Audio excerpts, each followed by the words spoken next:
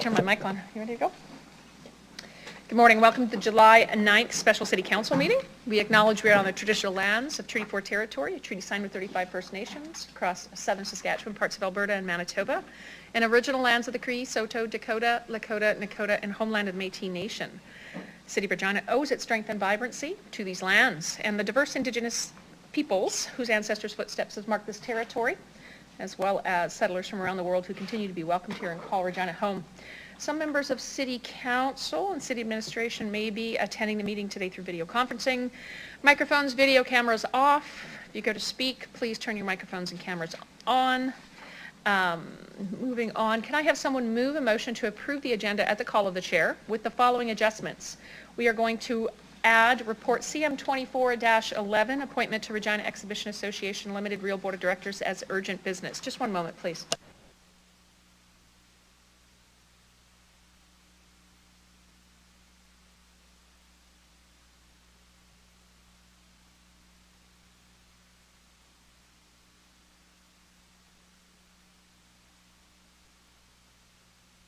All right, I want a different motion. Can I have someone move a motion to approve the agenda at the call of the chair?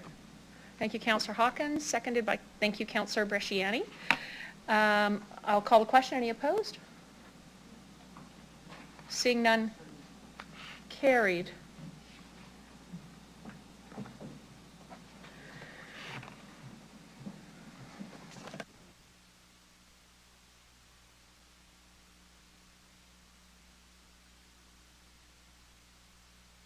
So Council, I need a motion to approve adding report CM24-11, appointment to Regina Exhibition Association Limited Real Board of Directors as urgent business. This requires a separate vote for the approval of the meeting agenda, as adding items as urgent business requires a unanimous vote of council.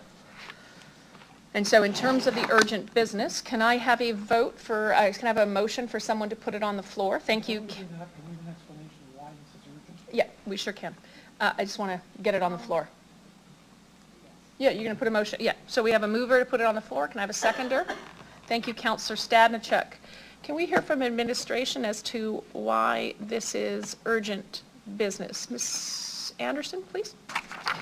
Thank you, through you, Mayor Masters. It is urgent business because Barry Lacey, who was the CFO, is no longer with the organization, so he resigned from the Real Board.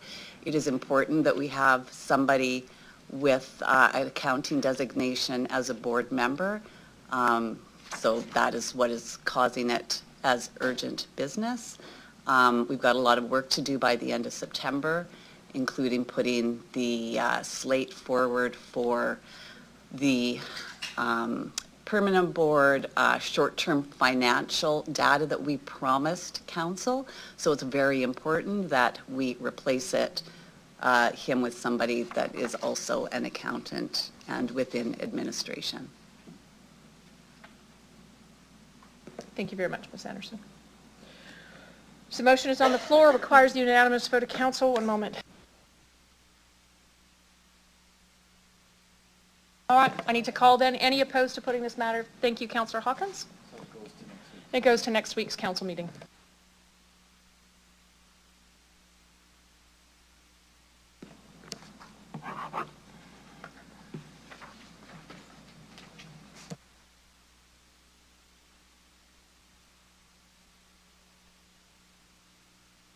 Got it. We have tabled reports, folks. We'll now consider item CR 24-76, debt capacity and financing of unfunded capital projects. I just want to note that this is a receive and file report. Acting Deputy Mayor Mancinelli, would you be prepared to introduce the report? That's okay.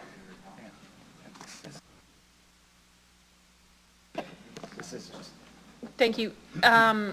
Council, if you'll indulge me, I'm going to ask the City Clerk to introduce the report. Thank you, Mayor. Just to remind members of Council that this was discussed at Executive Committee on June 19th, and this is largely a contextual and background piece of information that was prepared in advance of Executive Committee, looking at a number of capital-intensive projects that are on the horizon for you. So there is no decision required in this regard. It's just to provide you with some additional information, particularly with respect to the library's presentation that's coming next. Thank you very much. The city clerk, can I have someone move the report, please? Anyone? Thank you, Councillor Stanachuk. Can I have it seconded, please? Thank you, Councillor Mancinelli. Councillor Stanachuk, did you wish to speak to the report? No, I do not have anything to comment on. We discussed it quite thoroughly at executive. Thank you. Thank you, Councillor Stanachuk. Does any other member of council have any questions about the report? Again, it was a receive and file to put the library report in context.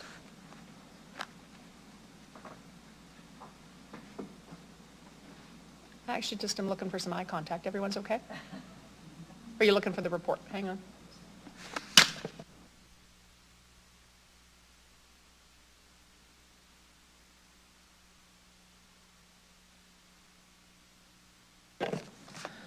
Councillor Stanachuk, do you wish to close off debate? All right, thanks. Clerks, if you could start the vote.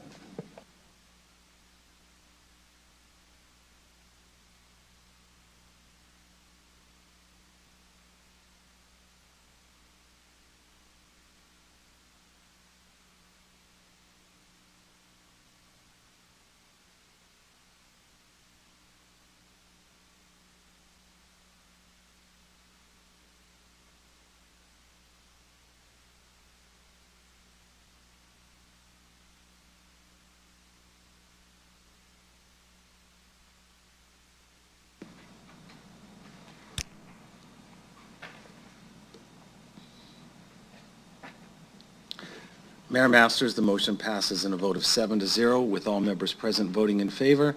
And for the record, Councillors Moles, Sakidniak, LeBlanc, and Stevens are away from today's meeting. Thank you very much. We'll now move on to item CR 24-74, Central Library Renewal Project, Debt Financing Report. We will have delegations on this report. All right. I would like to call upon delegation Jim Elliott. Mr. Elliott, you know the drill. I'm going to ask you to state your name for the record, the organization you represent, if any, and where you live. You're going to have 5 minutes to present to council, after which there may be some questions for you. Please go ahead, sir. Thank you, Mayor and members of City Council. My name is Jim Elliott and I live in Regina. As I've said previously, there are significant draws on our taxpayers that truly haven't been captured in the discussion of the debt review of this city and any capital projects it now has on its plate. When these questions were put to council, a lot of times the responses from the taxpayers have never been truly asked and as to whether they have the capacity to respond. And given the problems coming out of the pandemic and a variety of other things, I don't think the city taxpayers truly have a capacity to be able to take on the debts that we're now going into.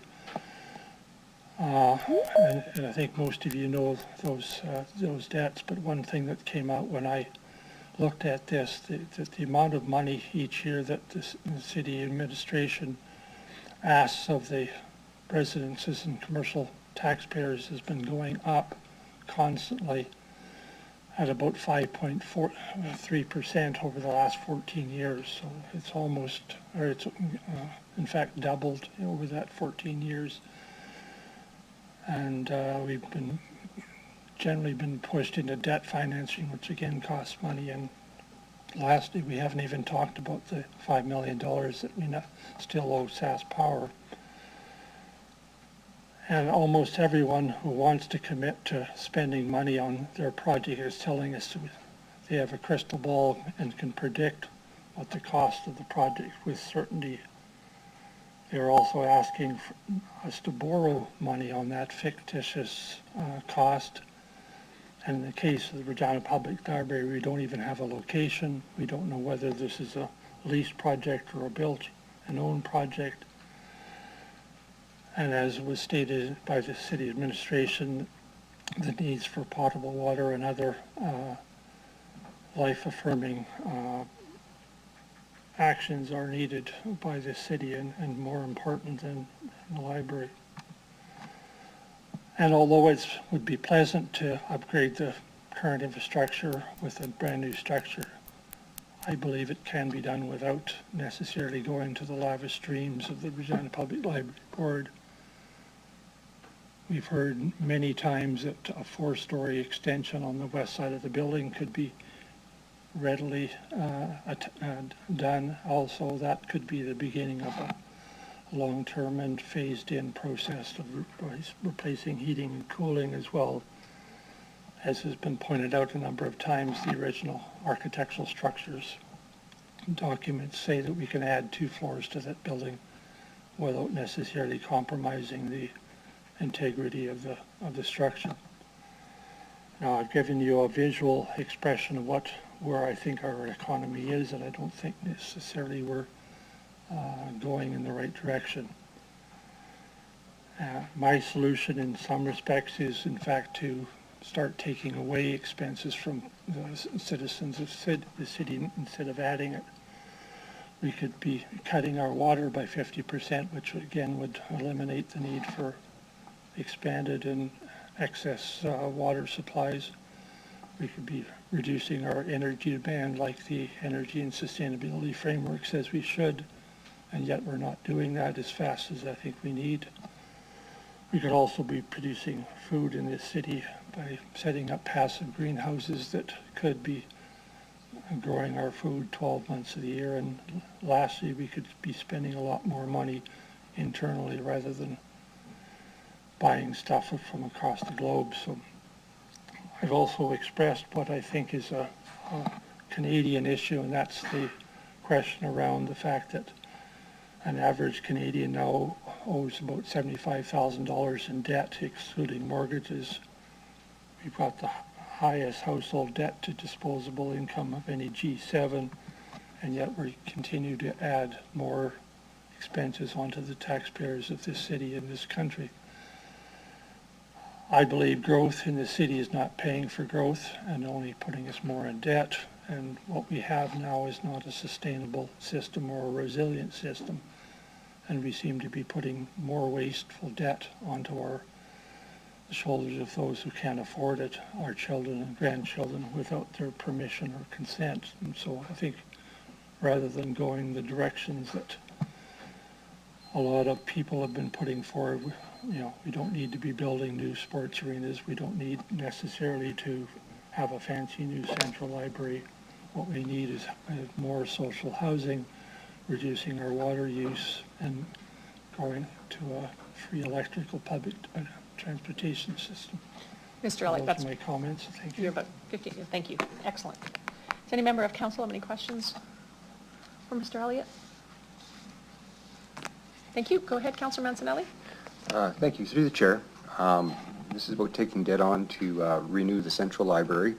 You kind of spoke to it for a moment, but even if you don't believe about a new build and the fanciness that they talked about, there's still debt incurred to put 4 floors on and do a rebuild on the current library, and that's still going to have a debt factor. At the end, you said people can't afford it anymore.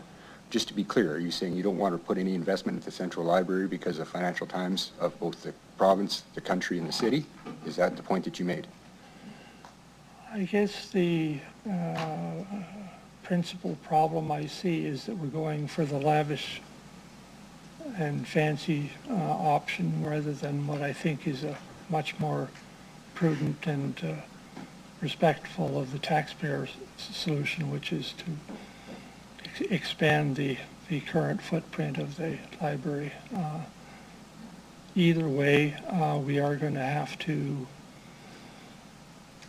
close down Central Library for a time, and we are going to have to incur debt. But I think, as I pointed out, I don't think many of the other solutions would have even been needed if, in fact, we would have gone the route, as I've explained, in the sense of reducing our costs further. I know we've talked about expanding the water systems. We could have easily eliminated that by by going to a conservation measure. I understand. We have to kind of keep the meeting moving. I don't mean to interrupt, but this was about whether to take tens of millions of debt on or not is kind of the point. Councilor Antonelli? Sorry. We don't.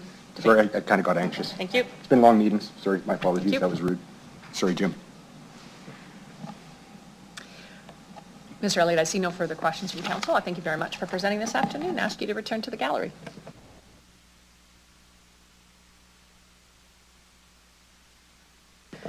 I would call upon delegation Donna and Jim Holmes. All right, Jim Holmes, I'm going to ask you to state your name for the record, the organization you represent, if any, where you happen to reside, and you'll have 5 minutes to present to council, after which time they may have some questions for you. Welcome this morning. Welcome. Thank you for the welcome. I'm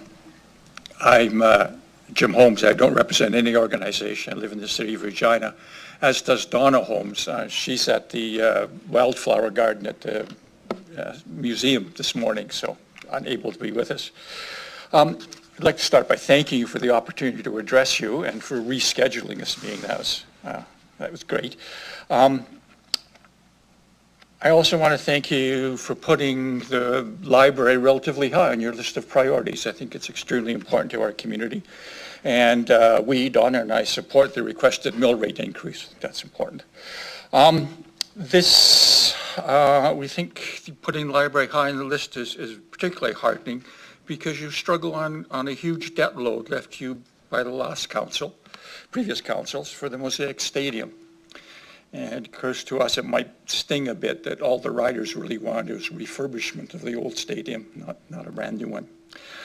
We'd also like to thank the Chamber of Commerce, the Regina Downtown Business Improvement District, the Warehouse Business Improvement District, for inviting Carl Belanger, the Edmonton City architect, and Pilar Martinez, the CEO of the Edmonton Public Library, to talk to us about library renewal in their city, that was on January 26, 2024. Like Regina, Edmonton had library had an outmoded heating system and asbestos. Unlike Regina, Edmonton's library had bad light and was, by common consensus, ugly. It was built in 1967 as a centennial project. They basically gutted the building back to the pillars and renovated it into a 230,000 square foot open space full of light, state-of-the-art services like an educational industrial kitchen, indigenous spaces, gaming and maker spaces. At the same time, Calgary also had a library in need of renewal, and they built a brand new 240,000 square foot downtown library. The cost for Calgary was $245 million, and it was completed in 2018. Edmonton's renovation cost $84.5 million and was completed in 2020. Of course, all these costs will have changed since then, but the ratios are significant. Unlike Edmonton, Regina's existing downtown library is an architectural gem, and as the Edmonton architect noted, it has great natural light. It does need expansion and a great deal of refurbishment, much of which has been neglected. But the original builders built a solid foundation, which will support 2 additional floors. There are also 6,500 square feet of vacant land, pretty scrubby vacant land, to the west that could be developed into a multi-story tower. I'm not going to talk much about the Globe and Mail and the awards for modernist architecture. Jeannie Ma can speak to better use the time than I can. In Regina, we have examples of the College Avenue campus and Dark Hall, and soon the Globe Theatre revitalizations to be proud of. The SAS Power Building, a contemporary of RPL across the park, recently had a major renovation. This is what a great city looks like. A blend of new buildings, of course new buildings, but also an intelligent and sensitive reuse of existing spaces. We hope that you will consider these examples as cost and environmentally effective ways to revitalize our infrastructure and preserve our heritage.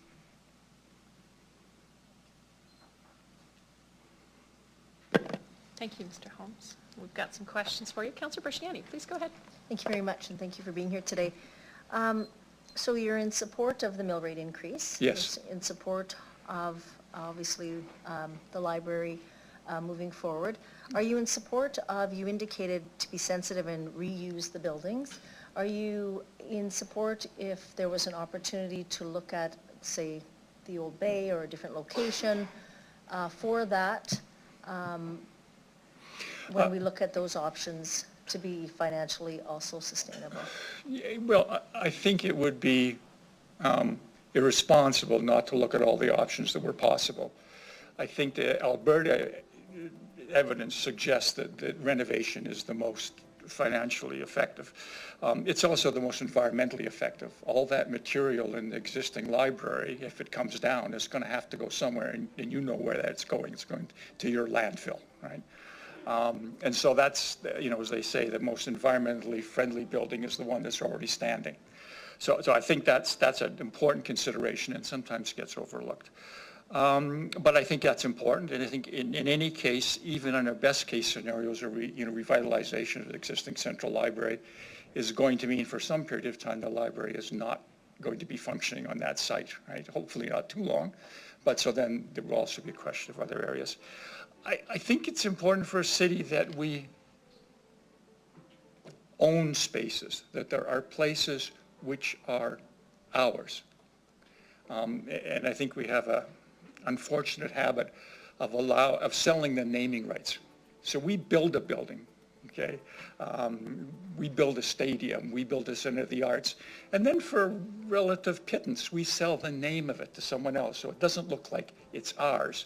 It looks like it was some corporation put that up out of their benevolence, not for a tax write-off, of course, but out of benevolence. And I think it's important as a community that we have places that are ours.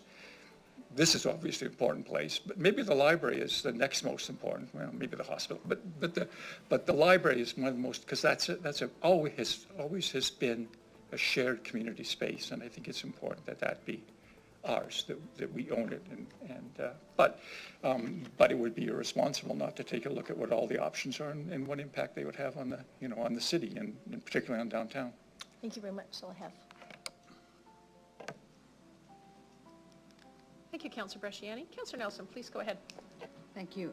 I just want to clarify something that you had said. Is the library has much been neglected according to, is this according to you, or was this according to the architects that came in from Edmonton, that statement through the chair? Oh, no, the Edmonton, the architect from Edmonton was very diplomatic. He didn't say anything except to mention that we had great light. And he also mentioned he didn't think the library would be so irresponsible as to knock down this library until he had funding in place for a new one. I think he made that comment, but no, he was very, he wasn't coming here to tell us how to run our city. He was just sharing his experience with us. So that was your comment then, that it's been muchly neglected?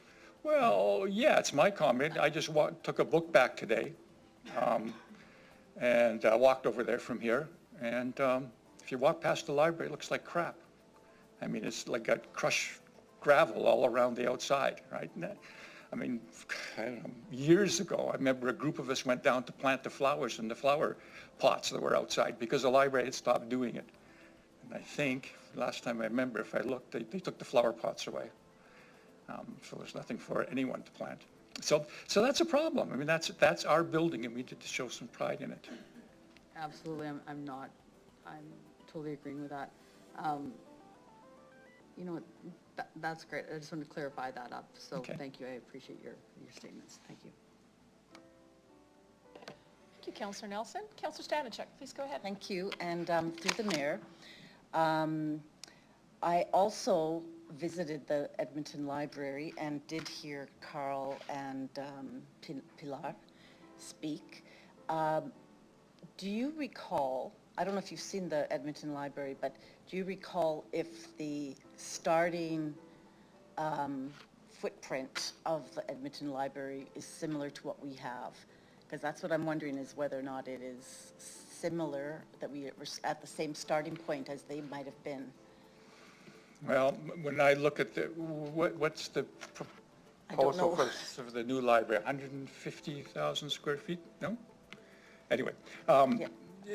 Edmonton is 230,000 square feet, and I'm sorry, when I looked at that, that would be considerably larger than the proposal that I saw, but I saw that, I don't have them off the top of my head.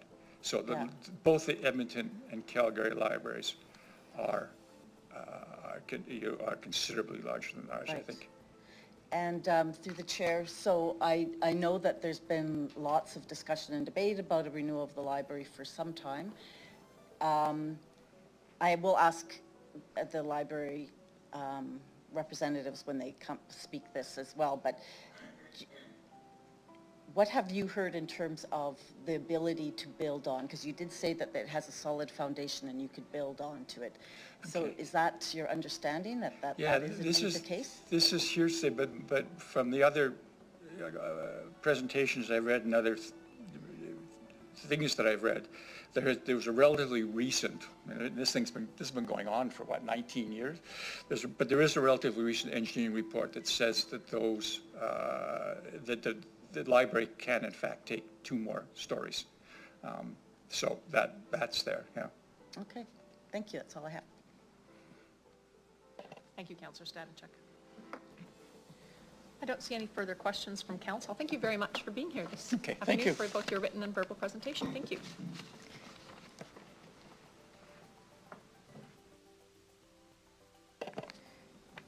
I would call upon delegation Florence Stratton. Florence Stratton, you are going to state your name for the record, the organization you represent, if any, and where you happen to reside. You're going to have 5 minutes to present to council, after which they may have some questions for you. Welcome this morning.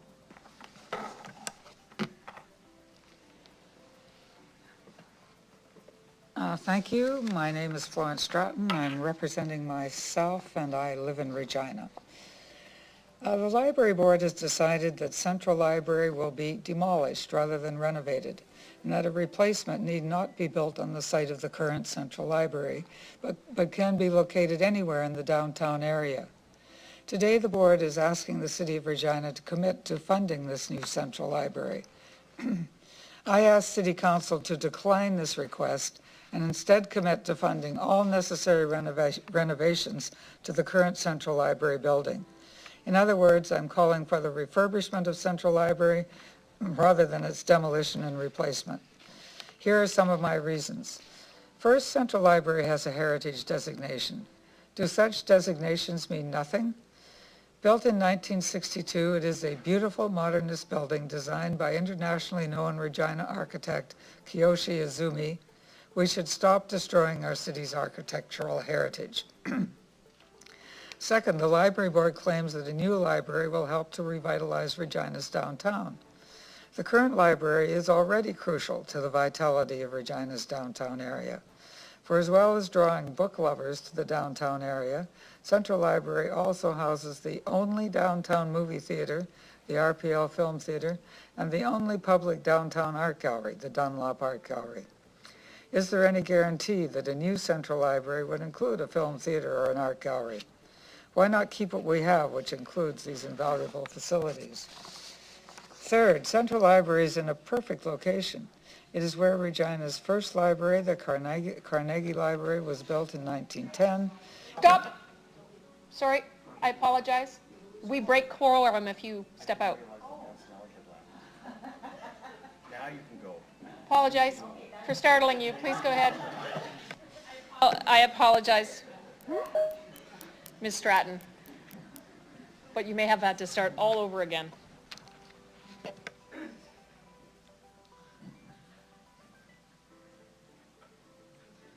All right, we have quorum again. Please continue. Regina Central Library is a perfect location. Third, Central Library is in a perfect location. It is where Regina's first library, the Carnegie Library, was built in 1910.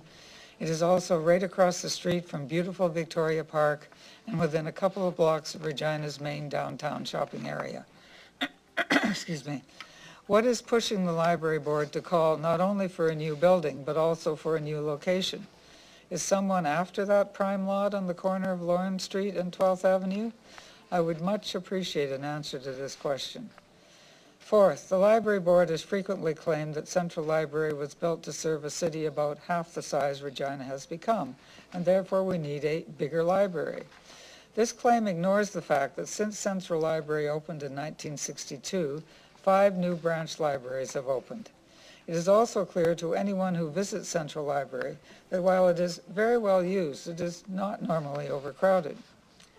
Fifth, What about public consultation? There's only been one public meeting on the matter, held in February 2020 on the second floor of Central Library. The meeting was packed with over 100 people in attendance, all but one of whom spoke strongly in favor of keeping the current building.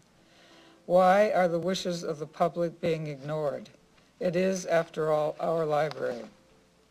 My last reason for calling for the refurbishment of Central Library rather than its demolition and replacement is money. According to one set of library board figures, renovations would cost $50 million, while a new building would cost $125 million. That's a difference of $75 million, which is a lot of money.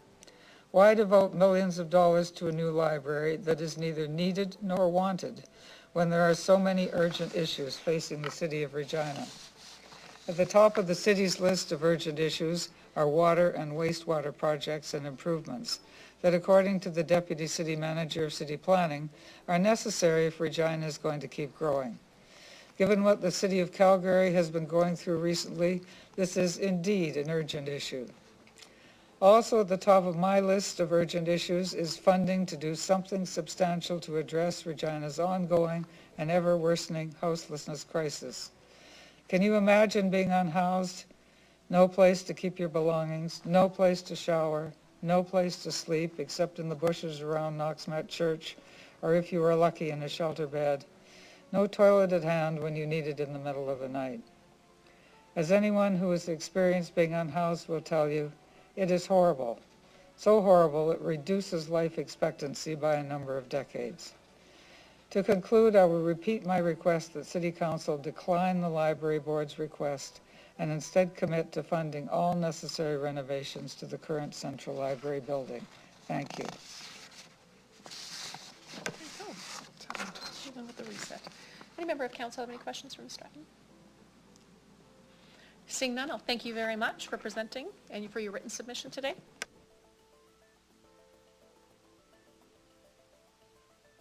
I'd call upon delegation, oh my gosh, Davida Bentham? Hello? Do I have that? Oh, 1 second.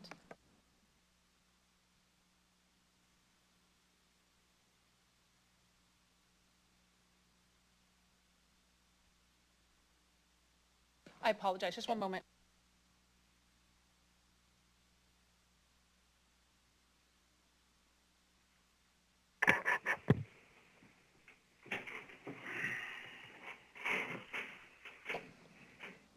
Carl Sherland, I just have someone presenting in person here right now, so we have a delegation to go through, and then we'll be on to you.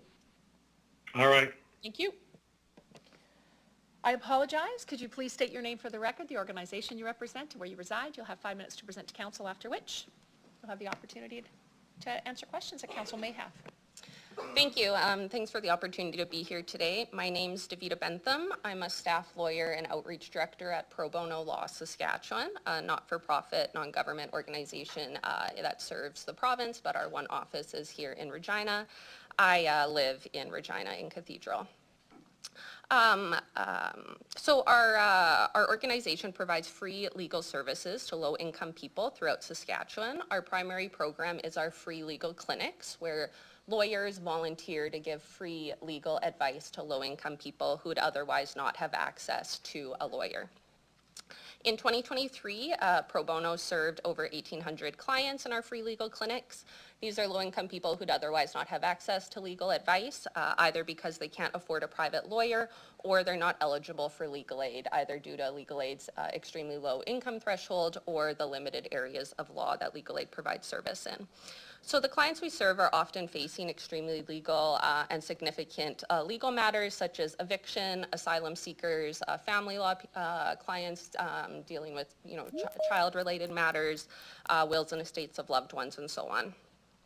So I'm going to summarize here today 2 primary reasons why I believe it's in the interest of the clients I serve to commit to the debt financing and the mill rate increase of the library. First, the downtown library currently hosts one of our free legal clinics, and I'll speak to that briefly. And secondly, clients we serve through our other programs at Pro Bono Law Saskatchewan rely on services that the library provides. And if the library were to close due to infrastructure failure, which is at risk if a decision is not made, if the decision is delayed, it's at risk of that to happen. It would be detrimental to the clients we serve who patron the library. So first, like I mentioned, we host one of our clinics at the downtown location. That's our Regina Family Law Free Legal Clinic. We host it in the Commons pretty much every other Monday night, and we have about 8 volunteer lawyers that serve clients through that specific clinic. I'll speak to the Commons briefly. The Commons is a room or a space in the library where we host our clinic. It kind of has a quasi waiting room and 2 private rooms where clients meet one-on-one with volunteer lawyers. Library staff are amazing in hosting our clinics and trying to make the space work for us, although they have had to kind of finesse the space for us. One of the first things, the 2 rooms weren't that soundproof, which of course is important for having legal appointments and dealing with confidential things. So some soundproofing was done. With that said, it is not perfect. And then secondly, the Commons kind of waiting room area itself, due to the amount of people who patron the library, it can't be closed or private just for the clinic. So we have had comments from the clients we serve who access the clinic that they would prefer a more confidential private space, just because there is some stigma with accessing services for low-income people, and especially with legal matters. With that said, when it comes to stigma, we have had clients, we partner with libraries throughout the province commonly to provide our services, as well as other organizations, but we have had clients say that libraries have the lowest stigma in terms of attending them. Other places, our clinics are hosted at Salvation Armies or things like that, where there is a bit more perceived stigma with attending those locations, whereas library is often considered more of a neutral space, that there's not as many assumptions made when you're attending a library. Secondly, I just want to speak to the clients that we serve through our other programs and clinics that access the downtown public library. Many of the clients we serve don't have access to computers, printers, reliable phones, or access to the internet, and these are resources that are commonly needed in legal processes and to facilitate legal processes. And so many of our clients utilize the downtown public library to access these resources. I'll just finish by speaking personally. I practice in the area of immigration and refugee law and serve a lot of the asylum seekers that arrive in Regina. These are folks who get their feet on Canadian soil and then make an inland Canada refugee claim. Many arrive with little to no money. They stay at New Beginning Shelter, funded by the City of Regina, which is an amazing shelter. Many of the claimants I work with say that they feel very safe there, and some have stayed at shelters in other locations in Canada, and they often speak very highly of the shelter there, so kudos for funding that. But these refugee claimants also, I help them with the legal process of making the refugee claim, which includes an online application. They need access to a scanner. They need access to word processing, a computer, and these are all resources that they don't have access to and utilize the downtown public library. They often tell me how friendly the library staff is, how amazed they are that it's fairly low barrier. They can get a library card often with limited identification and access services there and are welcomed very friendly, which is very important to a lot of these claimants who are in the midst of a lot of trauma and uncertainty about their futures. So if the downtown library were to close due to infrastructure failure, Pro Bono Law Saskatchewan would have to find a new home for our free legal clinic. And of course, the clients we serve through our other programs, such as the refugee claimants I spoke to, would have to travel further for access to internet, printing, and so on. So thanks for the opportunity of speaking today. Thank you very much, Davida. Any member of council have any questions? Thank you. Councillor Nelson, please go ahead. Thank you. Through the mayor, if the central library was renewed instead of rebuilt, would it not offer the same services, the same friendly people, the same things that we all love about the library for a lot less, and the people that are paying the taxes will not be asked to pay as much taxes? Is that a friendly compromise through the chair? I would agree that is a fair observation to make and very well could be accurate. I suppose I would say that the library board is the ones making this recommendation or request, and I have confidence that they know the inner functionings of their library and the need for the rejuvenation. But of course, the financial demands in terms of the mill rate and taxes for other people in Regina is something to consider. In terms of weighing it, I would say a new library location is more important in my mind. So when you would ask the people that you serve, the low-income families, the immigrants, did you actually ask them, did you do a survey to say, yeah, we're okay with a 5.5% mill rate No. increase? No? Okay, thank you. Majority of them are not property owners in Regina. That would be pretty meaningless to them, or they wouldn't understand. Right, so when you had said that, you know, they were okay with this mill rate increase, I'm not sure who you were referring to. I'm sorry, if that was not intentional. I didn't mean to say that people I serve are okay with a 5% mill increase. No, sorry, that wasn't my intention. Okay, so that would, okay, take it. No. Okay, thank you. No, okay. Thank you very much, Councillor Nelson. I don't see any other further questions from council. Thank you very much for being here this afternoon. Thank you.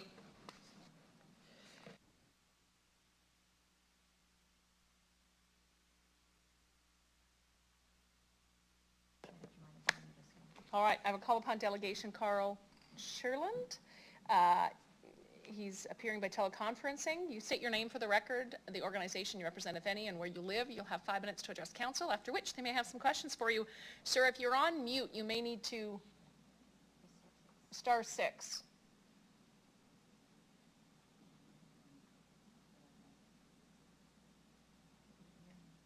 Good morning. There we go. Please go ahead. Yeah, my name is Carl Chairland. I'm in Ward 1, and I am speaking for myself and others who are very interested in the well-being of the Regina Public Library main branch.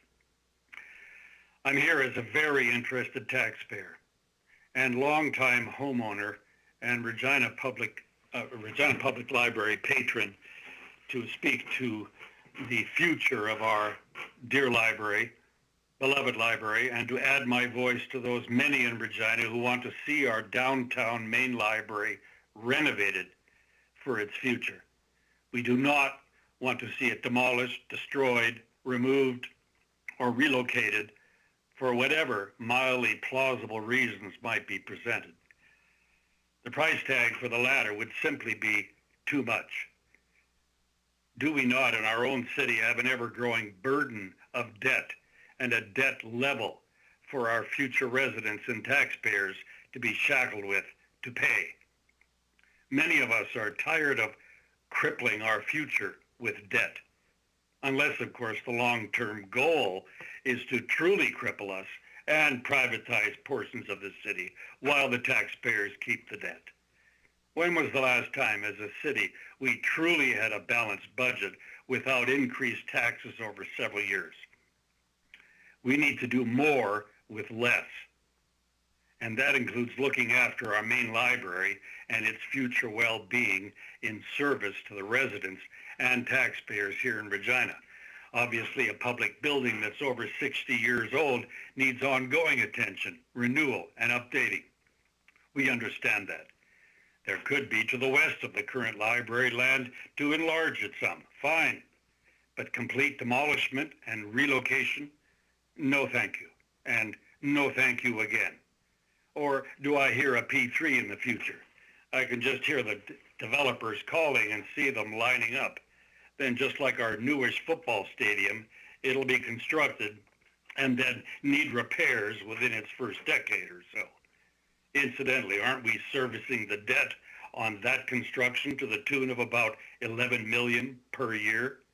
Perhaps constructing new housing for the homeless that is greatly needed could be a new project. Judging by the numbers of homeless-looking residents I saw several Sundays ago around the public library downtown, that project could be worthy of new construction. When the City Hall reaches 6 or more decades in age, will we expect it to be torn down or relocated? It's a fine-looking building by a well-known architect. Our main library is also a fine-looking building with distinguished architecture. It's my understanding that both Winnipeg and Edmonton, both Western provincial capital cities, renovated and renewed their main libraries. Let's make that 3 here in Regina, Saskatchewan's capital. Prepare to renovate, not destroy or rebuild or remove for whatever reasons, particularly financing the cost on our backs. Thank you for listening and acting with financial restraint. Thank you very much, Carl Turland. I'll see if just waiting to see if there's any questions from council. I don't see any this morning. I'll thank you very much for being here, both by teleconference as well as submitting a written submission, and ask that you please leave the meeting.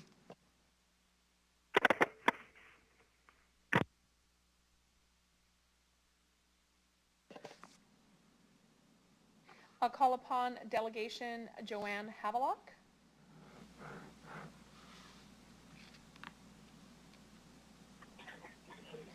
I'll call upon Delegation Joanne Havelock. I'll ask that you state your name for the record, the organization you represent, if any, and where you reside. You'll have 5 minutes to present to council, after which time there may be some questions for you. Good morning. Good morning. My name is Joanne Havelock. I live in Regina. I'm representing Friends of the Regina Public Library today. Thank you for the opportunity to speak. I want to start by saying, in the past, in 2003, without public discussion, the library board announced closure of branches and several services. There was a public protest. FERPL was a major part of that. And we ended up with the branches not closing and actually further refurbishment as the years went on and creation of new buildings for the library locations. So FERPL at that time really was concerned, and has been over the years, with making sure that library issues receive public attention. So we have good public discussion. So it's been really good over the past while at Executive Committee and here today to see the library issues receiving attention and a diverse range of opinions being expressed. This is a good thing, and FERPL is very pleased with that public discussion. We want to reiterate that we greatly value our library system. That is not anything to question. But with this loan request of $119 million for 125 to 150,000 square feet, the RPL said since Regina's population has doubled, the size of Central Library should double. However, the total in 1962 of 3 library branches and bookmobiles was about 75,000 square feet. And now it has doubled to that amount without doubling Central Library. So with a bit of playing of numbers, does it need to double or not? We need to really look at how our money should be spent, what extra services would be provided with extra space at Central Library, and talk about those services in specific to the public. We haven't seen a detailed list of that since about 2010. The other thing that I'm really concerned about is that FERPL has been asking for years about the expansion of the city and how the library plans to deal with that expansion. Recently, they had some discussions with stakeholders, a survey, and so forth about possible ways to service unserviced locations. And that report will be going to the library board maybe at the end of the summer. We really feel that the overall plan for the overall city should be developed to our debt load, to our services for Central Library. It's very important that we look at the city overall. We talk about expanding, then it seems like a good idea, but then we don't have enough money for the water systems, for example. And the library systems are a very important part of communities in the neighborhoods and help to unify communities. So I feel that the library should have been developing its overall long-term plans for the whole city in conjunction with any plans for Central. Heritage has been mentioned and will be talked about again today.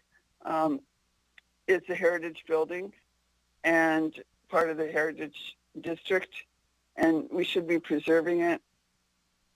Adding on to it that's environmentally better.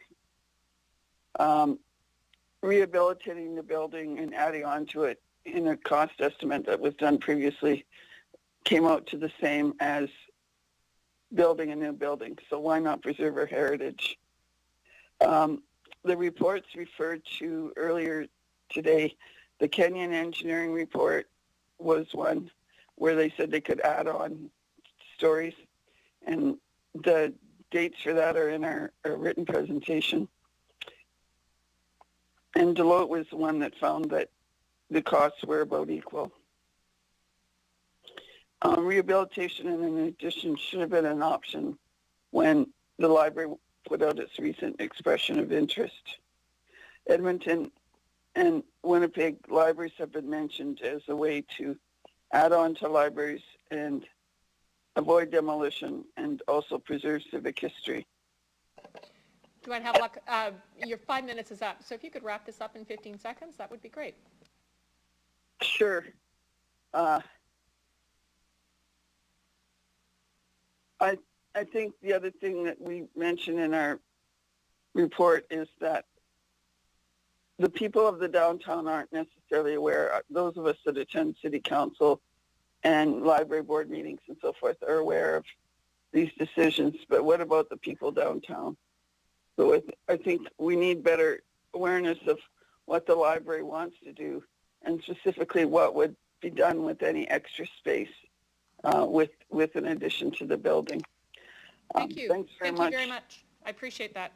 I'll see if there's any questions from council. Okay.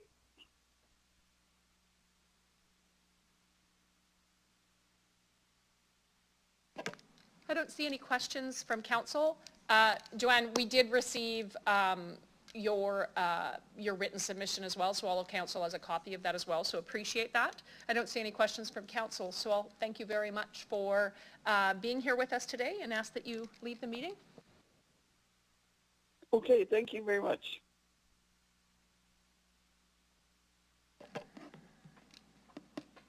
I call upon Delegation Jeannie Ma. Jeannie Ma, I'm going to ask you to state your name for the record, the organization you represent, if any, and where you happen to live. You'll have 5 minutes to present to council, after which time they may have some questions for you. Welcome. Hi. My name is Jeannie Ma, and I'm speaking as a citizen of Regina.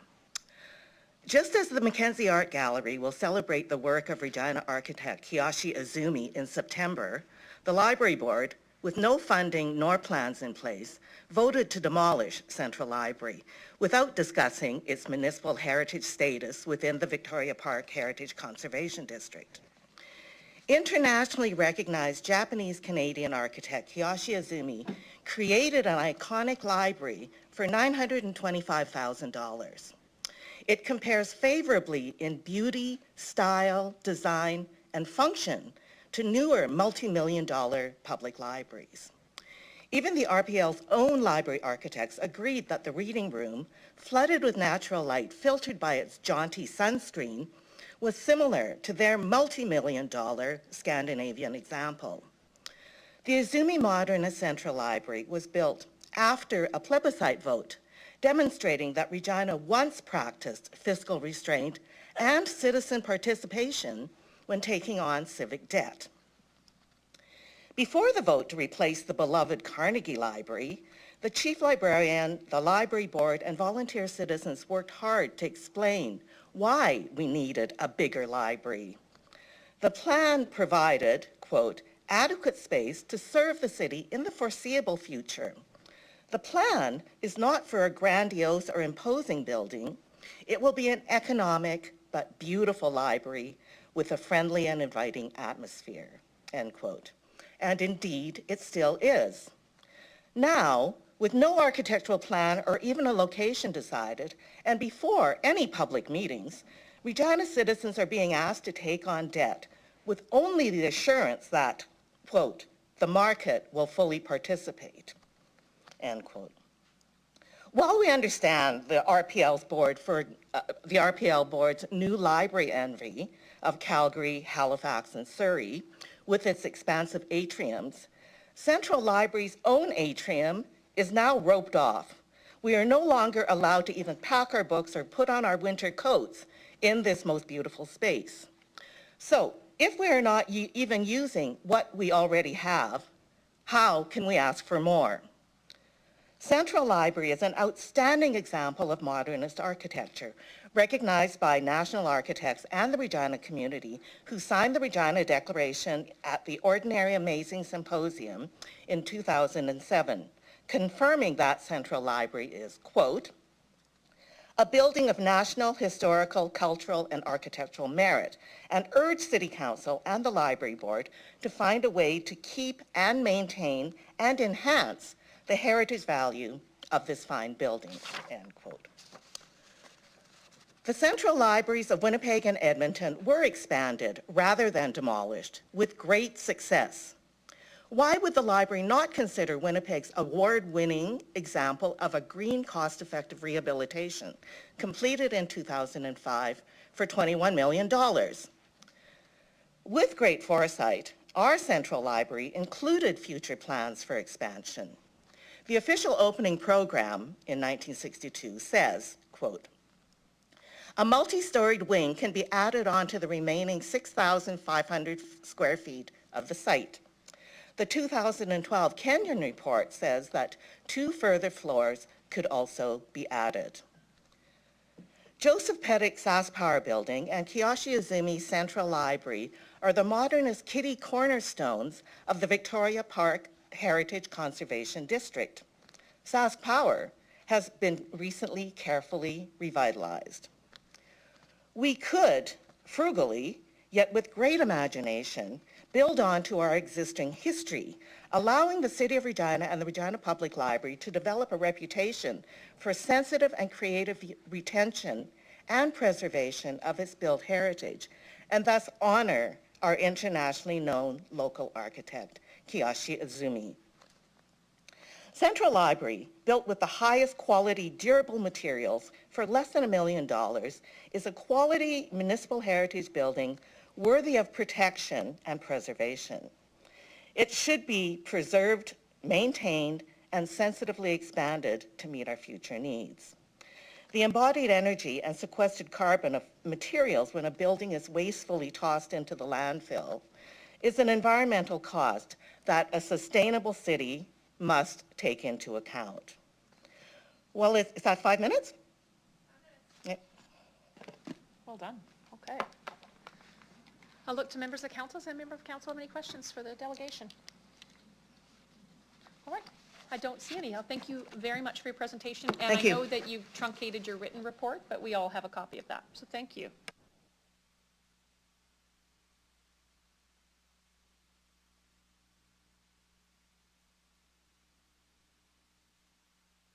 I will call upon Delegation 154, Jeff Barber and Marge Gavigan.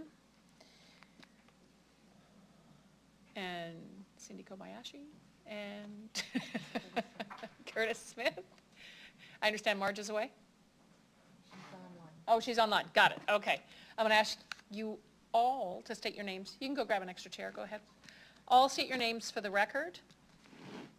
Clearly representing Regina Public Library. And then you'll have 5 minutes to present to council, after which they may have questions for you. Marge, did you want to go first and state your name? *6 gets you off of mute. All right, never mind. She's just going to listen. Okay, the 4 of you. Here's your microphones. State your names for the record, please. Good morning. I'm Cindy Kobayashi, and I represent the Board of Directors for Regina Public Library. I am a resident of Regina. Jeff Barber, Library Director and CEO at RPL, and yes, resident of Regina. Mitchell Kobeck, College Project Leaders, Owners Representative for RPL. And Curtis Smith, Executive Director, Finance and Strategy at the library, and as well a resident of Regina. Please go ahead. We appreciate the Executive Committee advancing our request for funding approval. We understand the challenges you have in considering so many worthwhile but unfunded capital projects.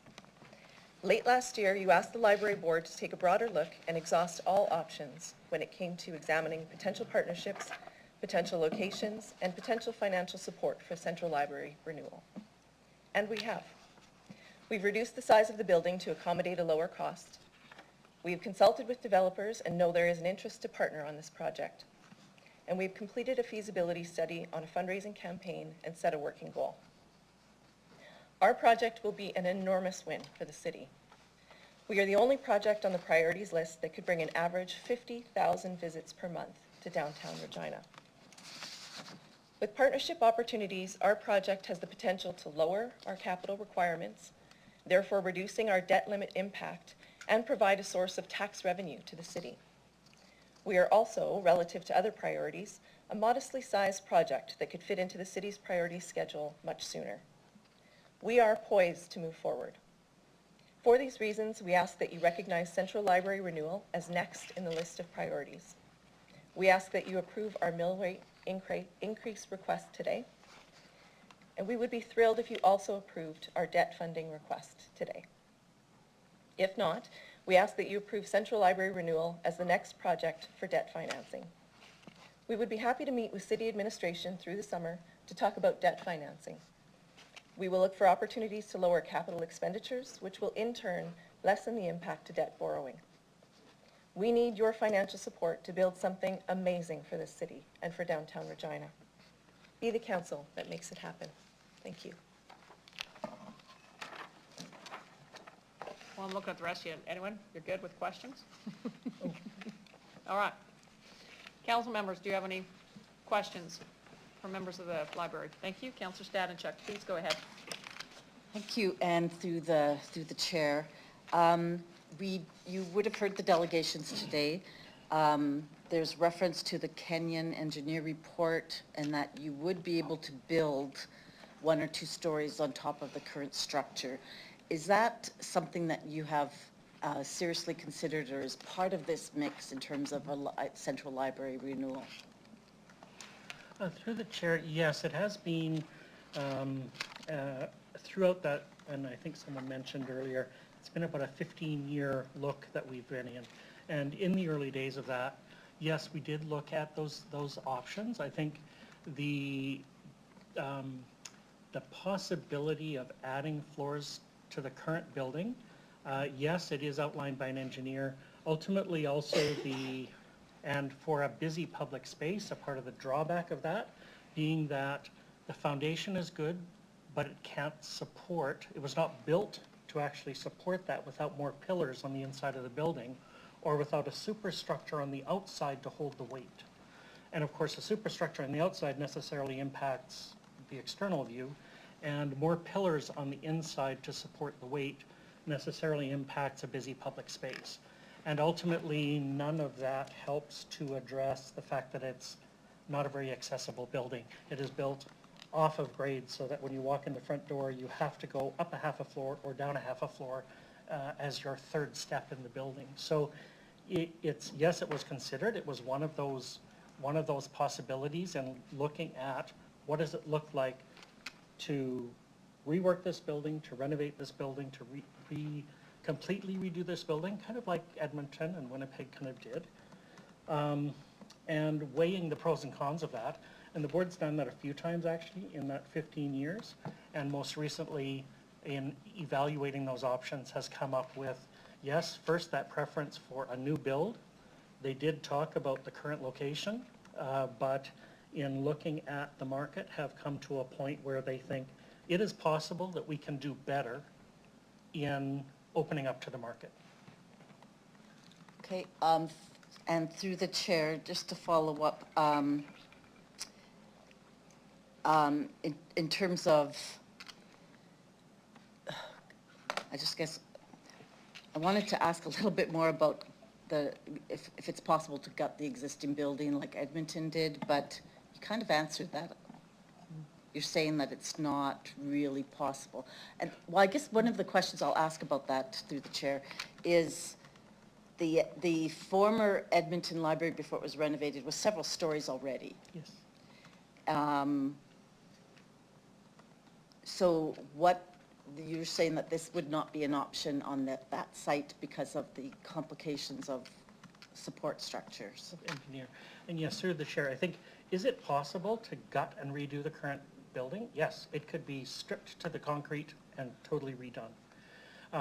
In terms of the board's consideration of that, part of that challenge is that what you end up with is something that is exactly the same size and that ultimately is not very accessible because it's not built on grade. The extra floor additions, and yes, Edmonton already had them, so that's a part of their dynamic.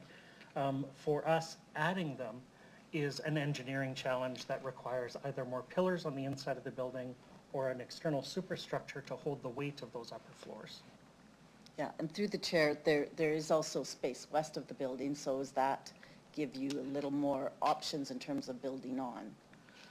Through the chair, I would say, on the one hand, yes. Ultimately, in terms of the size that we're talking about, and even though, yes, at some point in the past, 4 floors was suggested, now we're at a point where it would actually be more than 4 floors. It would probably be more like 6 to 8 in terms of the space. But we end up again with a bit of challenge, both in terms of, so the current building is built off grade. So do you build the addition to be level with the rest of the current building, or do you build it on grade to make it more accessible? In which case, every floor that it shares with the current building is 1/2 floor offset. But the primary challenge of it is simply the size. At about 6,500 square feet on that west lot, in especially a current environment for a busy public library, that means staffing every one of those 6,500 square foot floors for both service, but also for staff and customer security and safety. So a 6,500 square foot piece of floor, it sounds large when you're talking about your house. When you're talking about a busy public building, that's really small. Okay, thank you. Through the chair, there was a lot of discussion about, from the delegations, about renovation would be a more environmental prospect. Now, I do know that through the federal government, I'm not sure which fund it was, but that they did fund some libraries in the country to be net zero. Is this at all a possibility that if you do build new, that it will be a net zero building or at least very, very high environmental standards? Through the chair, I would say I might have to defer to Mitch on the details, but absolutely that is the board's discussion. Is environmental impact is very much a part of that discussion. You might know more about. Not much further to add than what Jeff had there, but part of the goals of this project is also to align with the direction from City Council as far as their net zero goals and sustainability. So that would certainly be incorporated as part of the project. Right, and through the chair, if you were to build new, I'm doing this all in conditional tense, but if you were to build new, would you save any of the key design elements? I do know that one of the original Carnegie stone is kind of hidden, but it's in the front there behind glass. Would you save any of would it be possible to save like perhaps some of the granite or some of the key features to be incorporated in a new design? Through the chair, yes, we have it kind of in that discussion about bringing heritage elements. There is the lintel from the original Carnegie building, as well as the seal. There are also, both in the west lot and in the sunken garden, each of those actually has all of the pieces to the original columns at the front of the Carnegie Library. So those heritage elements are very easy to work into a new building. Through the chair, in the expression of interest, I think that there was a reference to, I didn't write my notes very carefully here, about a lower capital cost, possible lower capital cost. So I'm wondering if you could explain that a little bit more, and through a partnership, how much you could lower the capital cost possibly, and if that meant then a lower requirement for debt financing. Mitch, is that a Curtis question? Yeah, I can maybe start, and Mitch might have something to add. I think all we'd say here is we're early in the process of doing an RFP, right? So we're gonna be open to all ideas, and what we do believe is developers may come forward with some ideas to lower, share the capital cost or share risk. Oh, okay, so it's to be seen, yeah. And I just have one or two more questions. Oh, there was a reference from one of the delegations that there's there's no landscaping, there's no flower pots.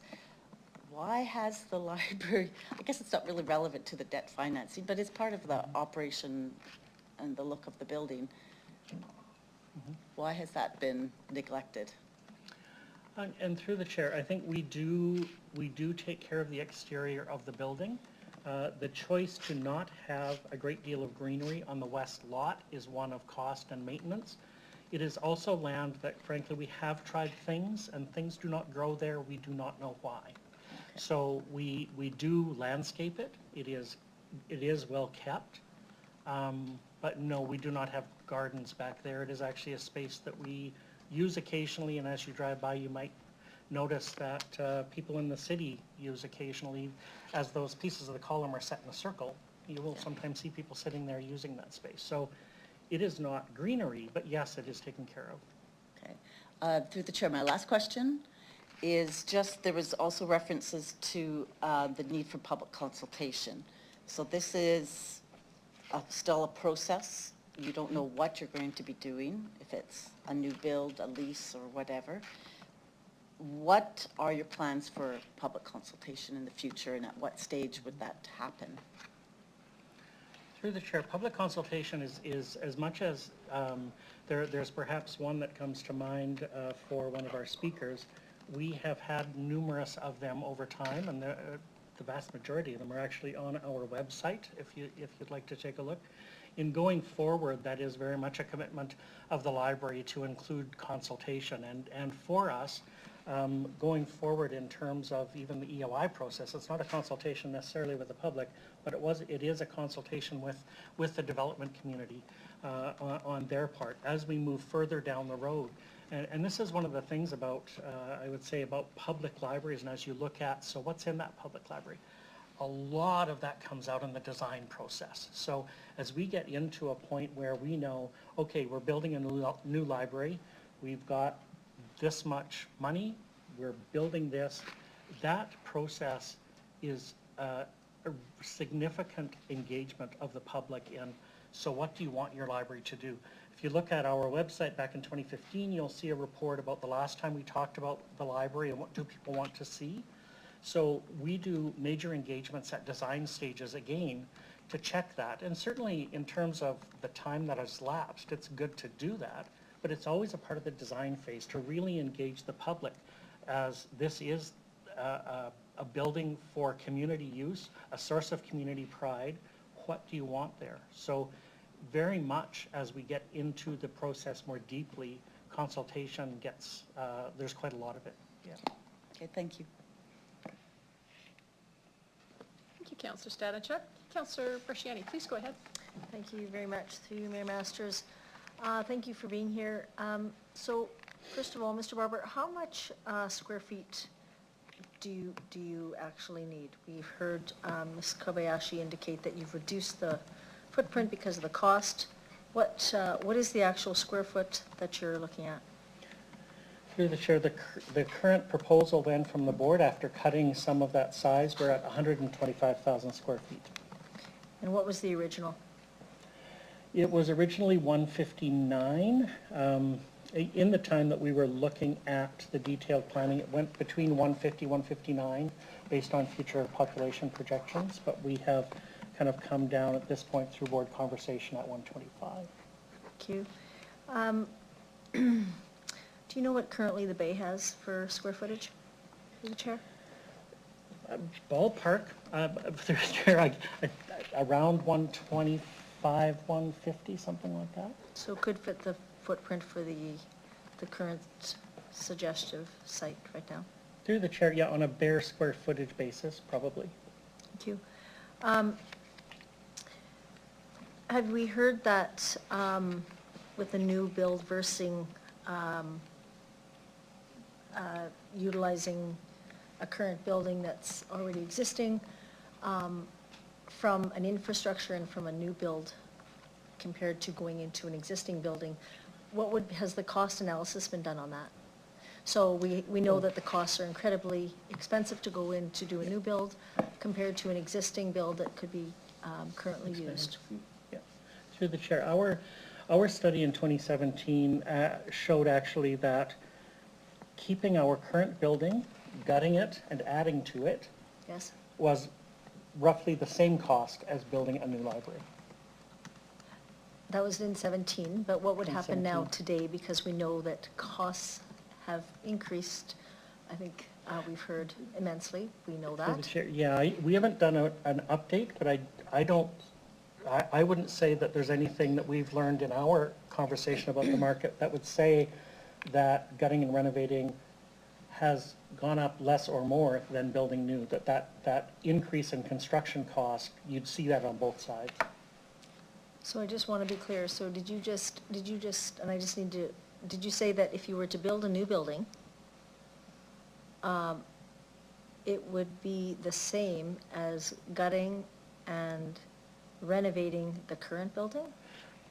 Gutting and increasing the size of the current building so that they're comparable. So as we talked at that point, it was about 150,000 square foot building.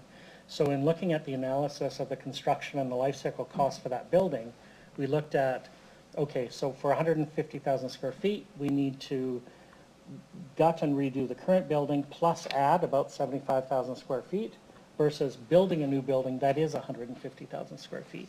And in looking at those two options, the costs were roughly the same.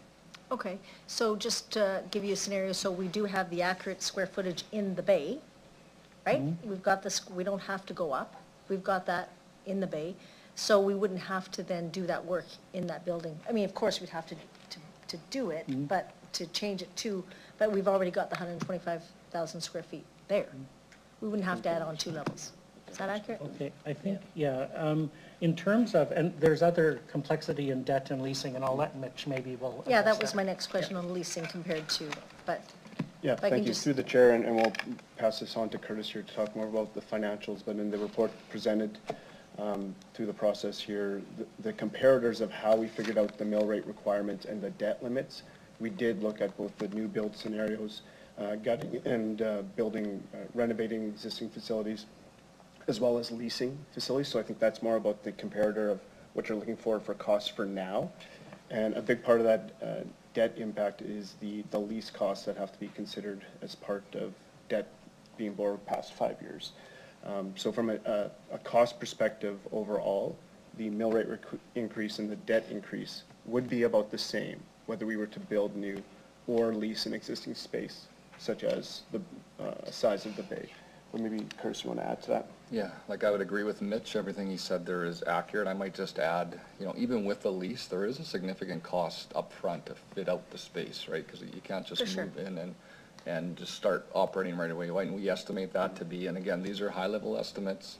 We have to be careful that we have to wait for proposals to come from places like the Cornwall and things like that, but we're estimating approximately $30 million just to fit out the space. So that's why we say, when you compare building new and a lease, there doesn't appear to be a big savings based on current estimates. How does the library in the south, I believe it's in, how does that library work within being in the mall? Is that lease space? Oh, through the chair, yes, that's lease space, and certainly it is outside of Central, it's our busiest location. I've heard great successes there being connected to the mall. It's awesome, actually, sorry. Thank you. Okay, I guess the other question was, you've asked the leasing space. On page 5 of the report, the fundraising feasibility study, you've obviously worked with DCG in regards to the campaign, and it was reported from them that they've said, hey, you know what, you need the city to be on board, or somebody, other funder to be on board, that's why we need a mill rate increase to get, so funders or whoever want to come forward want to invest in this. Would you also agree, though, because we don't have an actual, like, location, it's still gray out there, what it could look like, 3 stories, 5 stories, whatever, do you think that also could be some reservations as to why people have not invested in this? Through the chair. And yes, through the chair, that is certainly one of the comments. And ultimately, that's what brings us here is we need the commitment to be able to do the project so that we can talk to funders about what exactly that project looks like. Through, as mentioned earlier, through quite a lot of public consultation and as we get to those stages. Yeah, but I'm just going to go back, but do you think we're putting the cart before the horse if we say, okay, we're going to increase it now, the mill rate, before we have what I know I'm looking for? What is the bay? If we put it in there, what does that look like? If we put it, and you're saying you're going to go out and you're going to get these, the RFPs, are you going to direct these RFPs to say, we want some to look at other locations, one being the bay? Or are you just letting it go and say, developers, come forth with your creative ideas? Because I would be disappointed if there was not 1 or 2 or 3 to even look at those options, because that should be an option. But if you're not going to dictate that through the RFP, how will that ever come to fruition? Through the chair. I can answer. Yep.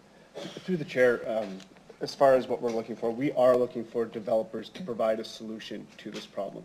So whether it's new build on the existing site, new build on another site downtown, whether it's ownership opportunities for the library or lease opportunities of existing spaces, we're asking the market to provide solutions to solve this problem for us.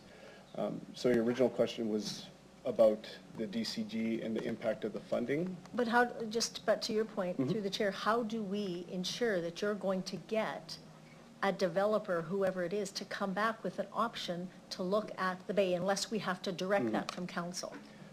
So one of the things we want to do is ensure that we receive adequate responses, right? We want to ensure that we're receiving responses from the market that can provide that solution. One of the things that we heard during the EOI process from the market was there was still a hesitancy that this project would have the ability to go forward. You mentioned about cart before the horse of providing the mill rate now. What we're hearing from developers and potential partners is they do not have the confidence to advance and provide a proposal that will be very timely and costly for them unless there is a commitment from the city regarding the mill rate and the debt amount. So without those 2 approvals, we are not confident that if we were to advance to the RFP stage that we would receive adequate proposals.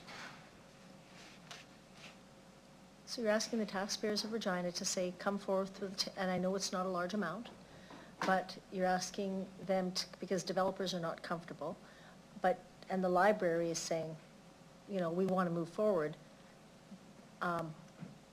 with ensuring that we get money from the taxpayers or City of Regina to move this forward.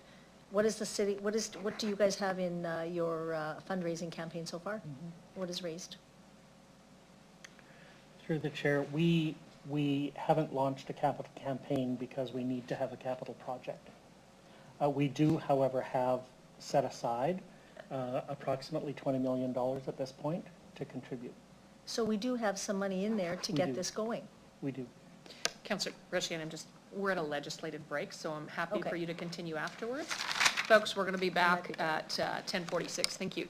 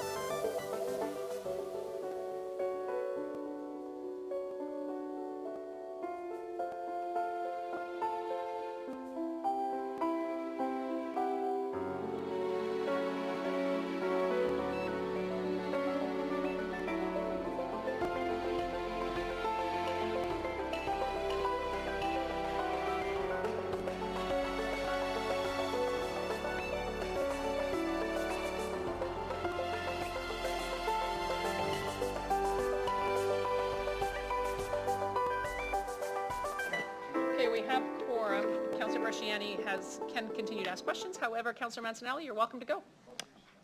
I'll wait for Lori. Sorry about that.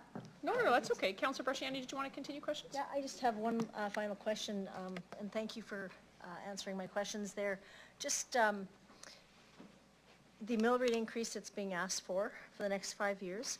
Well, first, sorry, before that, just to my last question, to ensure that, can I just get your responses to ensure that we're going to see different types of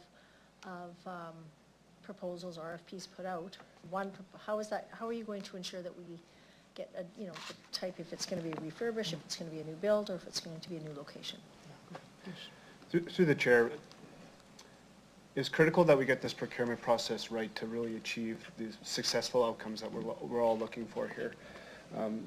It is probably the biggest risk factor to this approach, but we're very confident that we have the next steps in place to ensure that we're going to receive adequate proposals that do provide different potential solutions, whether it's new build or lease space. We want to ensure that we receive quality proposals while also protecting what is important to the library and the goals of this project.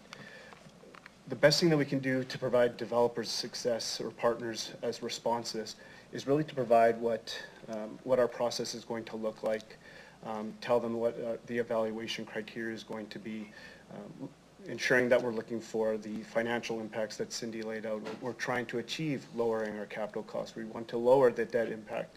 We're looking for solutions that could potentially provide additional tax revenue for the city. And to do that, what we need to do is provide potential developers and partners, what is it that we're looking for? What do we need for space? What is it that we need from a quality objective? What are our minimum requirements? We want to ensure that they understand what the fair evaluation criteria will look like regardless of the proposal, knowing that these are the things that we're looking for to do so.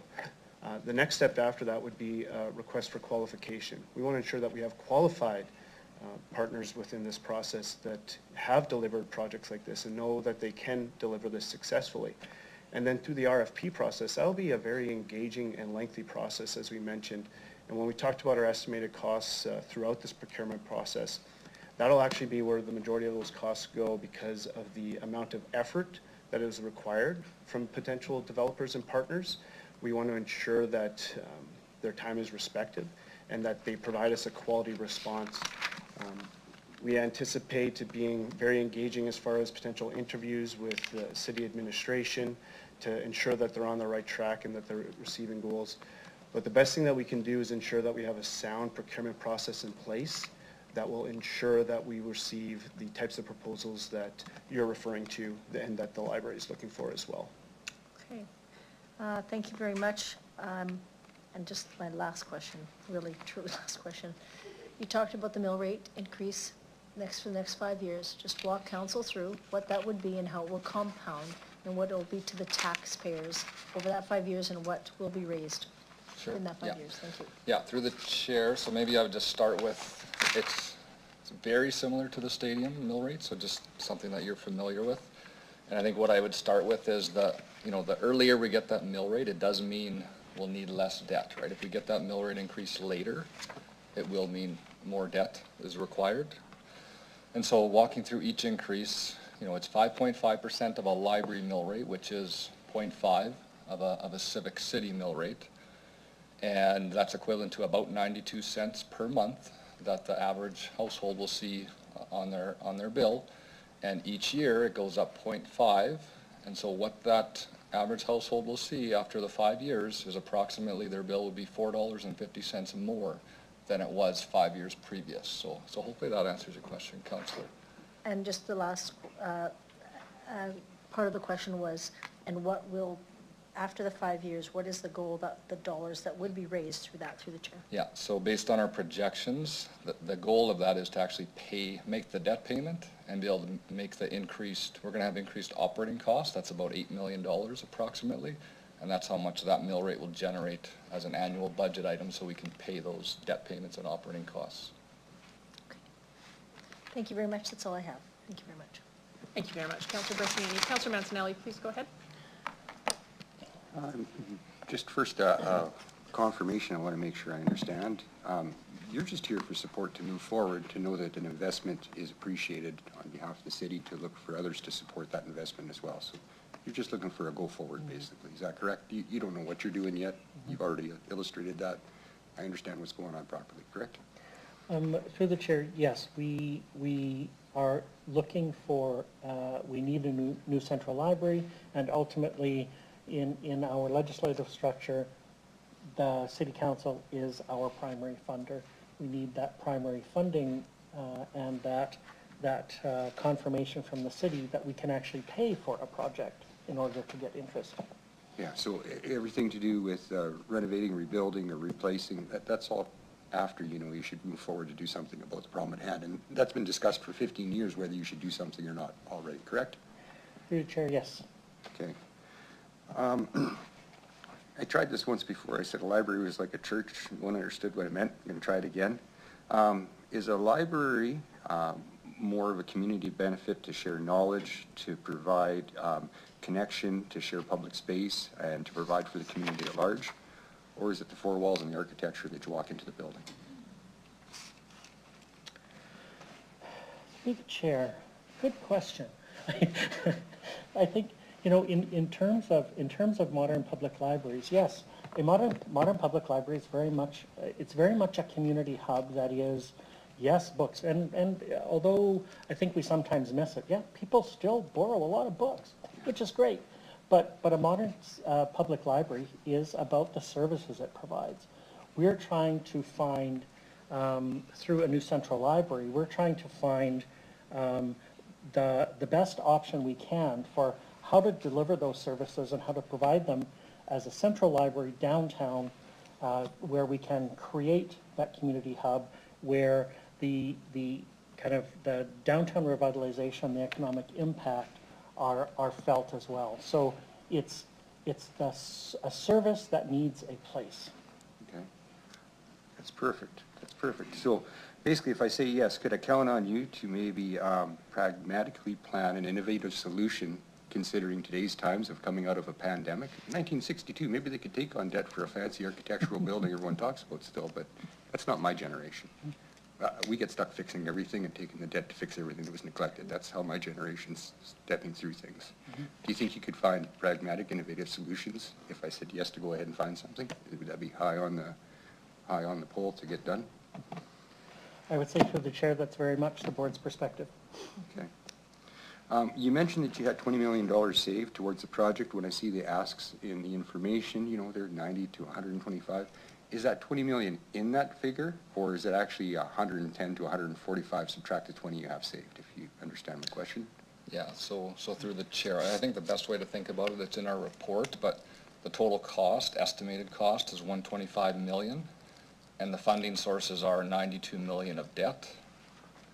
I think there's $30 million of reserve in there, and then there's $3 million estimate for donations. So I think the answer is yes, the $30 million is part of that. It's a funding source. Okay. And when you're doing this comparison between leasing, owning, renovating, everything else, seems to me that if you followed Councillor Bresciani's idea and went, something like the Bay or a location like that, the sale of the downtown, like that's prime property, well respected. Have you guys had that with your calculations as well? Has that been worked in, or has that kind of been off to the side all the time? Because I'm not sure, but it seems to me it's been off to the side. Through the chair, I think it's off to the side, but very much in mind. It's something that because, and Mitch has kind of outlined, it's a very thorough process as we move forward to find out what is that final development option. One of those, if we're being open, one of those must be redevelopment of the current property that the library owns. So at the moment, we could end up building and expanding on that spot. We could end up somewhere else. But yes, if we end up somewhere else, the current property that the library owns would be an asset that they could contribute to the project.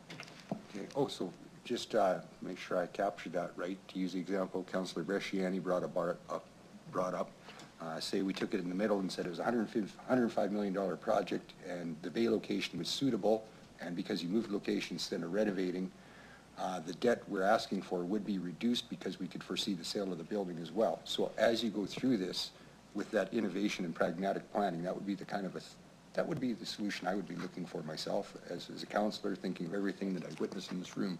That'd be a doable option to investigate, would it? Yes, through the chair, that is ultimately, if we end up somewhere else, that asset becomes available to offset the cost. Yeah. My final question, a lot of the worry is the heritage of that building.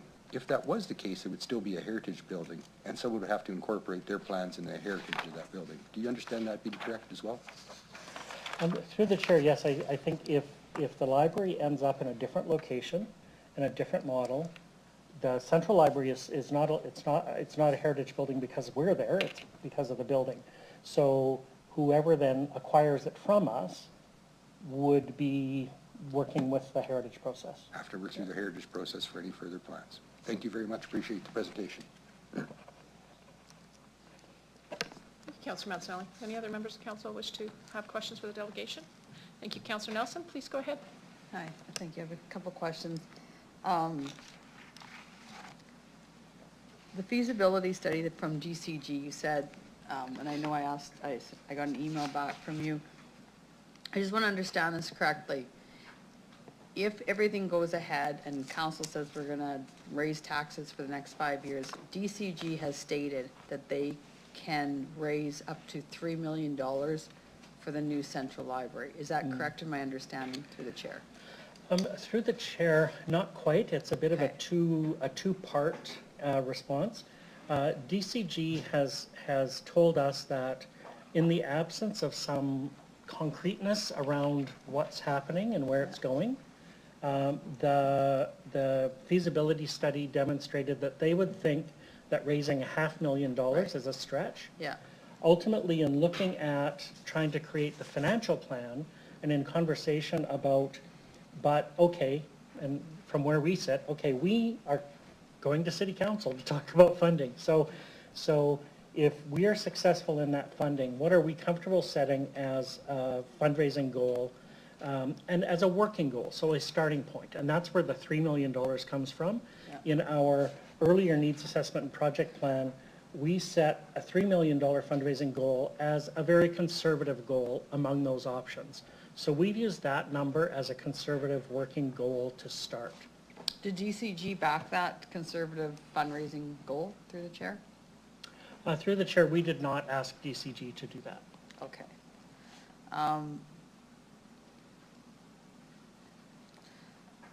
The statement of and I don't know where that you had said that, Ms. Kobayashi, but is that statement true that you said that the library is not amazing and that it needs to be, I can't remember how the delegate put it, that it needs to be modernized and that we need to think differently? I just want to figure that out, if that actually statement was true or not through the chair. Sorry, I'm not sure which statement you're referring to. The delegate earlier said that you had made the statement that we need a new central library and that we need to modernize our thinking moving forward. Is that a correct statement through the chair that you had made?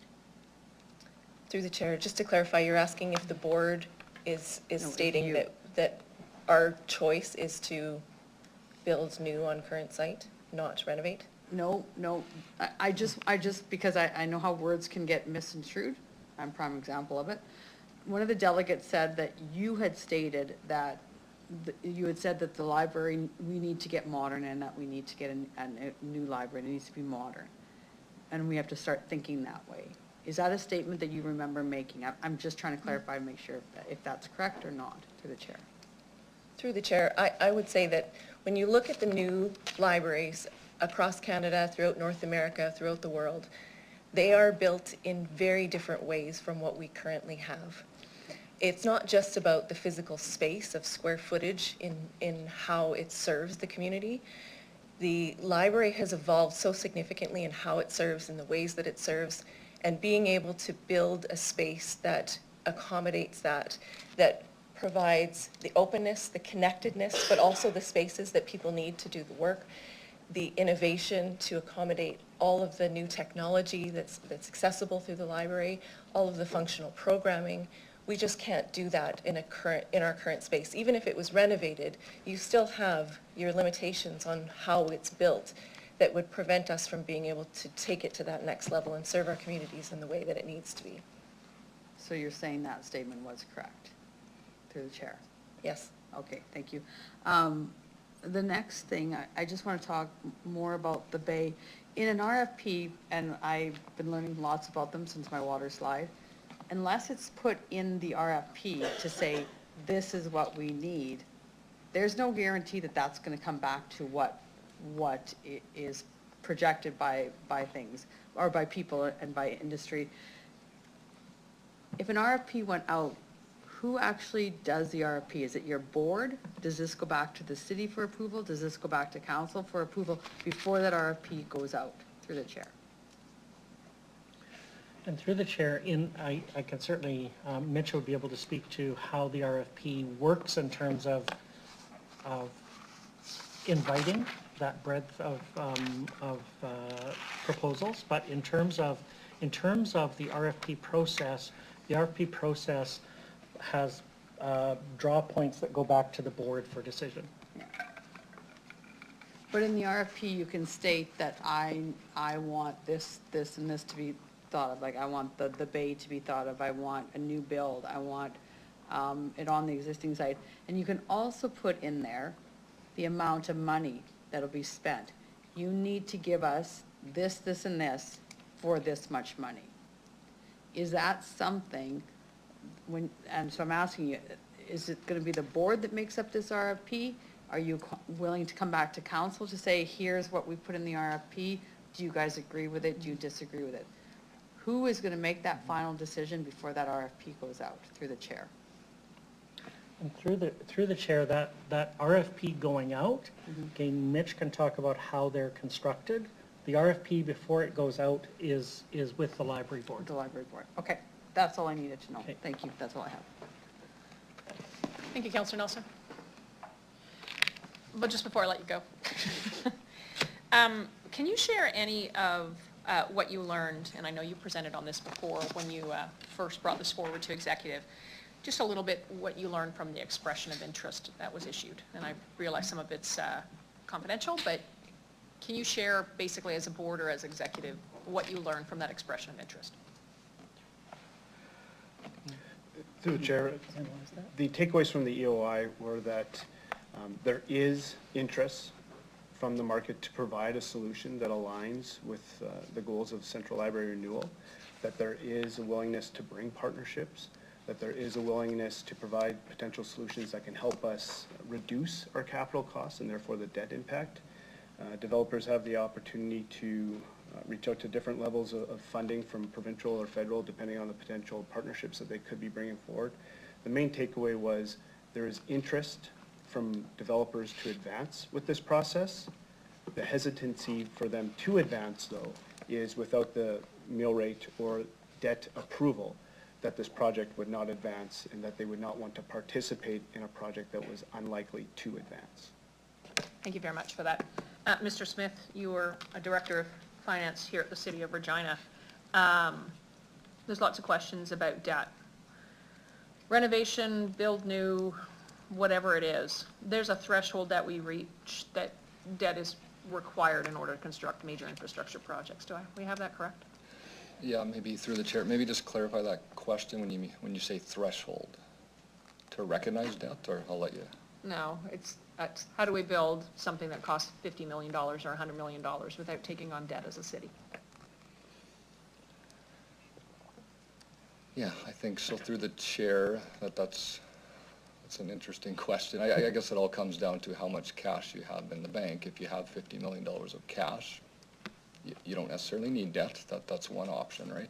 What we're looking at is we have $20 million of cash available at the library for this project, and the rest is debt. I'm not sure if that's answering your question, Mayor. That's good. The 0.5 mill rate increase that you're taking, you're hoping that 5 years from now, essentially, I believe what you answered the question of was to make a debt payment on what's being proposed, as well as to cover the increased operating costs of a new facility, larger square footage, right? Yeah. Okay. So in the buildup of that, because you're asking for 0.5 over the next 5 years, it's not going to be built next year, that money, a condition of that money from the library's perspective is that it's going into reserve to accomplish exactly, like it's not going into operating costs now, correct?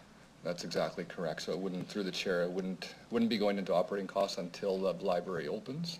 And so it would be going into the reserve. There, once the debt is borrowed though, we will have to use some of that money to pay the debt, right? Because debt will be borrowed when construction starts. So there's a little caveat there. Okay, no, I appreciate that. You mentioned the stadium, but you don't see it much different than, I believe it was previous councils set aside 0.5 for asset revitalization as it related to Parks and Recreation, correct? Correct. Same principle, you build something up in order to continue investing in the Absolutely, future? through the chair, and similar to the residential road program as well. Thank you. The last question I have for you is public consultation. Mr. Barber, you've been around a while. It's not a judgment.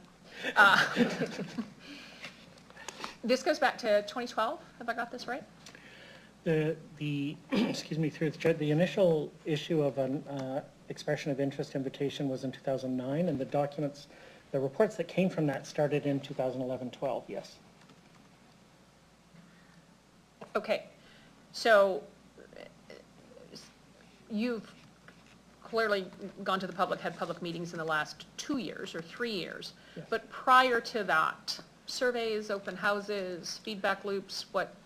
Yes, through the chair, surveys, open houses, yes.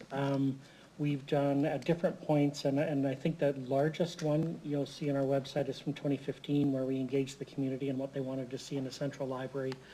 That's a fairly comprehensive report. It was also later supplemented with a bit of an update. We've done stakeholder engagement specifically around Central Library in the downtown community and with stakeholders in the downtown. And at all of those different points, sometimes there are large public gatherings, sometimes there are engagements, sometimes there are random surveys. So they have spanned that entire time in different ways. Last question. There is much interest, and trust me, I hear about this often when I'm out. This morning, in fact, when I was out for breakfast, about the space at the Bay that will be vacated in April of 2025. And I think what you're hearing from council is clearly we can't dictate if a landlord or an owner of a property bids on something or presents an expression of interest or anything else, and understanding that some of your requests for qualifications or even the RFP process itself would have NDAs attached to it. I think there's a piece of it ultimately that if, when this goes to be finally approved, which would be next year or the year after that, clearly you have quite a lengthy process to go through, depending on how today goes. Is there any issue with ensuring that if the Bay does bid on it, that is shared with council? Not the actual bid itself, just that they have. I think I'm going to have to defer to Mitch in terms of procurement process. No, thank you. Through the chair, as far as the procurement process goes, in alignment with some of the previous questions we had, ultimately this is an RPL board-led project with LPL board approvals. As we advance with this procurement process, I think that's certainly a discussion that we will have with the board of what is acceptable and reasonable to share. We wouldn't anticipate to share proposals publicly that are received. We absolutely wouldn't. Those are proprietary and part of the RPL boards as well as the proponents' ownership. But what we can look at is, with review with the board, is what would be appropriate to share when it is time to come back to council. Okay, I really appreciate that. I don't see any other questions from council. Thank you all very much for being here this morning, and ask you to return to the gallery.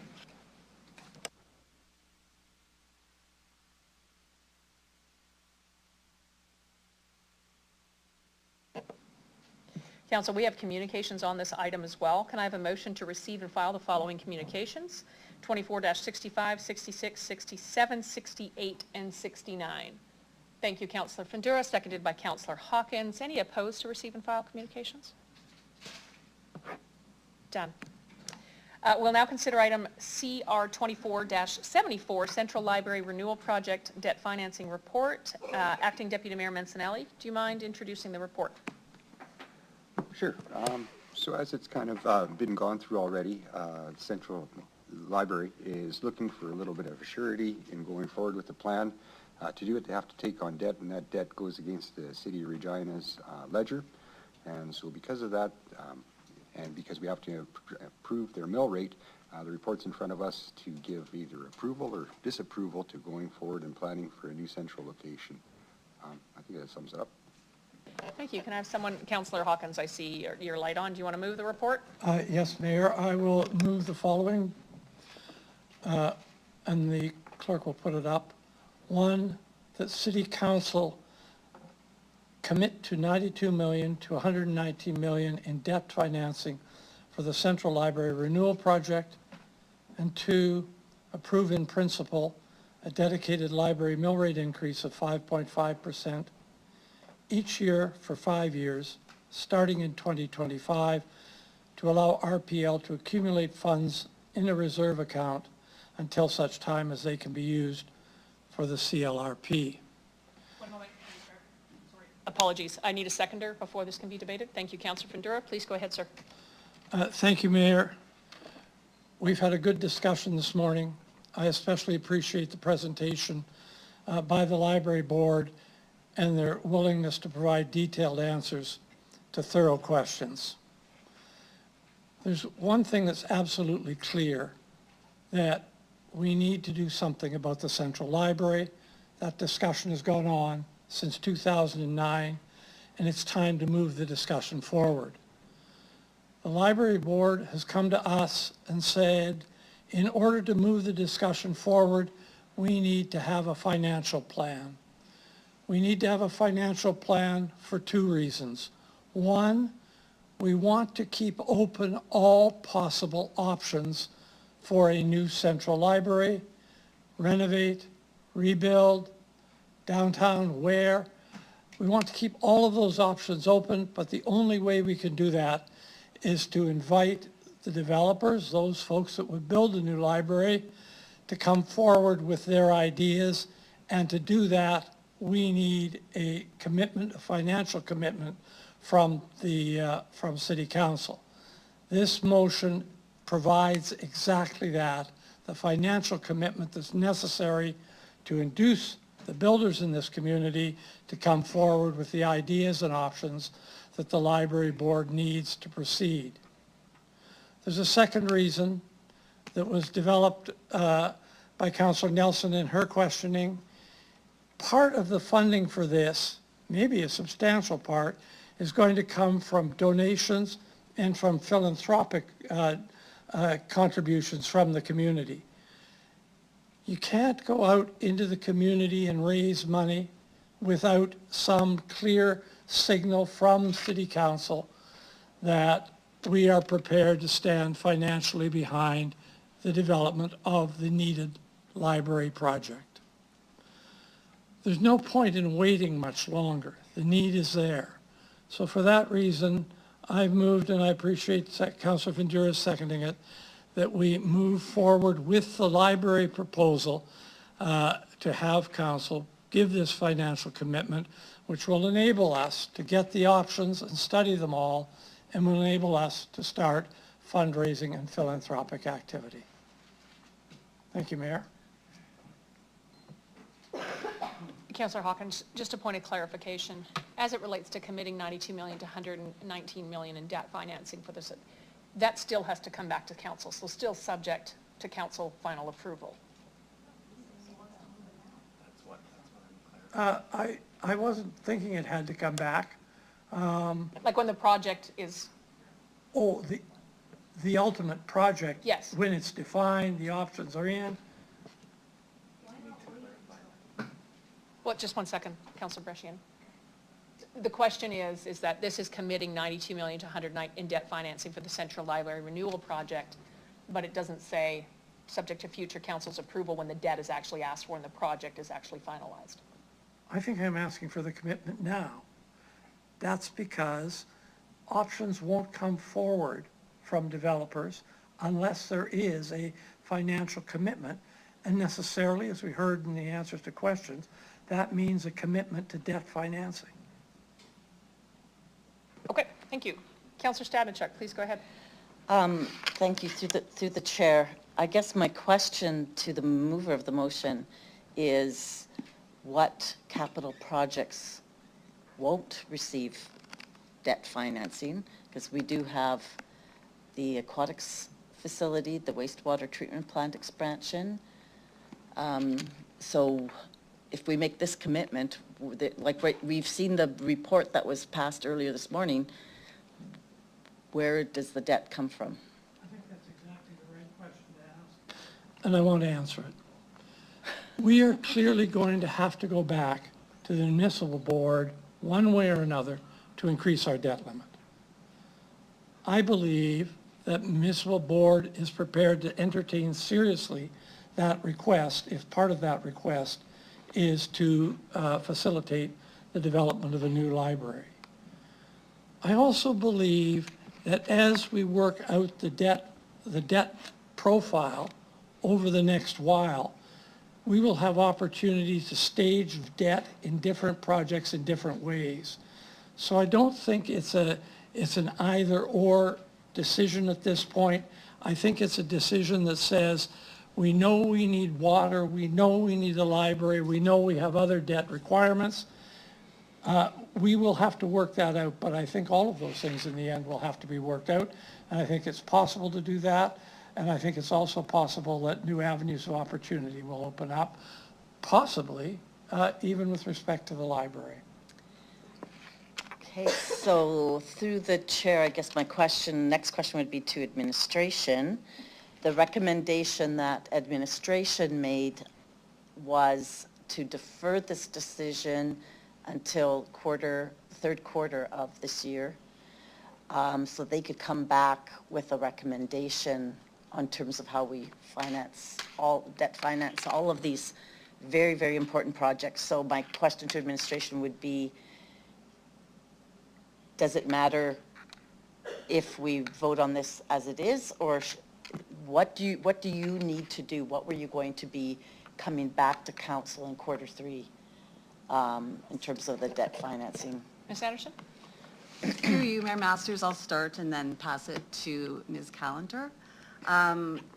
The option that administration was recommending, which was to defer the decision until Q3, would allow administration to relook at some of the unfunded capital projects, such as the pool. There is a report coming forward in August, and I'm going to bet that there's going to be cost escalations as well as the water solution. And so again, it'll give you more information to better prioritize all of the projects. And it'll allow for an updated assessment of the city's debt and financial capacity to support the increased debt, along with some updated information on the financing requirements of other unfunded capital projects. And we can try to seek an increase in the city's debt limit from SMB.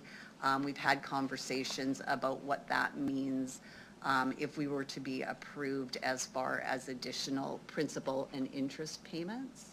And so I'll start with that and then pass it over to you if you have anything additional to add. I was just going to add that just the debt capacity report that we had earlier today does show that a significant increase in the debt limit would be required.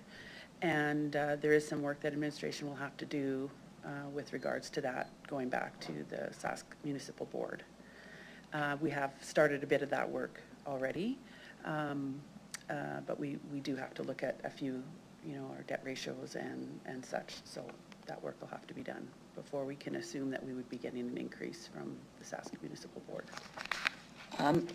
Through the chair, regarding the Municipal Financing Corporation, how long is that process? Like if you do apply for an increase, how long is that process before you would hear back? I wasn't here the last time they did it, but I think it takes a few months to get through that process. It was 3 months, yeah, sorry. Okay. Yeah.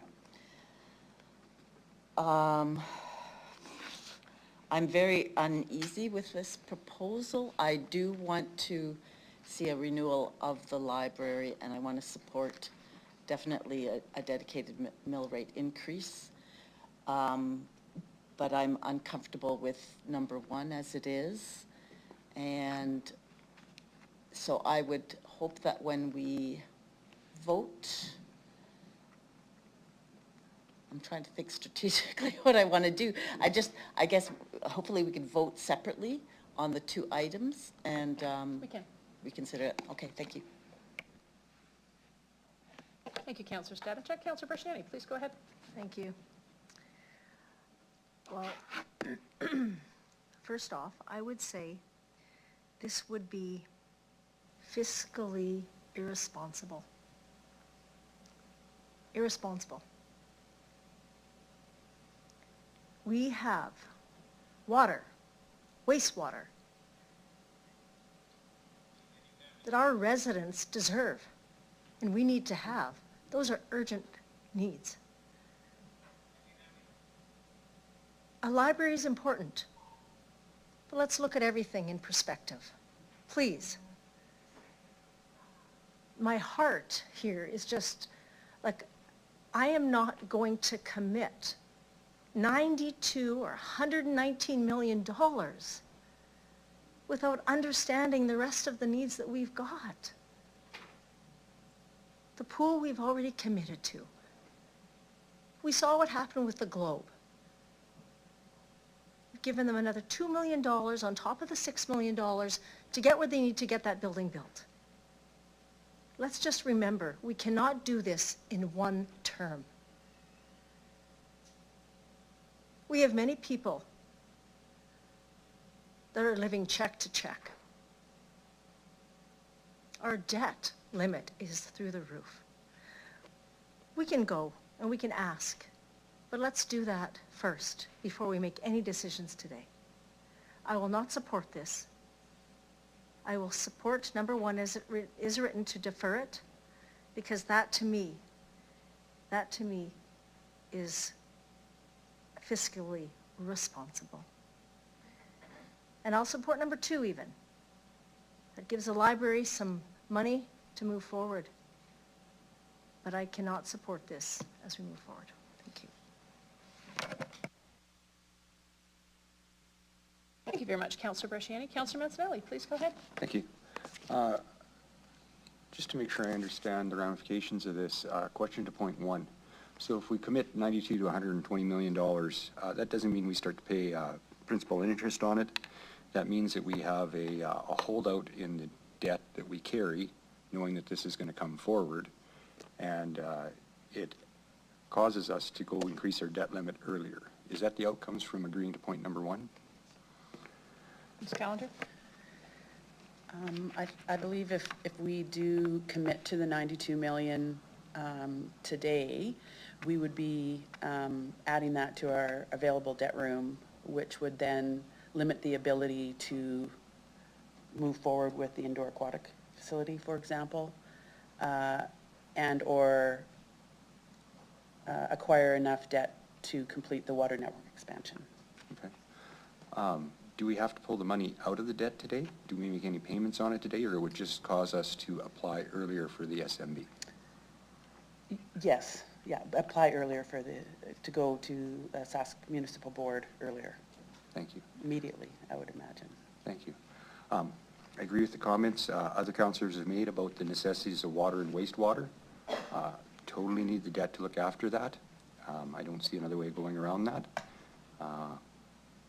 Library kind of seems a little bit fluffy to me, but on the flip side of it, it's not just the four walls as was discussed. You know, maybe I don't go there every day, but it's one of the focal points for many in need, from the lawyer services discussed in today's meeting, to the immigrants who come to learn the language there, to people seeking extra information to move through school.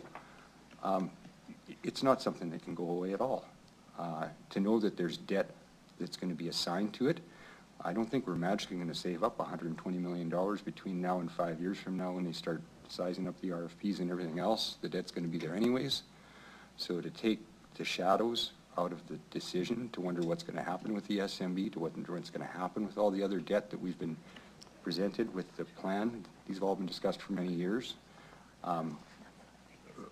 Sitting in this room for 7 years, hearing about the library already for a decade pretty much when I started it up, I don't think this decision's going away. I don't think that the debt's going to go away. It's going to be here whether we say yes to point 2 and no to point 1, or yes to both 6 months, a year, and 3 years from now. So I think it's just time to get on with the pain, plan through it, get the application out. We have a lot of amenities and a lot of necessities in the city that are quality of life issues that I grew up with. They weren't new when I brought into the world. They were all well used already. No one replaced them as I became an old man. So I guess it's my turn to step up and help plan for the future, and I think that's what this is. So I'm going to support it. Thank you, Councillor Mancinelli. Councillor Nelson, please go ahead. So I'm probably not going to be as passionate as Councillor Bricciani, but I feel exactly the same way. How could we honestly ask our most vulnerable people that use the library, that go to the library, to increase their taxes for more money? And we don't know what's going to happen. We don't know what's going forward. How can we as councillors who have vowed to be fiscally responsible approve this? Water is the most important thing to life. We've heard this a bazillion times. We need it for growth. We need it. We committed to the swimming pool. I can guarantee you that swimming pool is not going to be what we thought it was going to be for the price.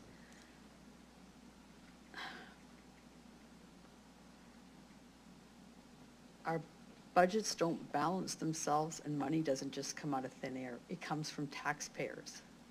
We don't all make $100,000 income. There are many of us that make $53,000 income. $40 here, $20 here.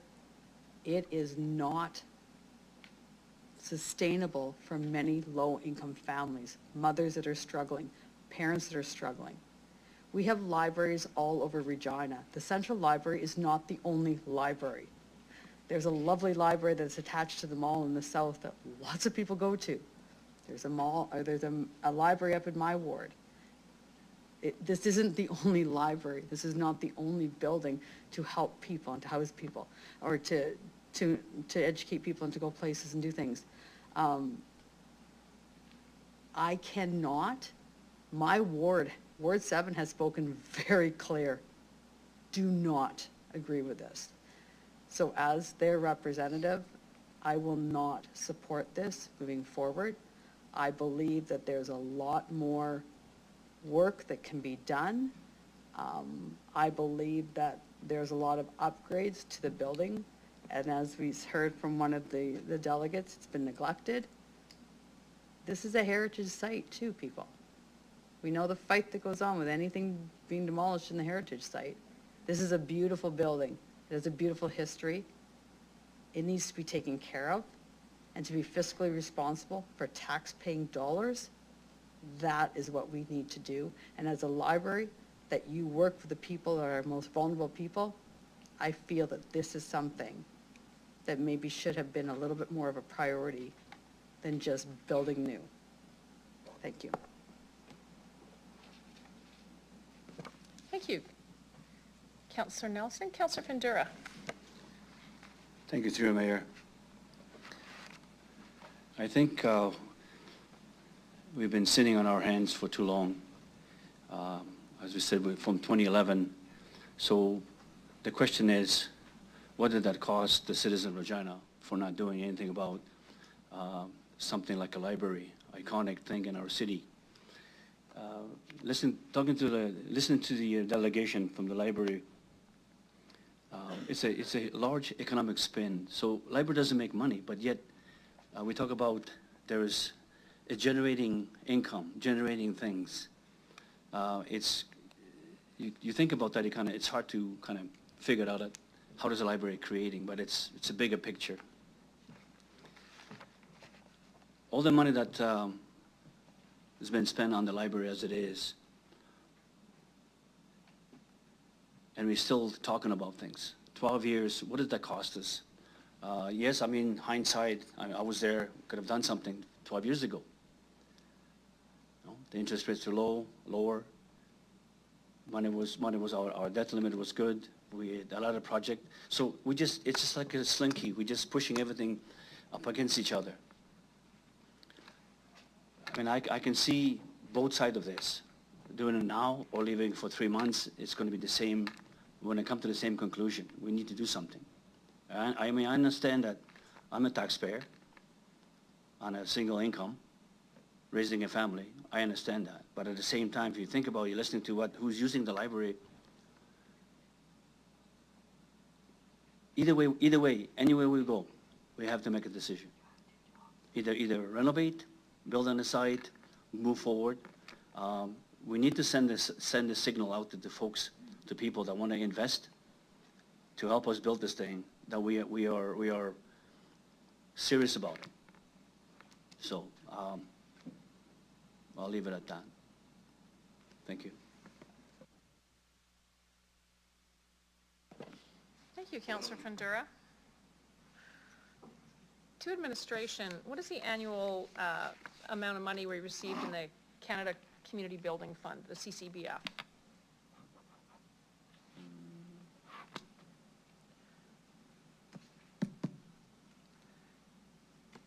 You want me to direct that to?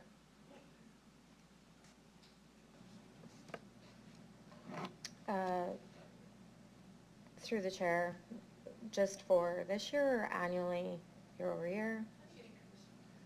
I think it increases every year, so what was it for this year? Let me just confirm that number. Okay. And what is it based upon? 2 years ago, like the municipal reserve transfer from the provincial government is set, I think, on 2 years ago, PST. How is the CCBF set?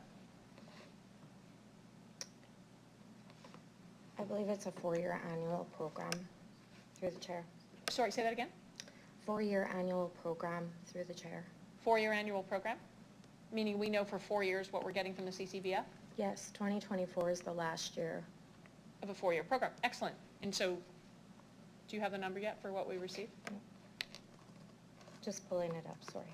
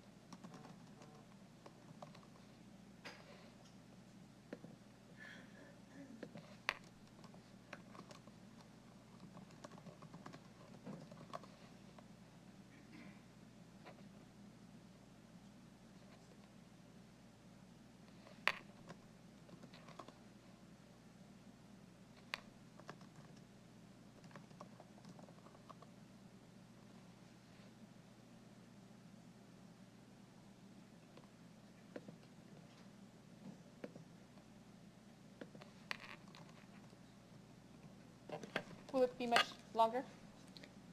Ms. Crowley? I'm just having trouble accessing the file, so I've asked my team, so I apologize.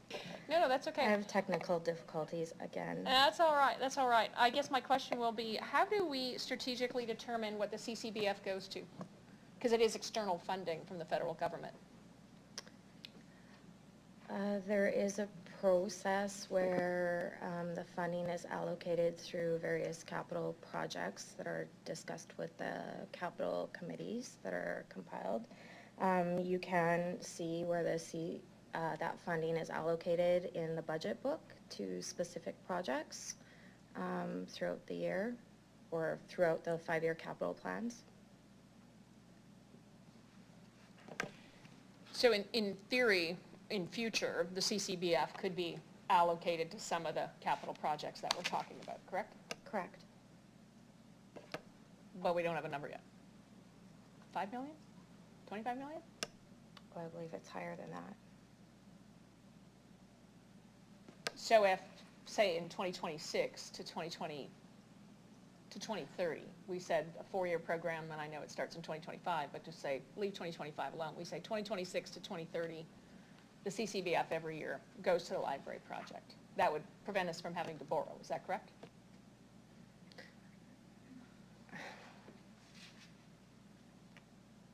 assuming that we have not already allocated or committed those funds, and that funding the library is within the criteria of the CCBF.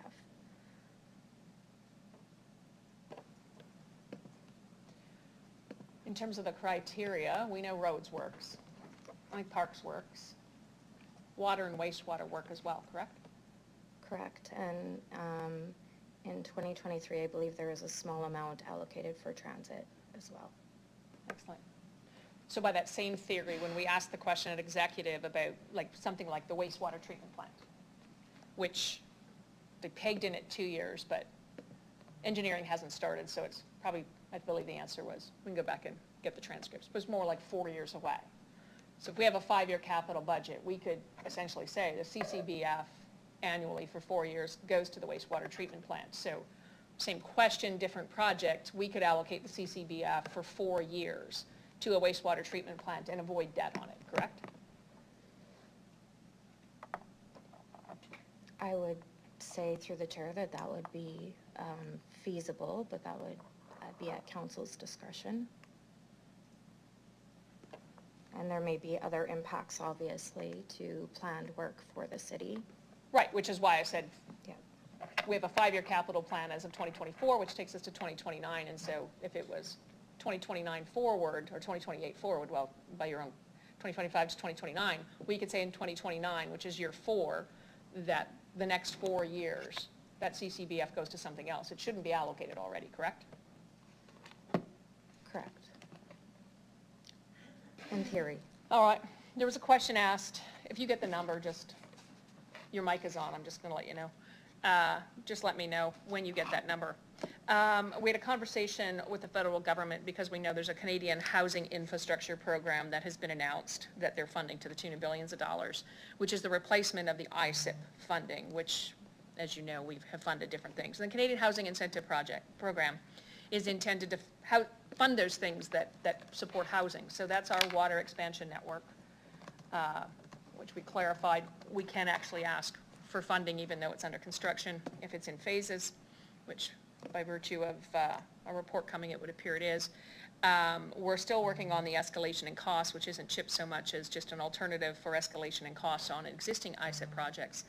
And then wastewater treatment plant for sure would fall under the Canadian Housing Incentive Program because it supports housing. And so those would look a little bit more like what the Buffalo Pound Water Treatment Plan looked like from a contribution perspective.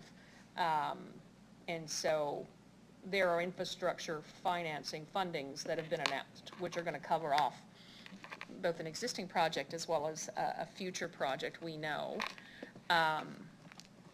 You heard from administration without knowing a number that CCBF Canada, and the reason I bring it up is because the federal government said that is a perfect place to look for funding for some of your infrastructure projects. That's what it's intended for. So whether it's water, wastewater, or something else as it relates to civic needs, we can clarify, as you heard from Ms. Carl, there are conditions attached to it.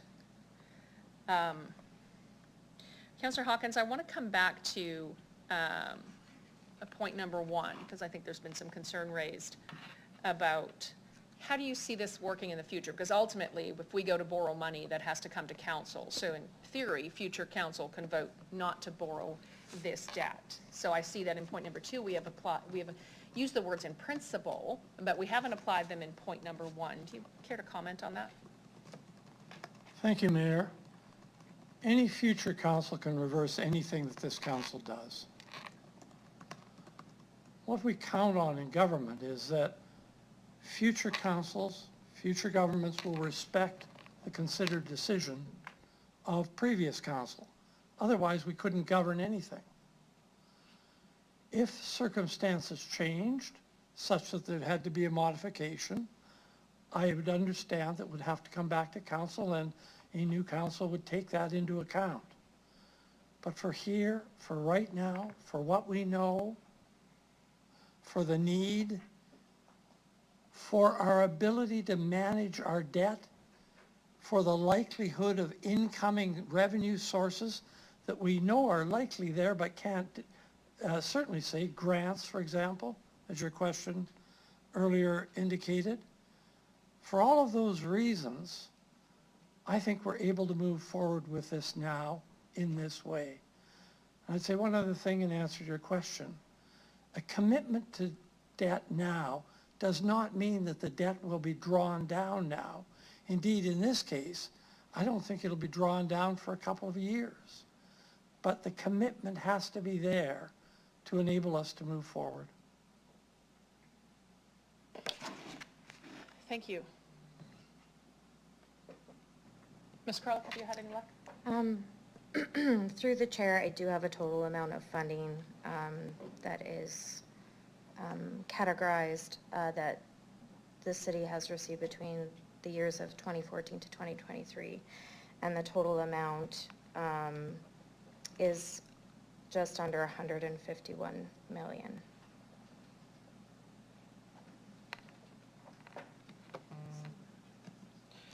Sorry, Ms. Anderson, go ahead. Thank you, through the mayor. And if you want a little bit of breakdown as to what it's been allocated to, We can look that up. I'm more interested in what's the annual number? Well, she gave you the number from 2014 to 2023. Was So is a it total of $15 million a year? approximately, with the majority going to street infrastructure renewal. Yeah, no, I'm aware of where it goes. It was more, I was trying to capture that number. It's been in previous reports. It's in every budget. Do we know the municipal reserve transfer from the provincial government?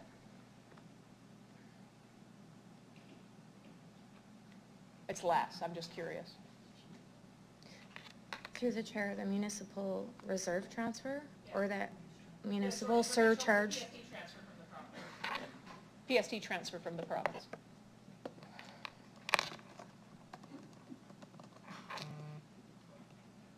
So through the chair, I just want to clarify 13.7 million for 2024. That's CCBF? That's CCBF. 13.7. Excellent. Thank you.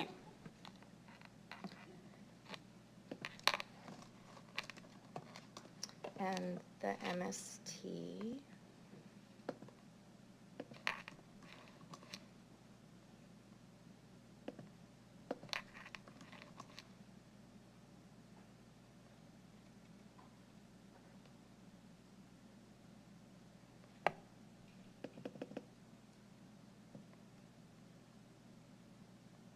It's less, correct? It is less, yeah.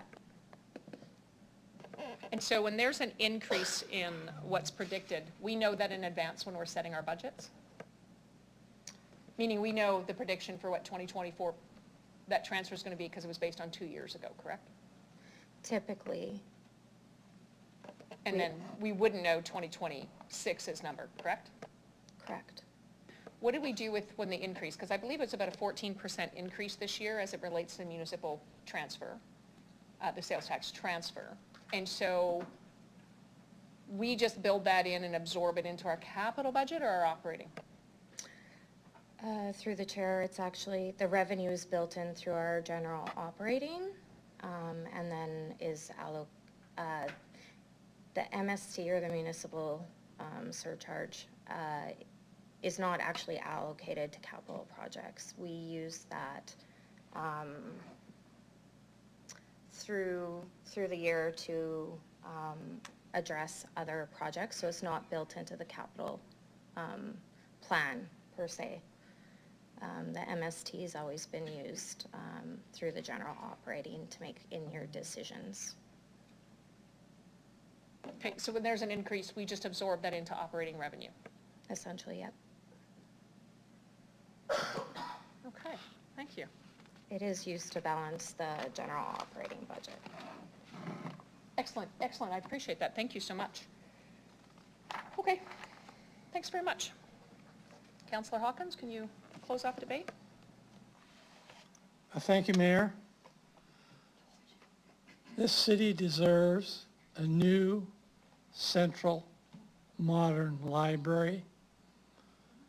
Our children and our grandchildren deserve this. The newcomers to our city deserve this. We deserve it for the myriad of social services that a modern library provides to a city. And we also deserve it, especially as a provincial capital, for our own civic pride. This is a defining moment for our council and for the future of the city. This is a vote that we'll all be remembered by. I'd ask for your support for this motion. Thank you, Councillor Hawkins. I just need to confer with the city clerk for 1 minute.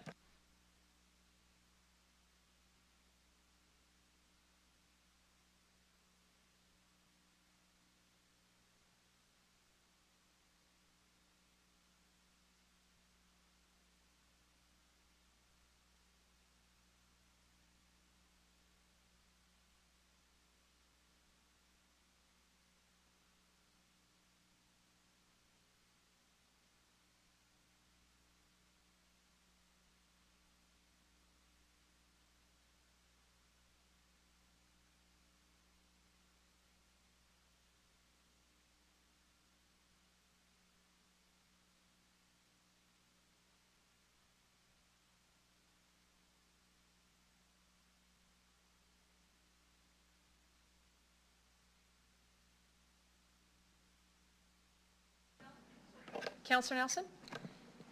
So before I was really cut off, and I didn't speak when I was supposed to, and I apologize for that, I just wanted a point of clarification. Ms. Anderson, you were talking about how that money has been spent, allocated each year. Mayor Masters. Mayor, I've summed up and closed. 1 moment. I'm calling a question. Debate is closed, so if it's an actual question, it's even the CCBF and stuff. Okay, well then is I'm just going to relevant. call a point of privilege since I have the microphone. Okay, please go ahead. Point of privilege is the disrespect that was shown to Ms. Anderson when she was trying to answer the question by our mayor. Based on what? Based on the conduct and based on the way that you spoke to her. That is a point of Councillor Nelson, privilege. administration Please is not to enter debate. Wasn't entering a debate, she was answering your question. No, not the question I asked. I asked I about would the like, amount of I annual would money. like a vote on this. Excellent, thank you.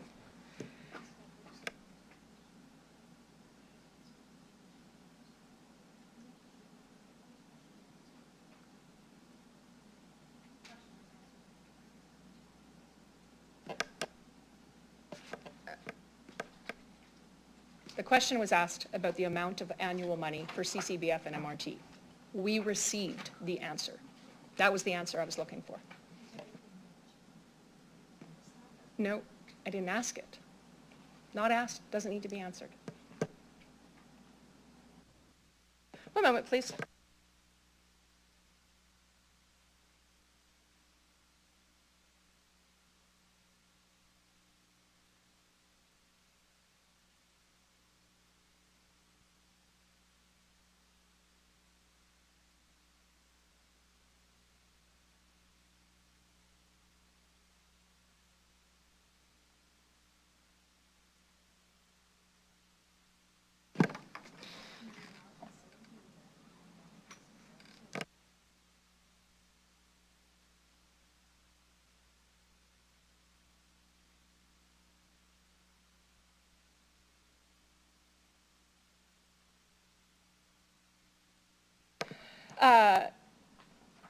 Ruling that question was asked and answered. Challenge to the ruling, we'll take it to a vote. If it's a yes vote, you support the chair's ruling. If it's a no vote, you support Councillor Nelson. Thank you.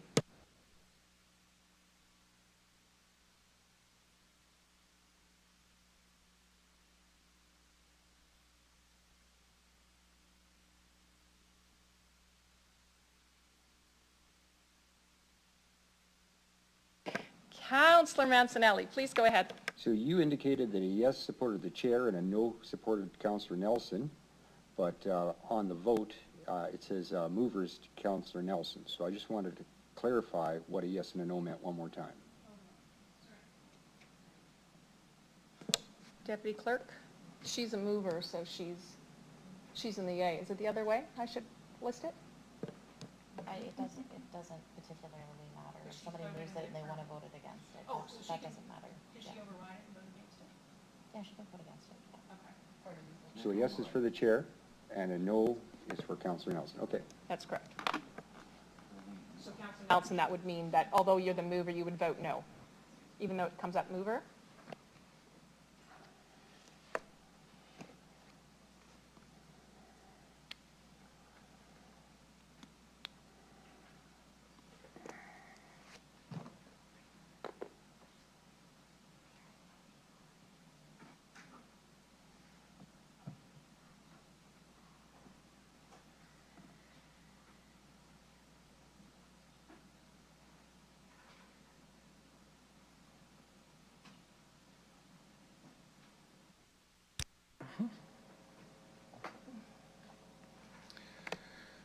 Mayor Masters, the challenge to the chair has been defeated.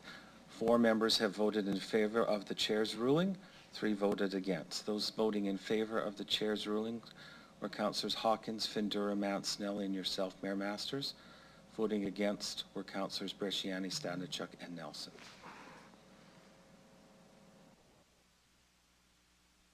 Thank you. To the motion at hand, we're going to vote on point number 2 first. So this is to approve in principle a dedicated library mill rate increase of 5.5% each year for 5 years, starting in 2025.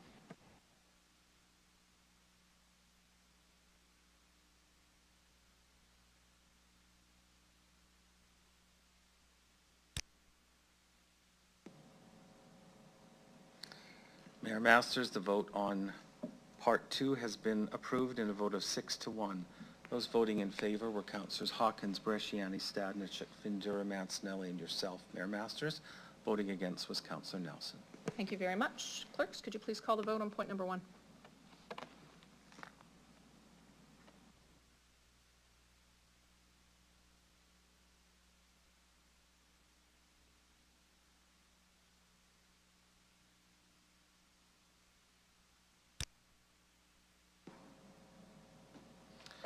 Mayor Masters, Part 1 of the motion has passed in a vote of 4-3. Those voting in favor were Councillors Hawkins, Findura, Mancinelli, and yourself, Mayor Masters. Voting against were Councillors Bresciani, Stadnichuk, and Nelson. Thank you very much. Council, we're moving on to CN 24-9 Sask Drive Corridor. I would call upon delegation Jim Elliott to come on down. Sir, state your name for the record, organization you represent, if any, where you live. You're going to have 5 minutes to address City Council, after which time you'll have the opportunity to answer questions Council may have for you. Good afternoon.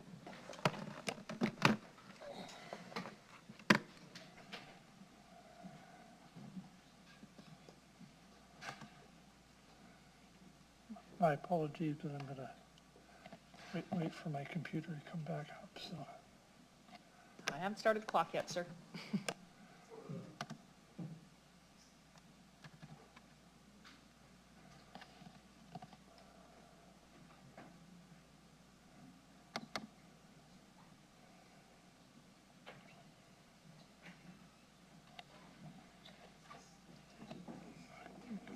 Okay, my name is Jim Elliott, and I'm here representing myself and live in Regina, and have participated in almost everything that's going on regarding the Saskatchewan Drive Corridor Plan. I guess the principal problem I have with what is now, a second report or second time to discuss things is virtually nothing has changed. The input from the community hasn't necessarily made significant changes. We're still going to be supporting increasing our greenhouse gas emissions. We're continuing to move in a direction which I think is negative to the city. We've already had impacts of widening streets in our city.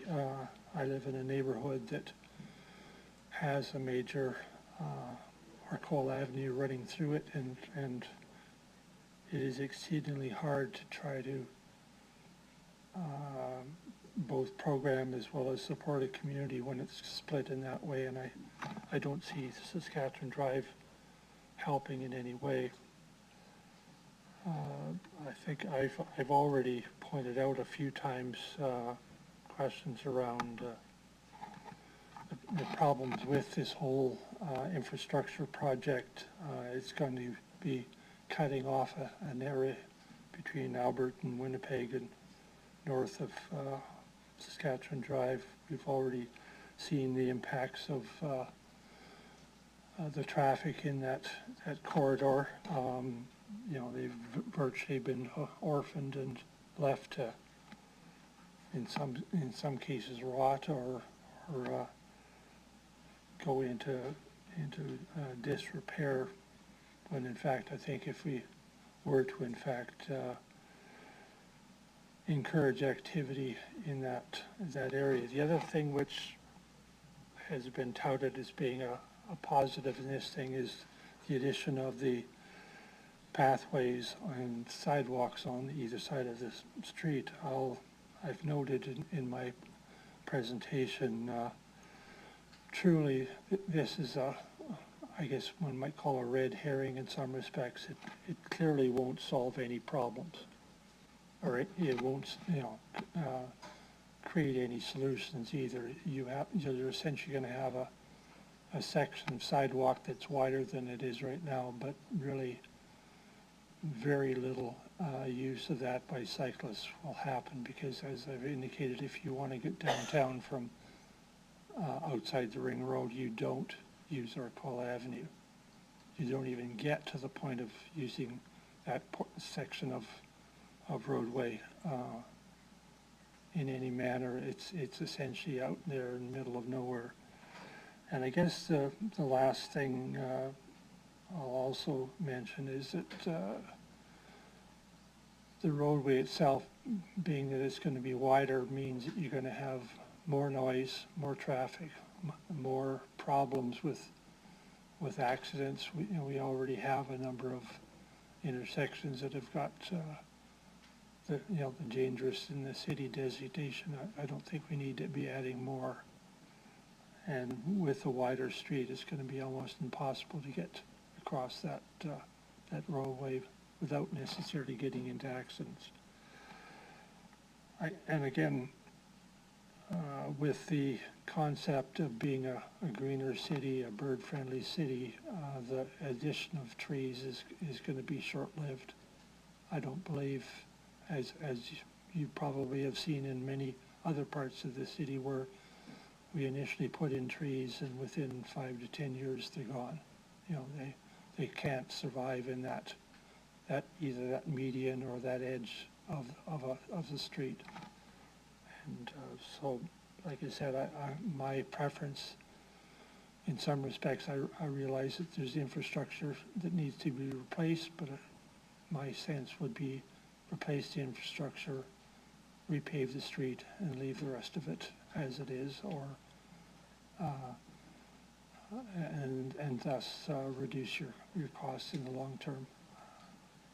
I guess that'll be my closing comment at this point. I think it's, like I said, I don't think it's necessary beyond the infrastructure repairs.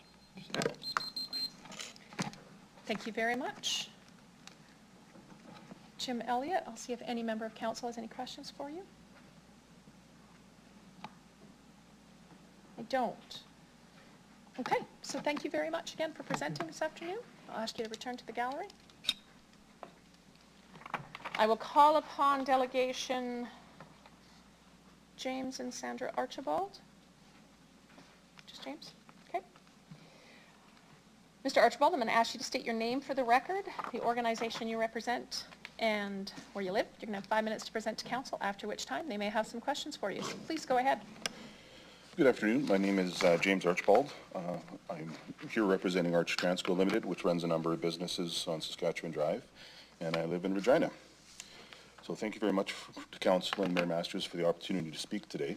While we are excited about the overall plan for a more cohesive pedestrian traffic and business-friendly corridor, we do have concerns as to how it will affect our existing businesses and our ability to provide services to residents in the future at our properties at 3405 and 3431 Saskatchewan Drive.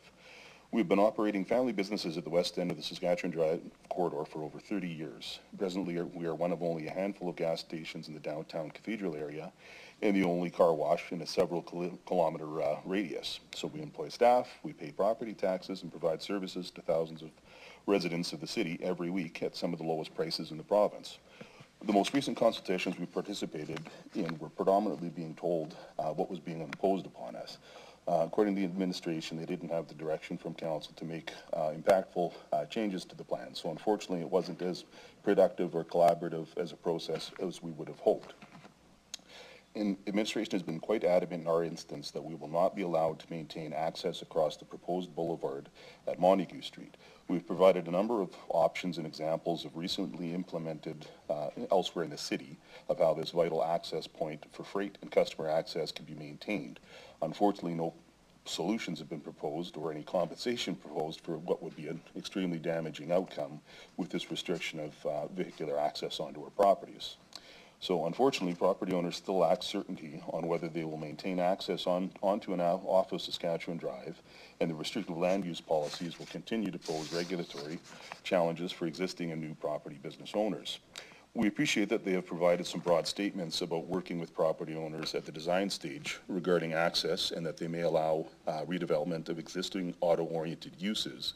It doesn't seem to give us a great amount of certainty as to how that will proceed in the future. Our fear is that without imperative statements in the corridor plan to address these concerns, we may not have an adequate regulatory framework to rely upon if disputes arise. As we were not notified of the corridor plan when it originally went to the Planning Commission, and we didn't have the opportunity to participate in it at that early stage, we feel that the Planning Commission would be the appropriate venue to work through any potential revisions and have some impactful collaboration on it. Other property owners, as you may know, have provided written submissions to these points as well, that we are all seeking certainty to the plan and the future of our businesses and properties. As the construction phase is years down the road, there is time to get it right so that the corridor plan can work for everyone and provide for a predictable outcome for the businesses that provide value services to residents, create jobs, and pay taxes. So respectfully, our request is option 3, to refer the report back to City Administration for consultation with affected business and property owners to develop site-specific access and land use solutions so as not to adversely affect existing businesses, and refer that report to the Regina Planning Commission to discuss those changes. I'll be happy to answer any questions if you have any.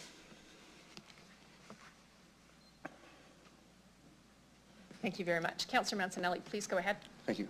Appreciate you coming out to speak today. Listening to your words, you commented that when getting together with administration, they took your feedback in, kind of indicated that they were limited in their ability to offer innovative solutions, or weren't empowered by council to offer some of the different ideas or solutions you talked about. Did I understand you correctly? That's correct. Yeah, we had a meeting with members of the planning representatives from the city at City Hall, and that was when I'd asked that specific question, can we make changes to this? The answer was no. So they definitely gave us the impression that there wasn't the opportunity to make impactful statements, and it was more of a collect feedback session. So unfortunately, we weren't kind of able to say, this is what we need tweaked. We presented a number of amendments that I think would have addressed a lot of our concerns, and that was unfortunately the answer that we received, that there just wasn't the opportunity to make those changes. I don't want to get too deep into it because, you know, there's so many different reasons things happen. I've learned since I've been in this position, but I'm just trying to understand the discussion you had a little bit better for how innovative and the ability to brainstorm through problems. So I'm taking a gas station car wash, you need vehicular access, it's being cut off because of the streets that you described. Did you maybe propose some type of a different access from a different street, like say Elphinstone, or were you having innovative different ways of accessing your property and just not being met halfway to implement those? Is that what was going on, or was it just straight street access? You wanted the street open, they wanted to close it. How did this tally out? I think it would be a combination of both. I mean, I think the originating intent of the plan is, yes, to cut off access because that's the vision of the corridor. But as we discussed it, there was certainly, okay, we see your problems. We understand that this is the only way you bring freight traffic in and off the property. So there was certainly certain concessions that were being offered that we could be able to maintain the access. But again, a could is a tough place to be as a business owner. And I mean, when anyone that services vehicles as kind of their primary method of business, you have to look at all of those access points very closely, because you lose one of them, that impacts everything you do kind of bit by bit. So unfortunately, it's kind of an important issue for us, and certainly that access across the boulevard, the proposed boulevard on Montague Street, would be very, very damaging to us, because that would just cut off 25% of the cars going back past us. So if we have a corridor that's primary purpose is to move the vehicles past the businesses, not to the businesses, we've got a challenge. And we've seen a lot of recent redevelopments on Park Street, on Albert Street, on Broad Street, where there's been provisions for center turning lanes, for signalized options, cut-ins to boulevards. So there's a number of different ways that I think it could be reasonably addressed. But unfortunately, we haven't gotten a firm commitment on well, I mean, we've been told that it won't happen. So I guess we have a commitment that there isn't an option as it stands. So that's what we're hoping to kind of work towards, those solutions, like you said, because I do think there are some innovative opportunities there. And again, it's a great hub, and I think it's a good chance to try to, let's work with the businesses, try to help them flourish rather than suffer, and provide some more services around the stadium. I mean, it's a great thing when the games are going on, there's people around there. We can all try to do more to benefit the community. Appreciate that. Looking at a corridor plan, looking how traffic moves on Sask Drive, and also, being a Regina resident all my life, I've bought gas at your place many times. Cars line up onto Sask Drive pretty readily sometimes to get gas. That access point for vehicular traffic, was that one of the sticking points in between you and administration for what had to be corrected? Is that one of the things they were trying to correct as well? That wasn't mentioned by them, no. Oh, it's mentioned at all, eh? I appreciate your support, though. Yeah, you know what, if they could fix that, I'd be happy, because I do believe that's dangerous. But I was just wondering, it was transport you mentioned. Yeah, living in Regina, the experience of coming down the street to find vehicles lined onto the street, not parked, but idling, is problematic. I was wondering what problem we were solving. Sure.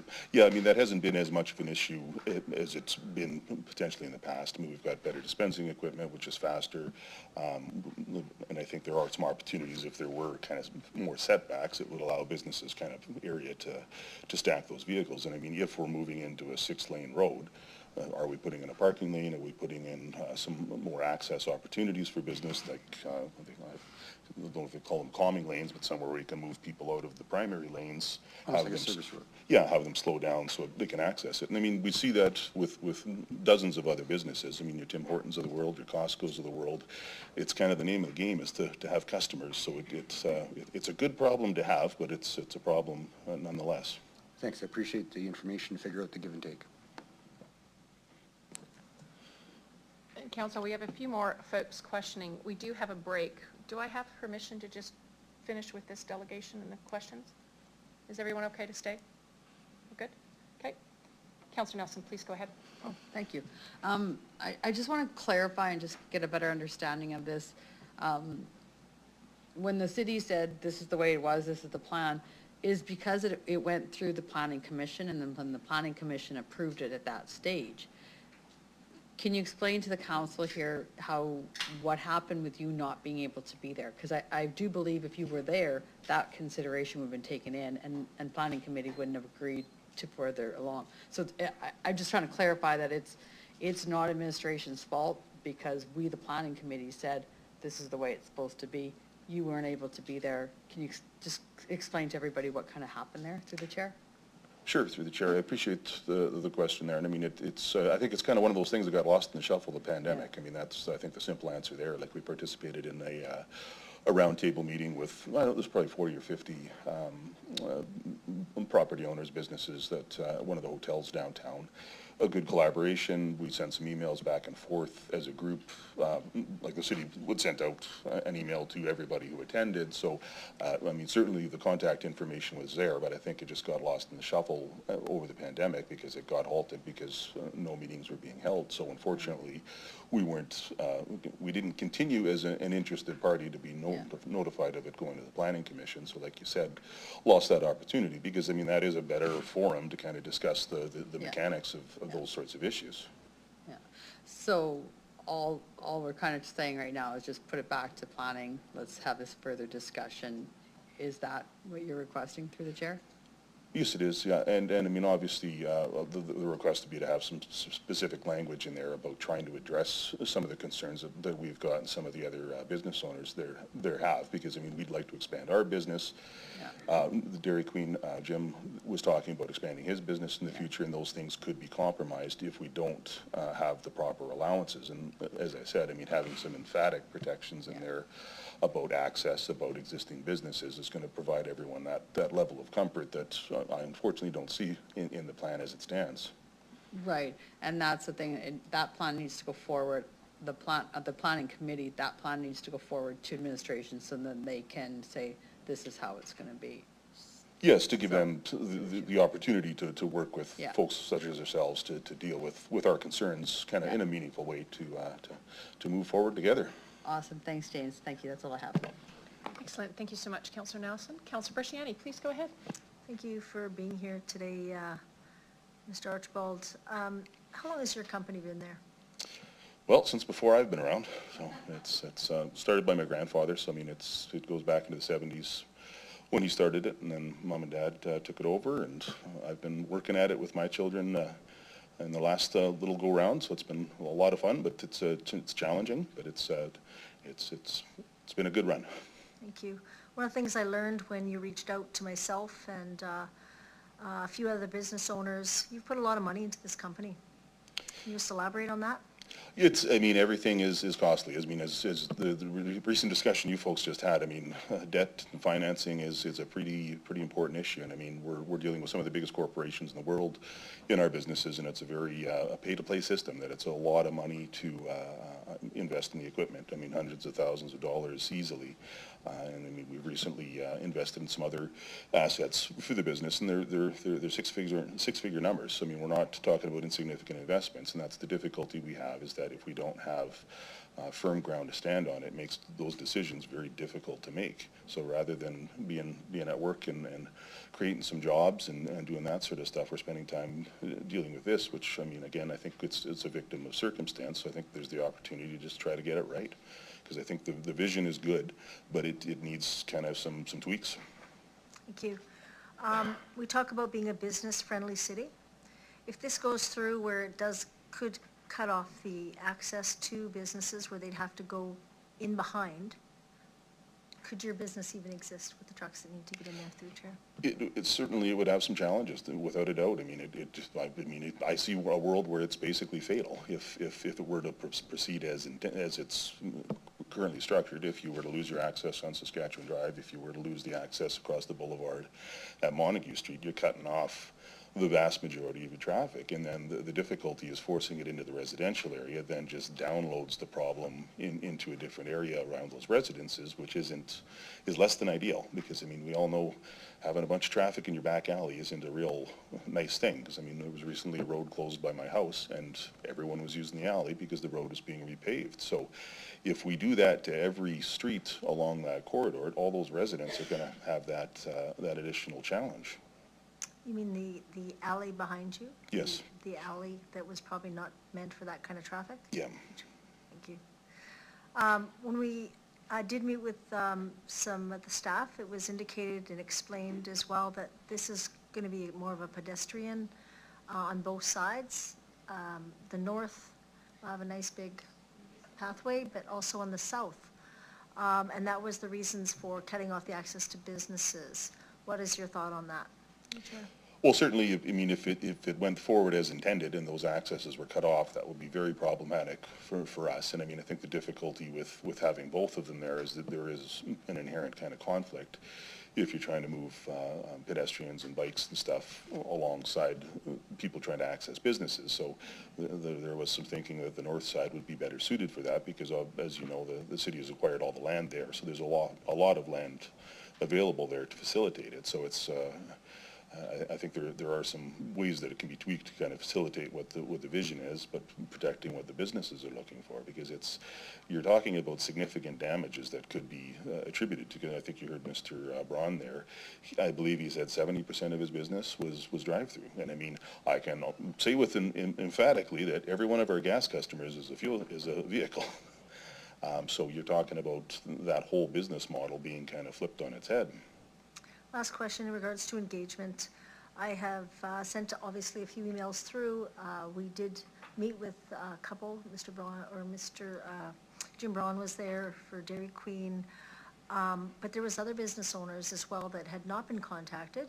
Do you know if collectively there has been a consultation with those business owners since that last meeting when we met? Do you know if there's anything been done since then? Well, I know a number of the businesses that we engage with, just to let them know what was going on. It come as a surprise to most of them. I mean, some had known about it, but not necessarily known what the consequences were. They've all kind of reached out kind of in different ways with the administration and councillors to kind of try to understand better what was going on. So certainly you've seen kind of the written submissions from some of the other businesses with Alpha Engineering and Chulupiak and Associates and Jim, obviously. And then we'd circulated a signed document to the mayor's office from, I think, about 10 different businesses across there, just saying that this is an important issue to us, and it's not it shouldn't be taken lightly. So we do need to try to come up with a compromise that works for everybody. Because if we cut off all these accesses, we're just not going to have viable businesses. Like it's like while it may work in downtown to have these, street-facing things, it doesn't really work on a 6-lane expressway. So it's kind of, we're moving in somewhat cross purposes. So I think it has to kind of work for everybody. Thank you. Although this is allocated more to phase 3, you believe it's imperative now to kind of get this started, to have the conversations as you progress. So you did indicate, and I'd just like you to repeat what you had indicated as to refer it back for, and just repeat what you had indicated there. Refer back to the administration for consultation with affected businesses and property owners to develop site-specific access and land use solutions so as not to adversely affect existing businesses. And then have that referred back to the Planning Commission so then we can have kind of some meaningful dialogue there if there's some things that need to be tweaked. And obviously for us, I mean, the access across the boulevard and the access onto Saskatchewan Drive is a key component of it, alongside with opportunities for existing auto-oriented uses to continue kind of unfettered. So we can continue to invest in our businesses and not have to fear that the rug may be pulled out from under us. I mean, unfortunately with legislation, I mean, it is what it is, that if there aren't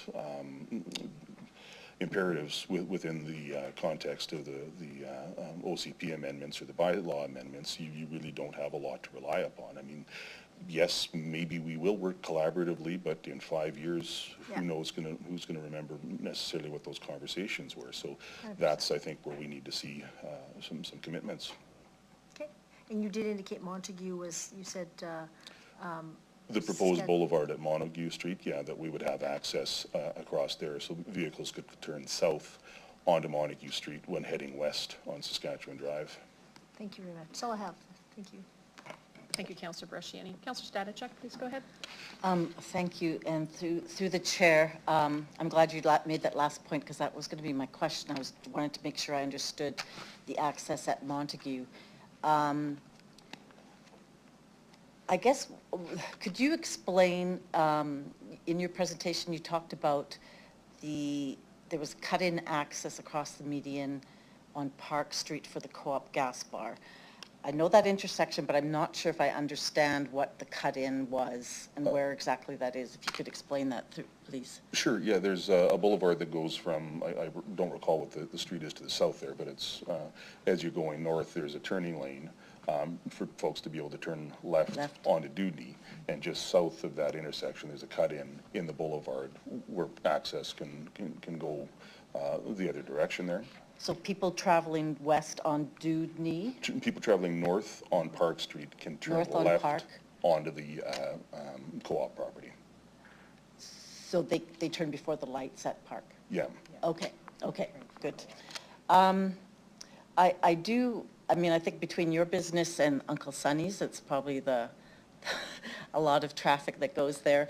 But I also see some very dangerous turns across traffic to get in and out of these businesses. Do you have any concerns about the traffic safety aspects of this? Well, certainly, I mean, compromise, I think, came up a couple times from my dialogue, and that's, I think, what we're seeking is kind of how do we make it all work from everybody's perspective. So, I mean, certainly if there is a signalized turning intersection and a boulevard across Saskatchewan Drive, that would improve the safety from that perspective. I mean, certainly we don't condone people making illegal turns, but I mean, if you've ever seen someone heading to Tim Hortons at 7 a.m., there's some creative maneuvers that people do to get that coffee. So it's, like I said, there's ways of achieving it. And I mean, certainly with a wider road, it has the potential of more options with people being able to slow down in a potential parking or turning lane, or like I said, a signalized intersection would be another opportunity where there's just a turning lane to facilitate that traffic flow. In the years that you've been there, how much has it changed, let's say, in the last 20 years? Like, have you expanded, or has it basically been the same footprint for the last 20, 30 years? Well, it goes through kind of iterative renewal. So like it's the properties on that particular block that we're on, much like the Dairy Queen, aren't very large. Like the depth of them is a little bit shallower than when you head further east down Saskatchewan Drive. So there are real world site limitations, but we've got a large building there that we'd like to make better use of with more retail opportunities. So I mean, we certainly see a future where there's more businesses that we can kind of pivot into and offer more services for the community, and they certainly enjoy them now, because I mean it's walkable to the community to the south, which is good. So it's, like I said, it's kind of that compromise between the two uses, that I mean, you need the vehicles coming in to be able to facilitate the vehicular businesses, which then allows you to provide other businesses. Like we've got the cannabis shop in there now, we've got a convenience store that we'd like to add on to, et cetera, to be able to provide more services and more to the residents to the south. Okay.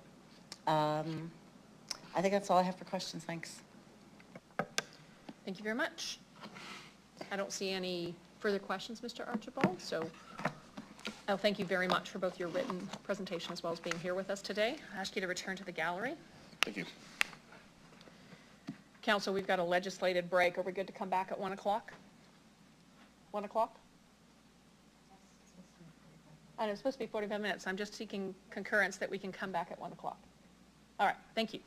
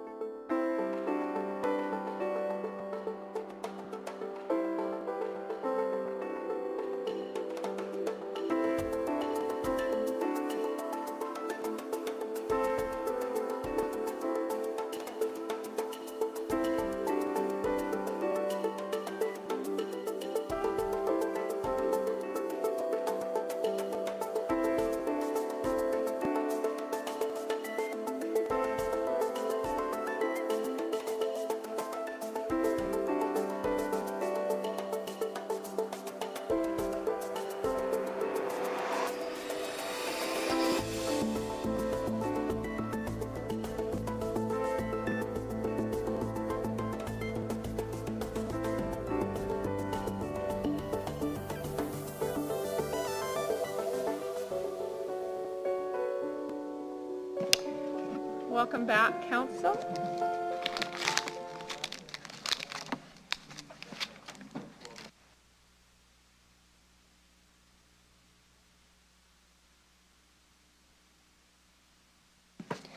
Okay, council, we heard from two delegations on CM 24-9, Saskatchewan Drive Corridor Plan. Deputy Mayor, Acting Deputy Mayor, did you want to introduce the report? One sec, there you go. Thanks. I actually have my computer working and I'm prepped right now so I can do it properly.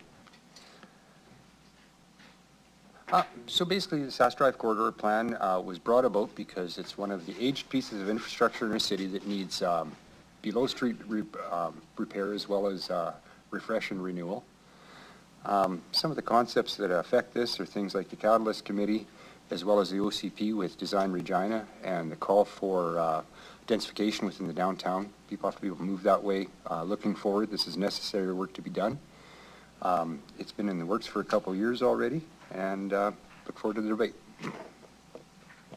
Thanks. Councillor Mancinelli, I apologize, I skipped something. I have some communications on this as well. CP 20, can I get you to move a motion to receive and file CP 24-61 from Mitchell Pocket Engineering, 2462 from Jim Moran of the DQ, 2463 from Ed Chalupiak of Chalupiak Associations, and just 2464 from Josh Morrison. Can I get you to move that? 61, 62, 63, and 64. Okay, I'd like to move that communications 24-61, 62, 63, and 64 be received and filed. Thank you. Councillor Bresciani, can I get you to second that? Thank you. Any opposed to receive and file communications? Okay, perfect. Passed. Now I apologize. Can I have someone please move the report? Councillor Bresciani, and a seconder? You can second it. Okay, thank you, Councillor Mancinelli. Councillor Bresciani, please go ahead. Thank you very much. So, you know, I think a part of the corridor plan that has been prepared for Sask Drive, I think there's some really good work here. I know it's a gateway also to our city, and I know we're trying to clean up that whole Sask Drive area. I know on the north side, trying to ensure that we can have some walkability there. I guess I'd like to ask administration kind of some key points about this plan, but more so, I guess the question I have is around the business owners. That's where my concern is for these business owners that are going to be affected drastically. Number one, how do you think that we can actually work with the business owners there, and so they can actually have access to their businesses, so they will have success? That's one of the questions, and I'll let you take that one first. Ms. Bryden? Thank you, through you, Mayor Masters, and thank you for the question, Councillor Bresciani. So we have had some significant conversations with lots of the impacted property owners along Sask Drive, and I would say the majority of folks impacted would be the section along the Cathedral section, as we heard today from one of those. And this, I just want to bring the council's attention to, this is it's a plan and a vision for the area. And a lot of the questions from some of the business owners can't actually be answered until we get into the specific detailed design of the roadway, which is likely to occur in the next 4 to 5 years that we would be starting that detailed design. And we've committed to work with them to help resolve some of the issues as we move forward. We do know that there will be some restrictions. And a lot of those are in relation to safety and some of the Transportation Association of Canada standards for separation of intersections, etc. And we understand that as the city, the northwest sides of the city, and as we make changes in the cathedral community, Sask Drive is going to see a lot more traffic. We're adding as years build out, we'll be adding, several thousand more folks on the west and northwest parts of the city that will be using SAS Drive as that gateway to the downtown. And so it will be heavily loaded with traffic. Thank you. Can you tell me about the pedestrian traffic that you're wanting on this corridor? Through the chair. So the plan establishes a high importance of beautification and connection to the surrounding communities, as the existing state of SAS Drive is a little bit overwhelming and below standard. And it's a main arterial. It'll be designed to bring traffic in and out of downtown, which will not only be vehicular and requires the gateway to be future focused, allowing for pedestrians and bike traffic, et cetera, along that corridor. And so both of those things are supported through our ENS or Energy and Sustainability Framework and the Transportation Master Plan. Both of those documents support multimodal and active transportation, and this plan has been developed with those in mind. And if Mr. Bouillet or would like to add anything further, I'd more than welcome that.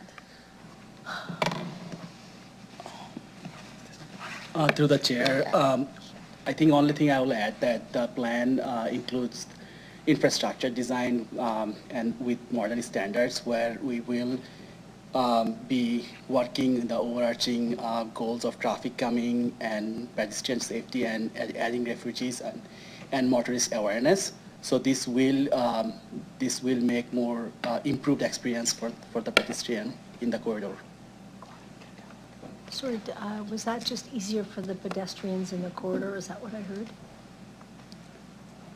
My apologies, I couldn't. Did you say that it's to ensure that there's easier walkways for the pedestrians? What I mentioned is it will improve the pedestrian experience, improve the safety of the pedestrian within the corridor. Thank you for that. Where does it in this corridor have to enhance the design for the businesses, that they will still survive and be alive to the community that they serve? Through you, Mayor Masters. So if this plan is approved, some of the businesses will be non-conforming. And so part of the amendments that were done in the plan in order to support the existing businesses has allowed us to consider expansions to existing audio. So we're taking into consideration the opportunity for those existing businesses to expand. And so I guess in that way, that was part of the conversations that we took away from the consultation. Oh my goodness, couldn't think of this. Okay, so some of the businesses are non-conforming, but still will be able to expand? Yes, through you, Mayor Masters, that's correct. I will actually ask Ms. Segay to speak to that as well. For the chair, what Ms. Bryden has provided, yes, the businesses that are non-conforming would be still allowed to exist, but if new businesses of non-conforming land use were to come in, they would not be of a permitted use. So that would be one change. The corridor plan provides a future vision and provides some certainty for developers and both existing and new landowners that might come into the area. So it forecasts or indicates what's coming and what it will look like and what will be permitted, so that businesses can make choices for the future on what they would like to do. But I said, those businesses that are there today, if they're non-conforming, they won't be required to leave, but they may not be allowed to, other than the auto-oriented, be able to expand it. But we've made that adjustment in the plan that would allow auto-oriented to expand. They will be able to expand? That's what's been added to the plan. Okay. Yeah. I think the main concern, what we heard from the companies that I have met with, is the access. The access where they will not be able to have, example, fuel trucks come in to feed their business. To go out to a back alley, have any of those residents been engaged with that's going to be now an access point if this goes through? Through the chair. So through you, Mayor Masters, so a lot of those details still need to be worked through, and that's part of what that detailed planning work and the consultation through that detailed plan would lead to, is how those accesses are allowed and created. And again, that work isn't part of the consideration of this plan. Okay. I think knowing that, I think that's a really key piece to this corridor. You know, for me, I think businesses in our city have to survive. And I think we need to find a way that that's going to ensure that they can be there and still survive. When they've put millions and millions of dollars into their businesses, and now we've come as a city and say, hey, you're non-conforming, and now we're going to move it into different areas. To me, I think that's, again, very, very, I don't want to use the word disingenuous as a city, but we want to be open to business. So I actually would like to, if, if I table, does that mean anyone else can speak? Oh, so okay. Yeah, I will, just so council is aware, I would probably like to table this report, and in that it would just to be to consult with some businesses that have been affected. Pedestrian traffic included would be on the north side of Saskatchewan Drive rather on the south. And then also business permitted to maintain customer access on the south side of Sask Drive. So anyway, I'll let the debate happen, but that is something that I would like to bring forward to table this for a supplementary report to come back to council at some time. And I can ask administration again at that time what they would like to see. So you're going to ask administration when you go to close off debate? Yes, about timing of when that report could come back. Okay, so Yeah. you want to ask that later? now? I can do it now. All right, why don't you ask now? Just so maybe councillors will have that information. If I was to table this, and which I will after others have had a chance to speak, can I ask administration, when would you recommend this could come back to council at all? Or is that hard to see if you haven't seen the motion? Through you, Mayor Masters, I think I need some clarity, Councillor Bresciani, on exactly what you want us to bring back. Okay, then then I'll wait, I'll let others speak, and then I'll put it up after. Okay, thank you. Thank you, Councillor Bresciani. Ms. Bryan, I'm just going to leave your mic on so that Councillor Stadenchuk can ask you some questions.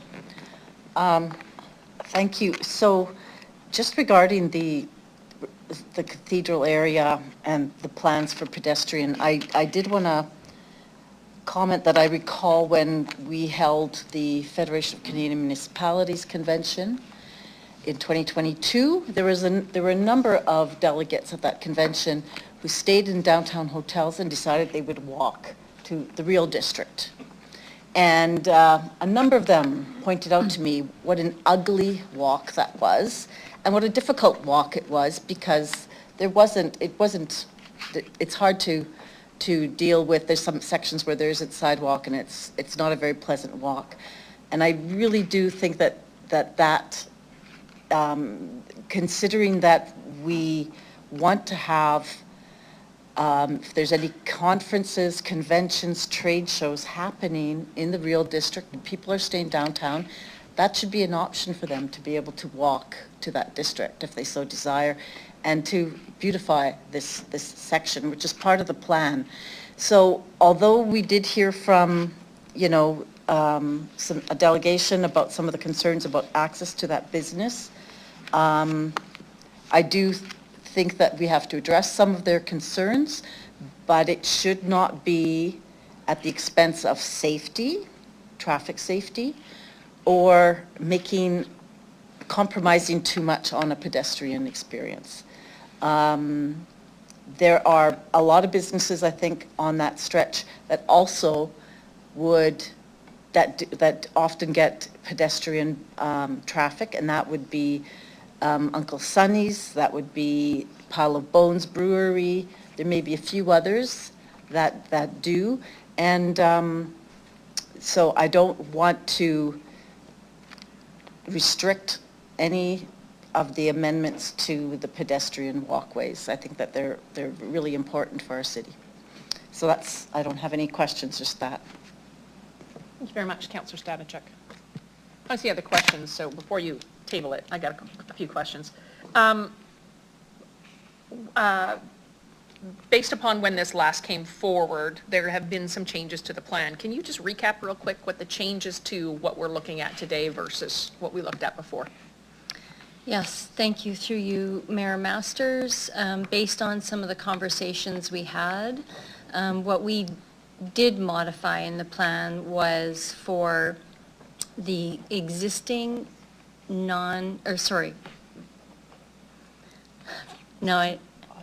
auto-oriented businesses, we would allow them to expand their business in so much as the ones that already exist.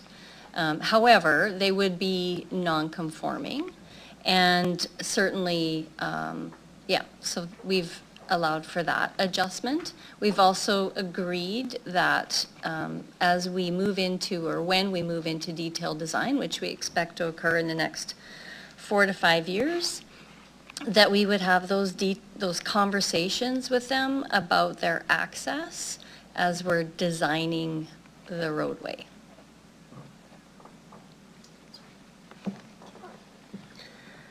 Okay. Okay. Thank you for that. I think I've heard referenced a couple times, this is a plan and a vision. So given that you've noted that they would be non-compliant and that this was existing auto-orientated business had to have this amendment for what was really originally proposed, it's fair to say that your plan and vision didn't include these businesses in the vision. Through you, Mayor Masters, I would suspect, yes.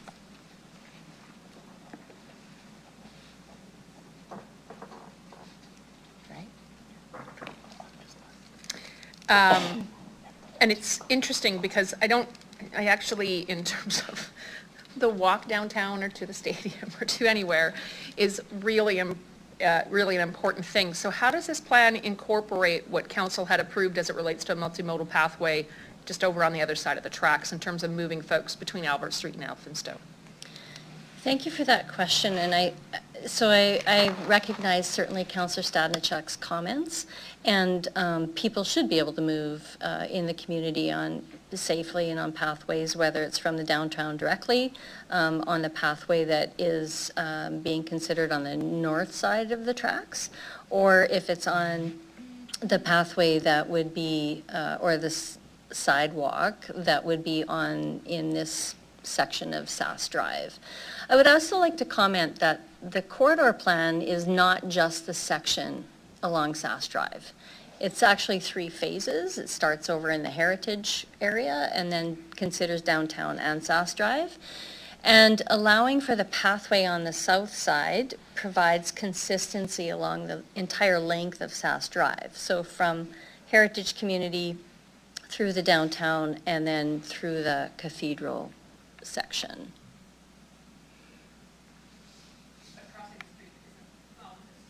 But crossing the street isn't the end of the world as it relates to, because we do that in new residential neighborhoods where we have pathways only on one side. Absolutely, not the end of the world.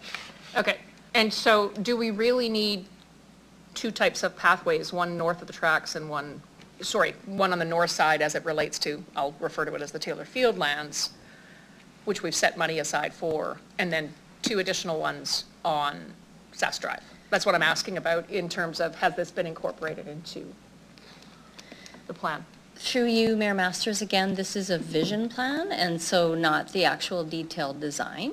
And I would say that having both areas available for pedestrian or multimodal use isn't a bad thing. And I would say you're probably going to see multimodal folks coming from the south that aren't going to necessarily cross Sass Drive to go through the real district and onto the north side of the tracks. 1 block away, we have a community safe zone that has 40 kilometers an hour on another feeder road into downtown.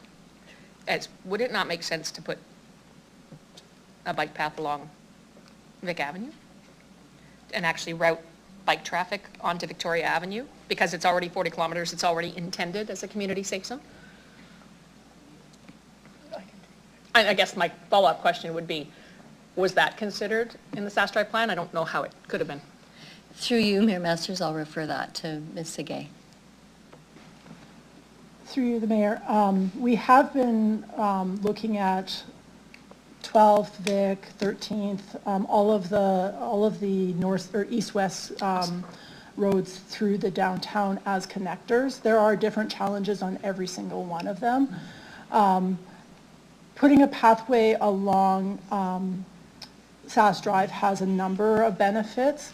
It's a major modal corridor in general, so it's allowing for all types of traffic. So whether it's a cyclist that's using a bus who then stops at a bus stop and then gets off and has somewhere to go, but it also provides access to a lot of businesses and business frontage, which streets like Victoria wouldn't offer the same for. So it gives a destination why people would use those pathways.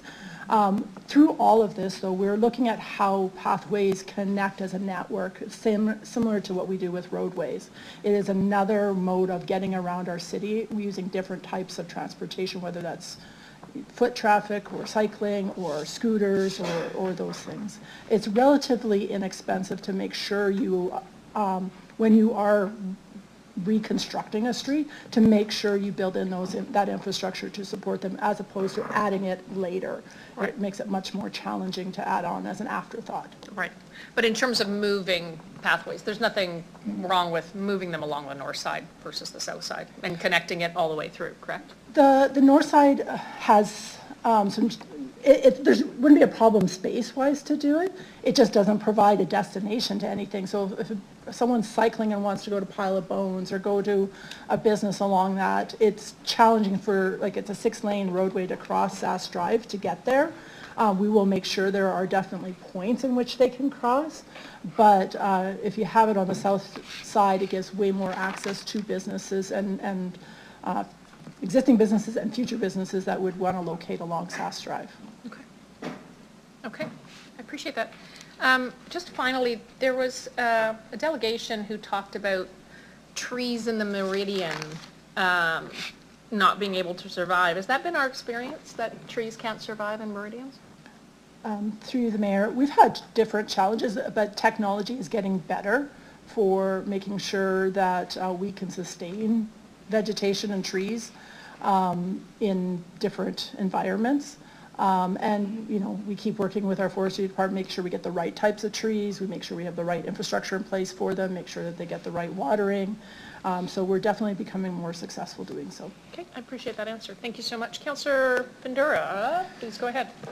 Thank you, Mayor, to you. The delegation spoke about the Broad Street and from 4th Avenue to the railway track where you have, and that's a car business. You have left and right turns.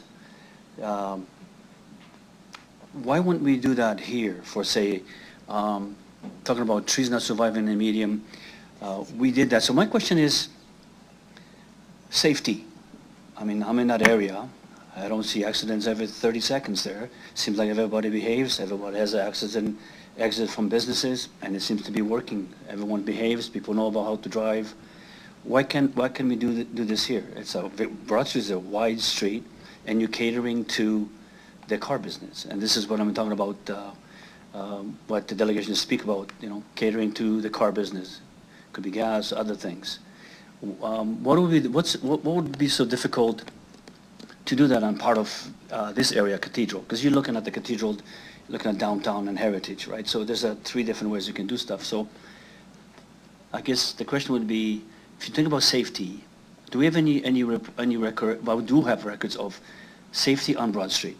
How many accidents, how the traffic behaves there, comparing to what can be done here the same way to accommodate what the delegation is speaking about. Mayor?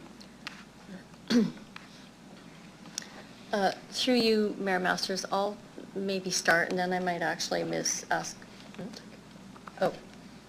Segay will speak to that. Actually, I'll just ask Ms. Segay to speak to that. So I'm going to answer this in a couple different ways through you, Mayor. To start off with, what is shown in this plan, again, is a high-level document that shows, ideal situations. So we have done things like we've applied our current design standards and Transportation Association of Canada standards on what spacing of, say, signalized intersections should be on a major arterial road with 6 lanes and the volume of traffic that we expect. So what you have here is what should happen. This would be the ideal, what you would see happen.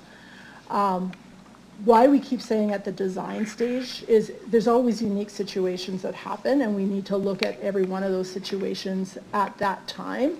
And we don't have enough right now we're still 5-6 years away from building SAS Drive to know what we can actually look at. But right now what we do know is the first intersection between Elphinstone and Montague is only 90 meters.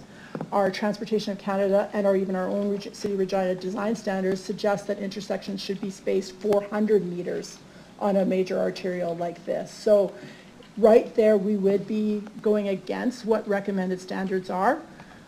So that's why we're recommending right now in the plan that it looks the way that we presented, but as I said, at detailed design, we need to look at all of the individual circumstances that exist and determine what works best for the businesses that are there, and that provides the safety and the safe movement of traffic, the safe movement of pedestrians, the safe access to businesses, all of that, and good access to businesses along there when we get into the detailed design stage. Okay, through the mayor, and again, the delegation, I'm not sure if they're probably concerned with consultation, which I think they mentioned a few of the things. And in the responses here, it says accepted if they are engaged at the design phase. So, because this is not going to happen tomorrow, this is a couple of years down the road. So can we can we guarantee to the businesses that they will be consulted at the stage of the design, as they're going along? So this is, I think, the question that they ask us to make sure that before they do anything, that they actually they're consulted, and that's the question. There's no certainties, there's no for sure, but there's got to be something. Mayor? Through the mayor, we have stated that in all of our conversations when we met with the residents that our staff met with them, that we would have consultations at the design stage. We've mentioned it in the report that we'll have consultation at the design phases. So that is our commitment, is that when we get closer to that, we need to. And that is our normal practice. We have to have conversations to understand what the business needs are. We can't design blindly without having those conversations. So that is our commitment to have those at that time. Okay. But it is 4 to 5 years away. Okay, thank you. I'm good. Thank you, Councillor Fundura. Councillor Berciani, please close it off. Thank you very much. Excuse me.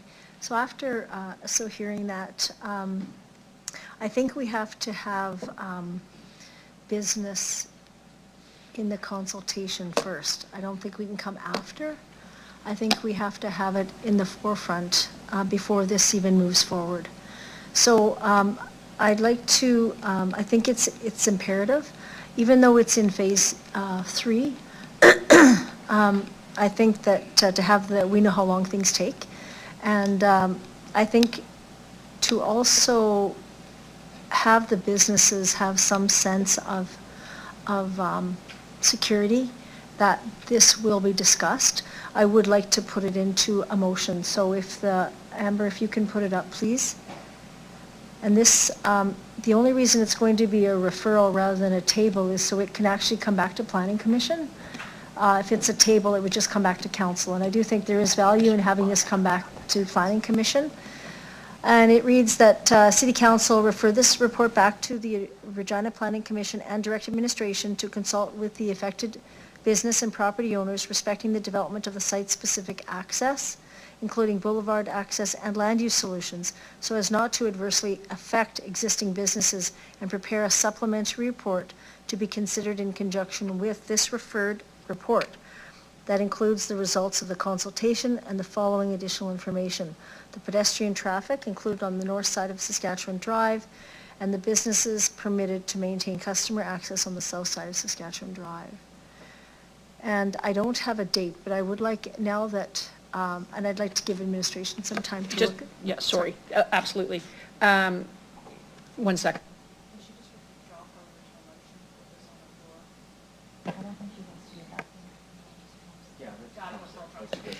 She does need a seconder before we talk to administration. Councillor Hawkins is your seconder. Please go ahead. Thank you. So I think it's pretty straightforward, but I think we have heard from the businesses that there does have to be more consultation.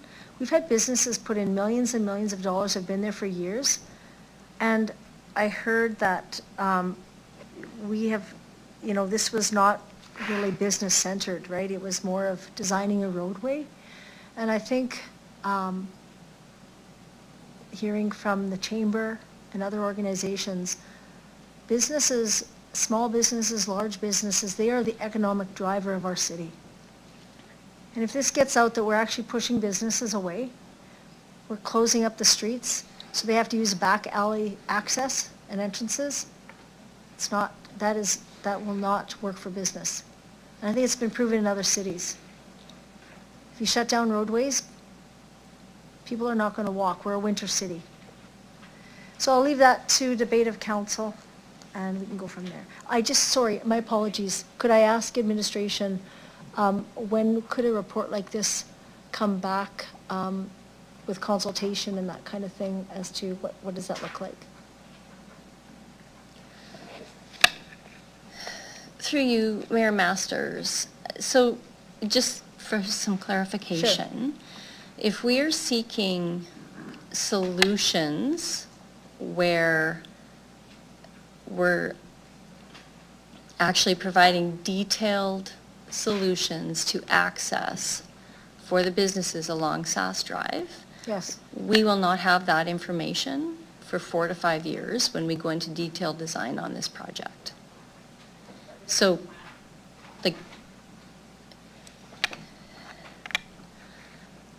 our intention isn't to be doing detailed design in the next 6 months on this work.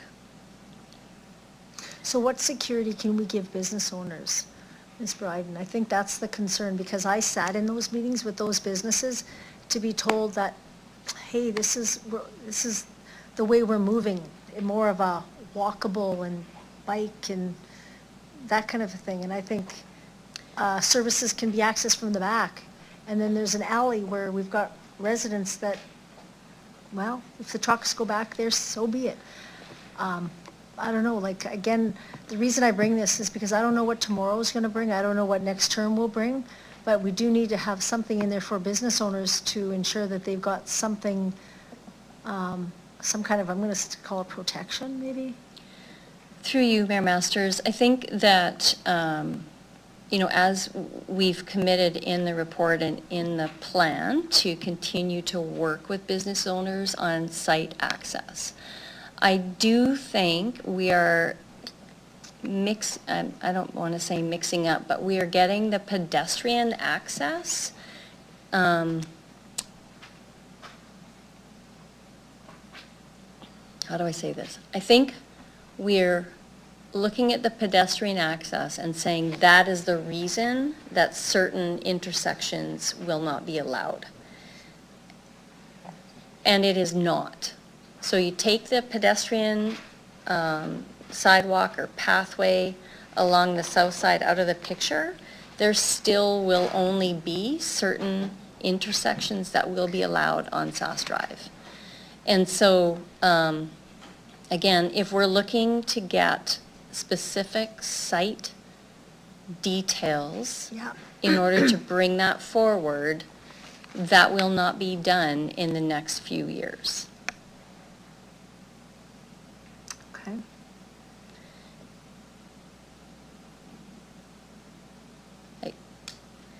We, like, and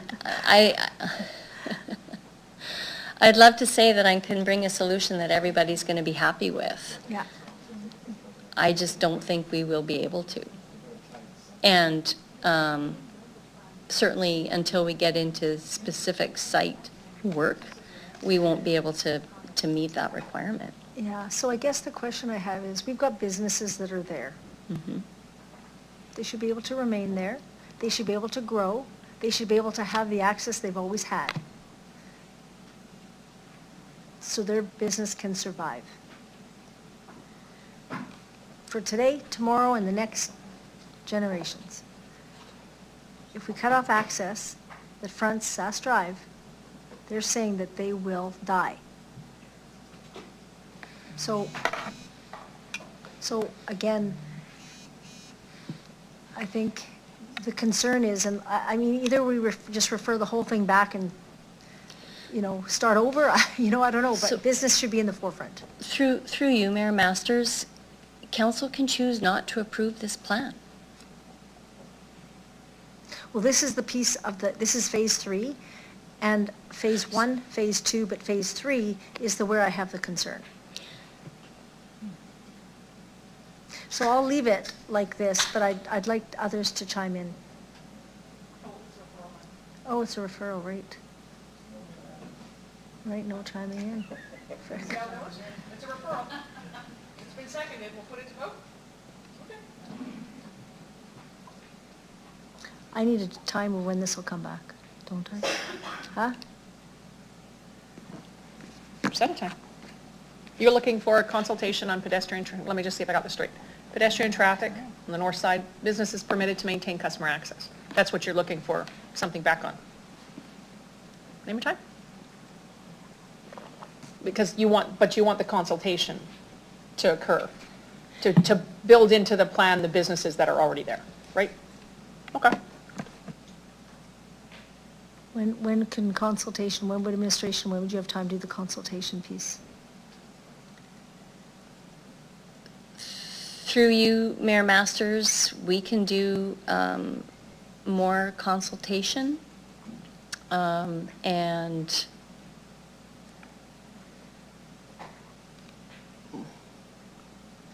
September? no, sorry, through you, Mayor Masters, no, we would not be bringing this back in September. I would,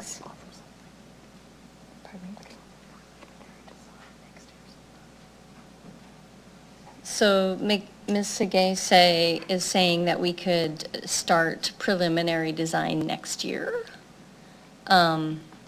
And so we could commit to bringing it back a year from now, or start? I'll let Ms. Segay speak to that. Yeah, go ahead. Sorry, if I could just add. So, I mean, doing preliminary design would take us probably a year's worth of work to do. I mean, there would be consultation throughout that, so I can't say if that would be done in 6 months or not. It would be throughout. But preliminary design will only be high level. Like, there's always going to be the risk when we do preliminary design that things will be found during detailed design. But this is reprioritizing work to this that wasn't planned for 4 to 5 years from now. But we can't look at one location and not consider the downstream impacts it has to other intersections or how the traffic will flow. It takes a lot of detailed modeling of how the traffic will flow, where it'll back up, what type of congestion it'll create, all of that to get all the answers. And that, like I said, will take at least a year of work to do. Okay. Consultation with the business owners, though. As I said, it would be throughout that process. It isn't a once and done thing. It would, Okay. I mean, we have a fairly good understanding of what is desired through the consultation that we've done thus far, but to take back options would be iterative. So I guess the only comment I would make with consultation, and so if it's a year from now, I'll choose a year from now, that's fine. If that's what I heard, is that accurate, a year from now, or? Counselor, just one second. Sure. Do you want to? They've tried to highlight it by Q3 of 2025 with preliminary design. I guess I want a piece of clarification before I vote on this. You want these businesses to not be non-compliant. You want them to be permitted uses, which Yes. ultimately would affect the plan, because the plan was designed without them in it. Yes. Is that what I'm gathering That's from right. this? I want Okay. them to be So I'm permitted. not, businesses permitted to maintain customer access is one thing, but to allow them to be permitted uses Yes. in the future plan. Okay. Do you want to add that? Do we feel, I don't think, do we have to add that? Oh, I think so, because right now they'll allow them, but it's still non-compliant for the vision of the plan, which didn't include them. The problem is that if any one of these businesses ever wish to sell, they're non-compliant, they're dead in the water. Or So- change. They can expand, but they can't, so just to make them compliant. So is that? A permittable use, you got that? That's a whole change. I think it's actually in the bullet points, Amber, actually instead. Business is permitted to maintain customer access on the And system. the existing businesses would all be allowed to be permitted uses in the long-term plan. Designated as. That is what you intended, correct? Yes. Okay. Mayor Masters? Go ahead. Yeah. May Ms. Dawson please speak? Yep. Thanks. Through you, Mayor Masters, I just want to clarify. So when the original plan came forward to council, it said auto-oriented uses would no longer be permitted. So that language would have then made these uses non-compliant or non-conforming. Excellent. Because we came back with a change to say that those auto-oriented uses can continue with their access, they are not non-conforming anymore. They're permitted through the policy, and they're no longer non-conforming. So if the language around non-conforming is essentially if we as a municipality change something in our bylaws to make a use that was legally developed no longer legal, that's now non-conforming. So I don't want to lose you here, but because we're now making those legal again through this change, they're not non-conforming. New ones will not be allowed because it's no longer legal, but the existing ones we've made legal.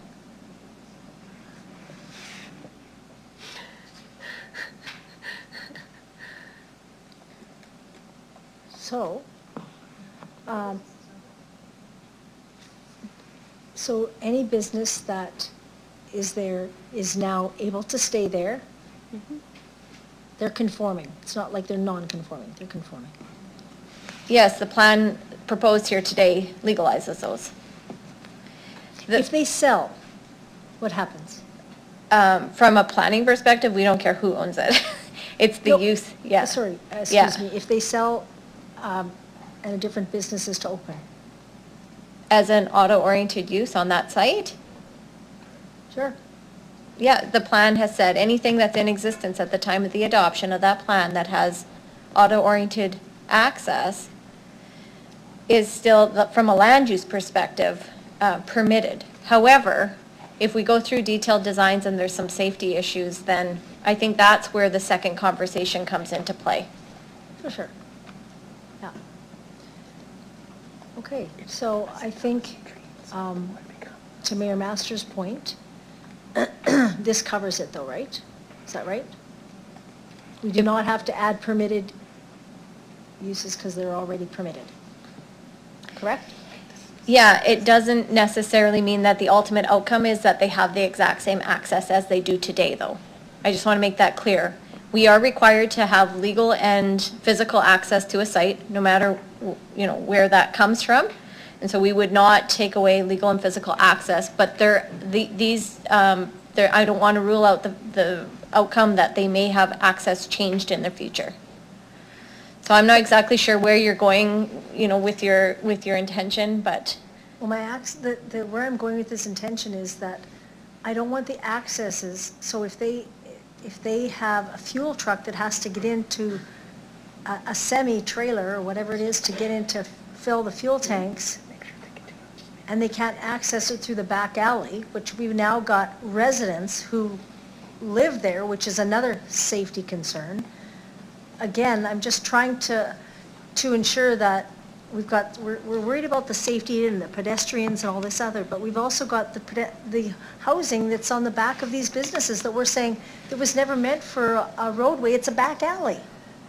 So, you know, as a business owner, I'd sit there and say, well, where's the city going to tell me my entrance is going to be to my business so I can make it thrive? A block, 2 blocks, a half a block around the corner? So if you can help me access to write this, so if it's current access, allow it be current access. Is it? Yeah, I just don't want to get confused in the conversation about a non-conforming use because we're legalizing those uses. Their accesses may change in the future, where those locations of those accesses are. But the actual land use itself is now legal. Yeah, I think it was Ms. Bryden's language around being non-compliant. They're allowed, but not non-compliant. Councilor Brasciani, let's take 5 and let's work this Okay. out so you get the outcome you're looking for. Okay.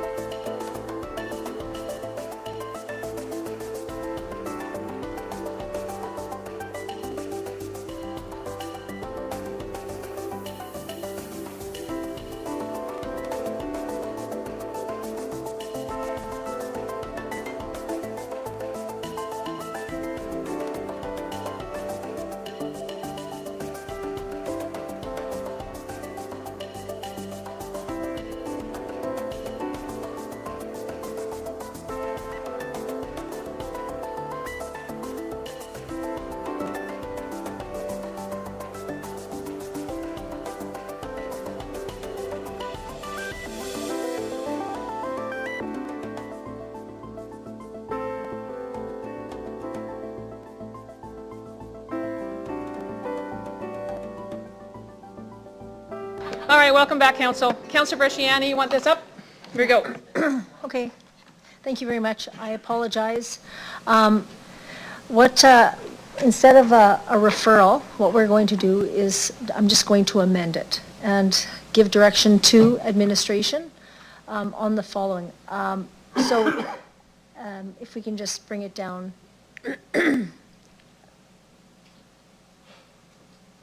So I'll just, and it's very similar, council can debate it if you so wish, but it really is just to send, because this plan is in the works and it's going to be a few years out, we know that, but this does set the directive to administration to consult with the affected businesses and the property owners respecting the development of site-specific access, including boulevard access and the land use solutions, so as not to adversely affect existing businesses, and report back when the detailed design is completed prior to construction, and include the results of the consultation in the following. Existing businesses access maintained on the south side of Saskatchewan Drive unless agreed to by the businesses, and construction does not proceed without City Council approval. This will come back to Council as well. But I do want to see that the businesses are consulted and that their businesses, obviously, they'll have to, it'll be maintained on the south side of Saskatchewan Drive. Any? Councillor Hawkins, as Yeah. a seconder, you, thank you. Okay.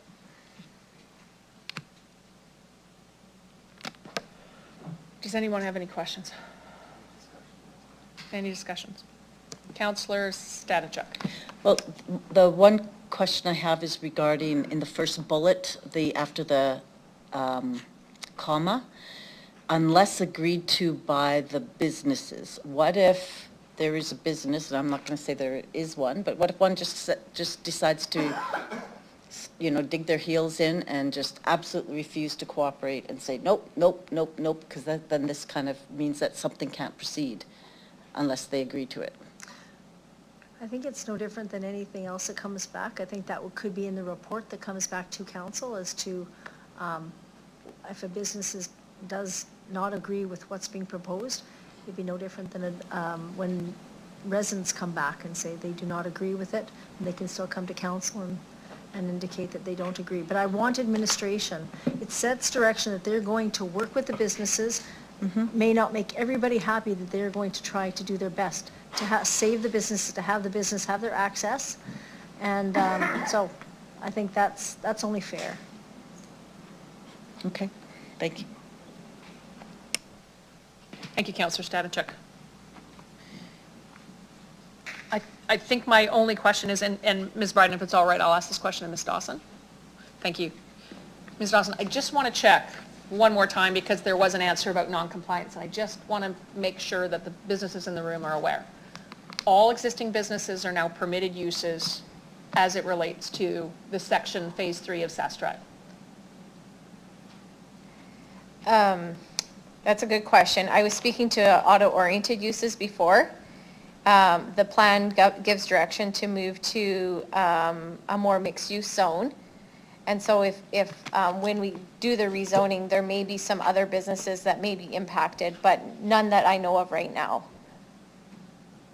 Oh. The auto-oriented uses is where the main concern came up, and we have clarified that. They are no longer non-conforming. They're permitted through policy. Okay, but future zoning that comes forward may change something. May change other properties. They'll be consulted along the way when we bring forward, because, for example, many of those properties are still in the light industrial zones, right? And so when we move forward to a mixed use zone, some of those properties may fall into that category, but the plan's not changing that right now. Okay, I'm good then. Okay. I'm good. I think we sent the message. Thank you. Thanks, Councillor Bresciani. We're voting on the amendment. Clerks can call the vote.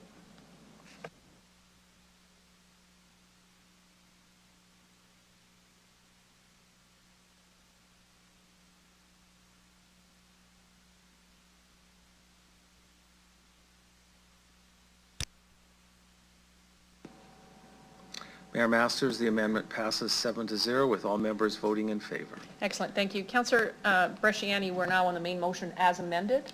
by Nothing this? further, thank you. You're good? All right, clerks can call the vote. Main motion as amendment.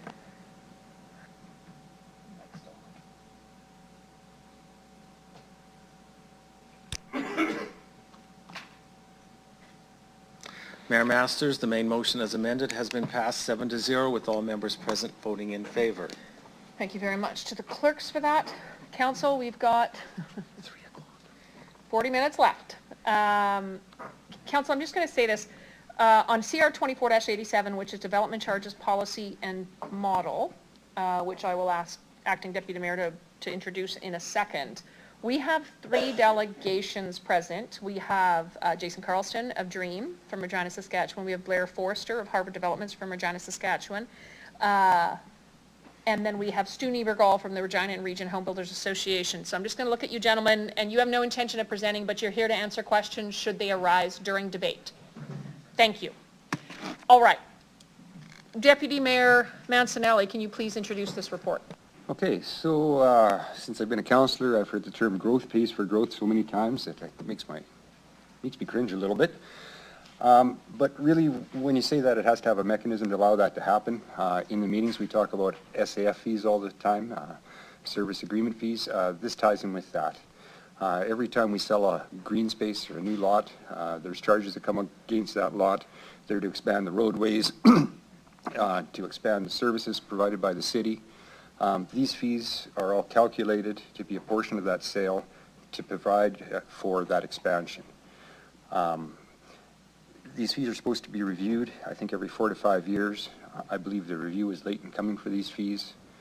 In doing the review, it's uncovered that they weren't properly funded. It's not a solvent account right now. So in planning through this, there's a couple of spending options put on the table to make it a solvent fund again and to correct for the mistakes not accounting for it in the past. And I think that about sums up what's done before us. Thank you.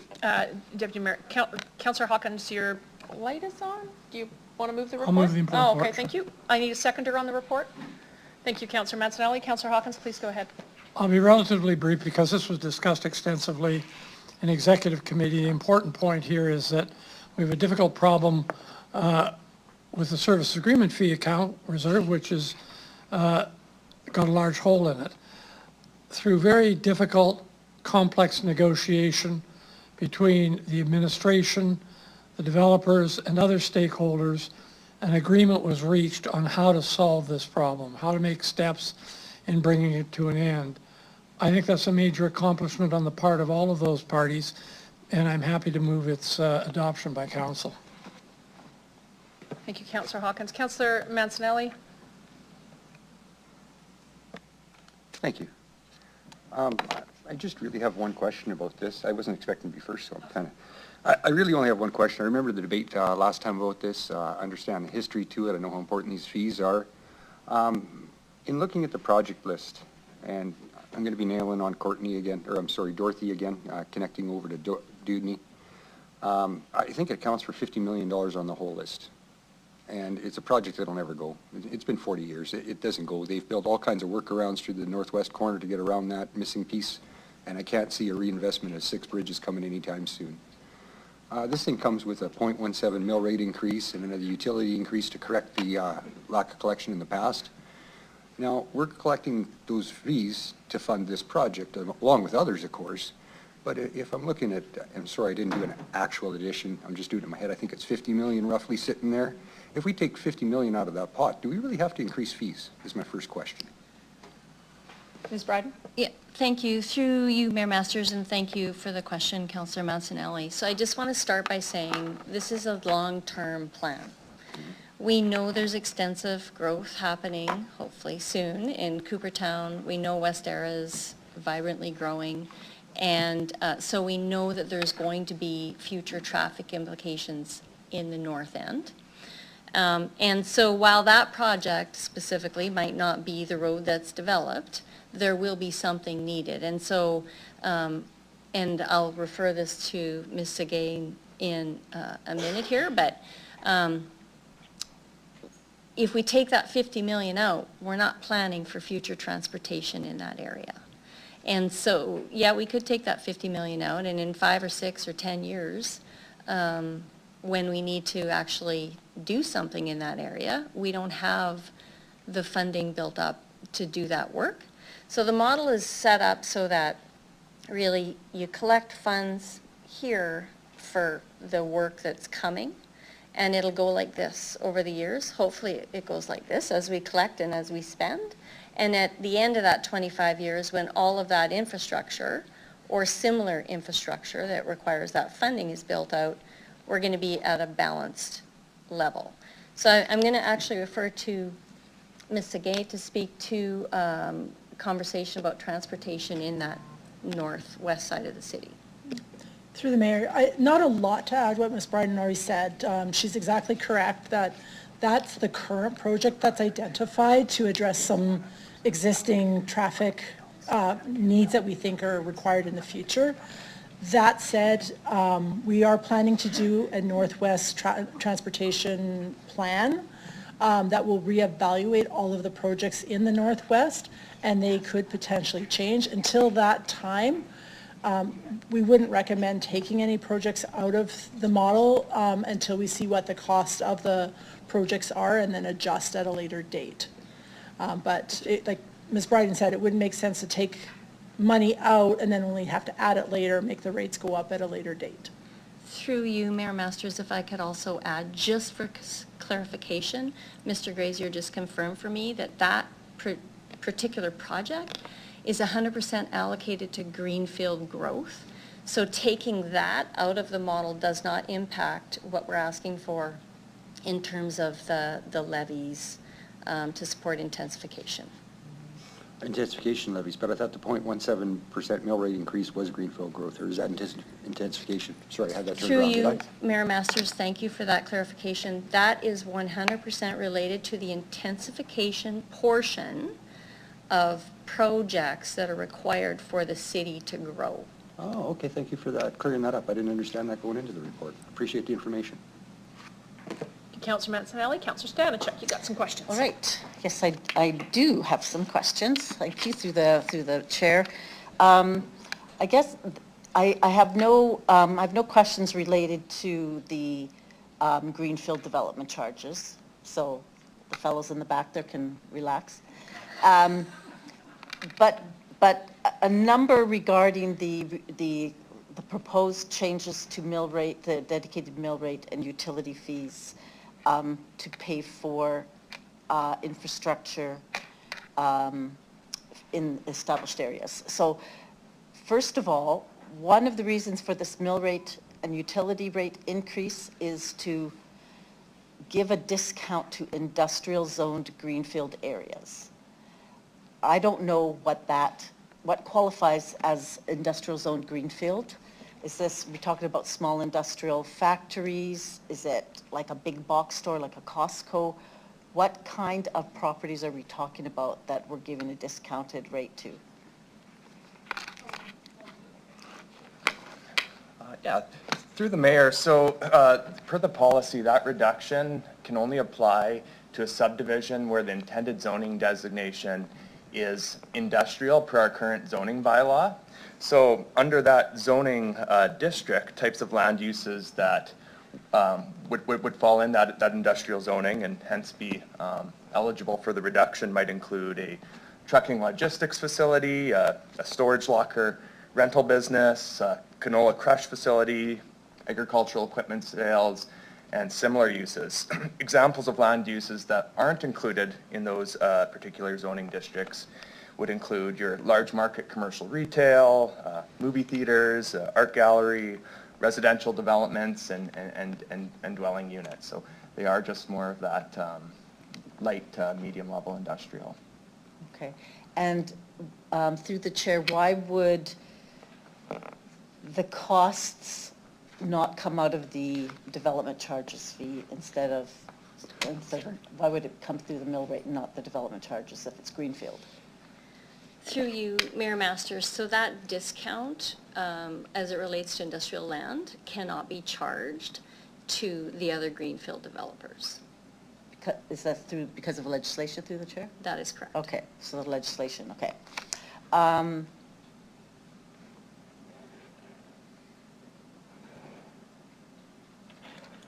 So let's talk, I guess my next questions are just regarding what the actual cost would be on the average homeowner.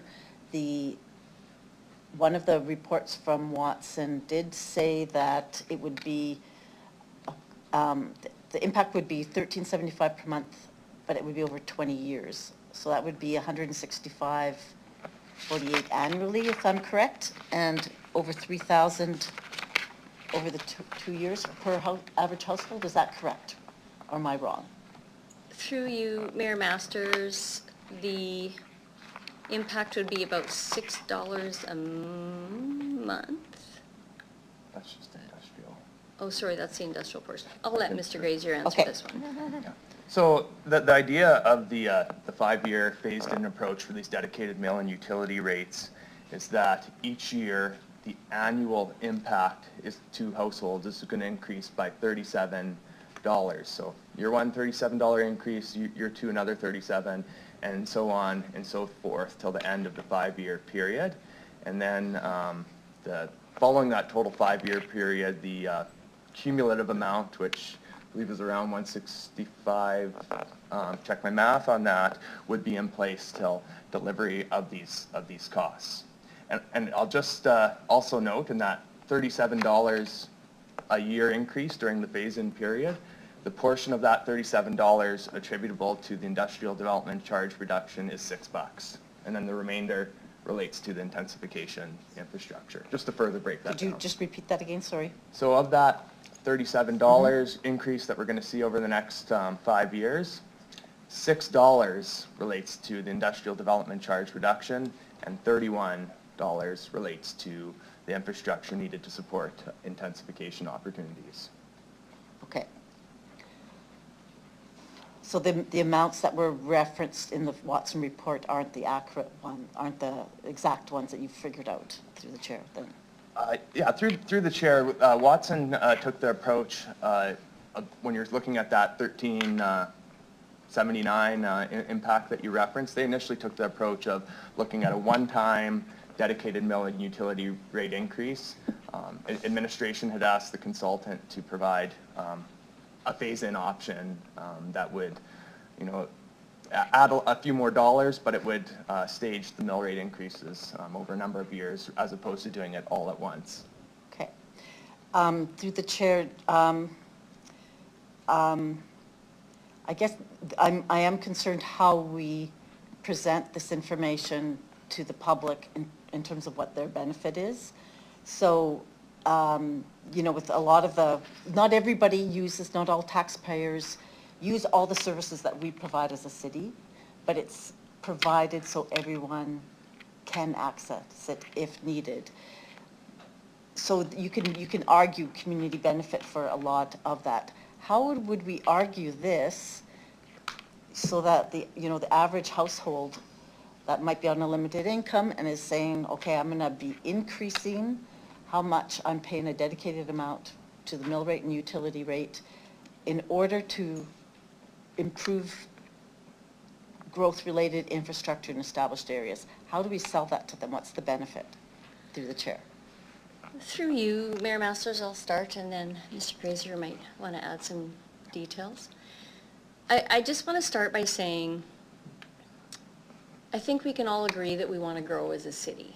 And growing as a city means, and we're highly encouraging intensification and greenfield growth. A lot of our projects that are required for growth meet both of those requirements. And we have to find a way to fund or pay for the intensification portion of those projects. If we don't have a dedicated mill rate, we're paying for it, the tax dollars are paying for those projects anyways, because someone has to.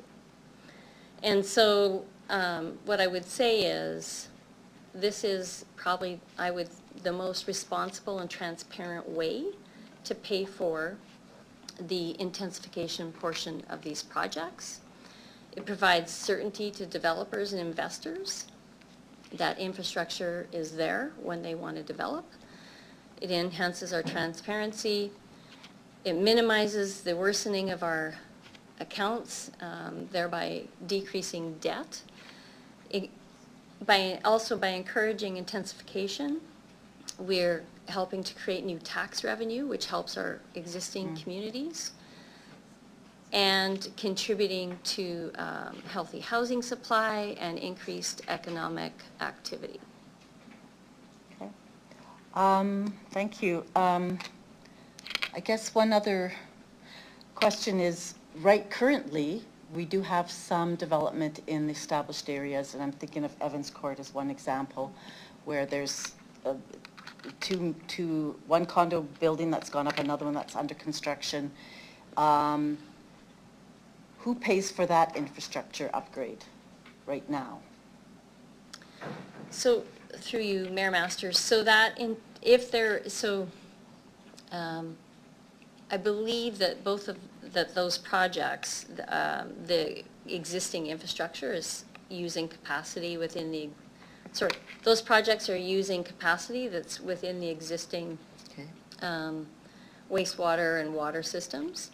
And so as we grow as a city, we need to expand that capacity, and those are the pieces. That's what we're talking about when we're talking about the intensification portion of these projects.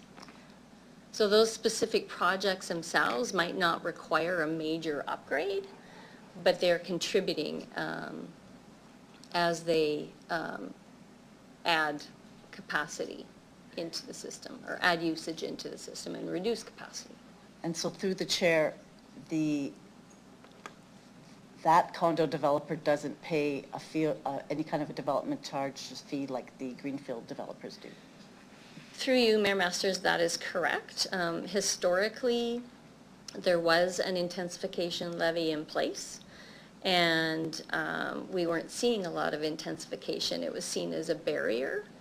And then, as we talked about last time we were before you, that intensification levy was removed, and we went to a tax growth version of trying to fund things, which was also not seen as being something, it's not working in as much as it takes too long to collect the funding.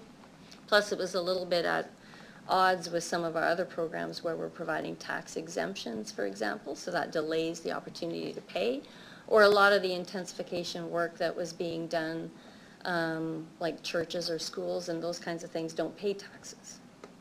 So we weren't collecting anything for those. Okay, I think those are all my questions. I will,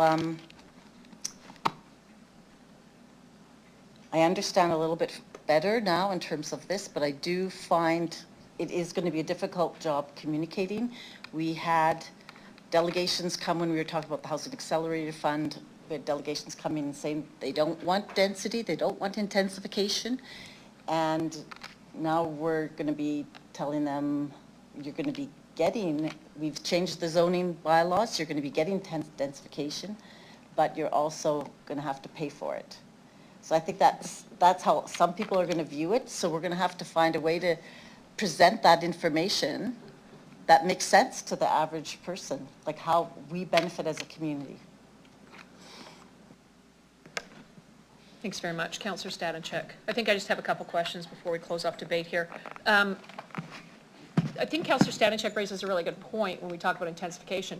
Can you describe what an intensification project is? Yeah, I pointed at you guys. Okay. I'll get Mr. Grazier to respond. Certainly, thanks.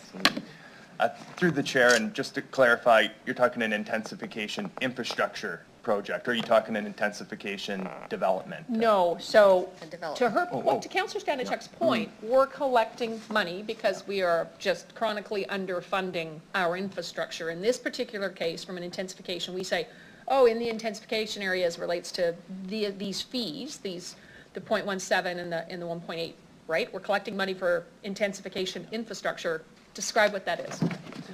My apologies, through the mayor. So an intensified development or intensification project in the case of residential is any development where you see a net gain in residential dwelling units on the site, so that could be one new unit on a currently completely vacant lot, Or that could be somebody who chooses to add a secondary suite to an existing home or add a garden suite on to that development. In terms of non-residential, it would be any new non-residential buildings or any additions to existing non-residential buildings. So if you had added another floor onto a shopping center, that we would consider that intensification. Right, so that's above ground. Yeah. What is this money for? Underground infrastructure to support, by and large, underground infrastructure. Wastewater treatment plant. What does that mean? So yeah, what that means would be that the underground infrastructure and the added capacity provided by some of these projects is needed to allow those intensification opportunities to materialize and allow folks to invest in established areas of the city, because in the absence of those upgrades, we could face challenges when those opportunities come a knocking. Ms. Bryden, excellent. Ms. Bryden, do you have anything to add? What does the public need to know about intensification, infrastructure? And I'm purposely doing this because I think Councillor Stanachuk raised a good point. We throw around the word intensification because we understand, hey, we have existing infrastructure. We want to build in these neighborhoods to make use of our existing infrastructure. But our existing infrastructure is? Our existing infrastructure is, I'll give an example. A specific project example would be the water network expansion project that was recently approved by council. So a portion of that is to support greenfield development, but also a portion of that is required so that water levels within the existing city are also maintained, so we can have, safe fire protection, et cetera, and our water service can meet that service level. Right. So our underground infrastructure in existing areas simply doesn't have capacity to support more units, more commercial, more industrial. Is that it? Correct. Got it. Okay. I appreciate why that might be confusing, Councillor Stanachuk. I was fascinated by something you said, which is we have an increase on a utility rate for water and wastewater infrastructure, if I got that right, and stormwater, I guess, as well, correct? Correct. Okay, so that's relative to that infrastructure. We've got a portion allocated for others, and that's road, transportation, swimming pools, whatever. Is that, have I got that right? Yes. Correct. I've got that right. You said we're going to collect it for 5 years, and then we're going to bank on it to pay for what is in those unfunded portions of anything within the development fees. Have I got this right? Within the project list. Within the project list, thank you. I'm going to narrow that down. Within the project list. So when the project list is done, where does the money go? The mill rate or the utility rate, in theory, would go down. Okay, so how would we signal that in this report? Does it say that? Through the chair, yeah, it does indicate that 2044 is when we anticipate that the current growth plan in which that project list is based in would be built out. So, I guess the tie here is current growth plan builds out, all these projects will need to be done. Well, I'm going to super promise you that I'm not around in 2044. Super promise you that. Nor is probably anybody around this horseshoe, or perhaps even you all yourselves. That's to mind you, look at your, yeah, you might be here. There's a bunch of us that'll be gone. No offense. How does a future council know this? Oh, I apologize, Councillor Hawkins. How do we tell a future council that we are collecting this money for a current project list that should be completed by 2024, and here's your sign that we've got a pot of money we're collecting every year and everything should go down, other than in the report, it's not in the recommendations. Do you smell what I'm cooking? I do. Okay, so what would I add in if I were to add in a point number, I don't even know.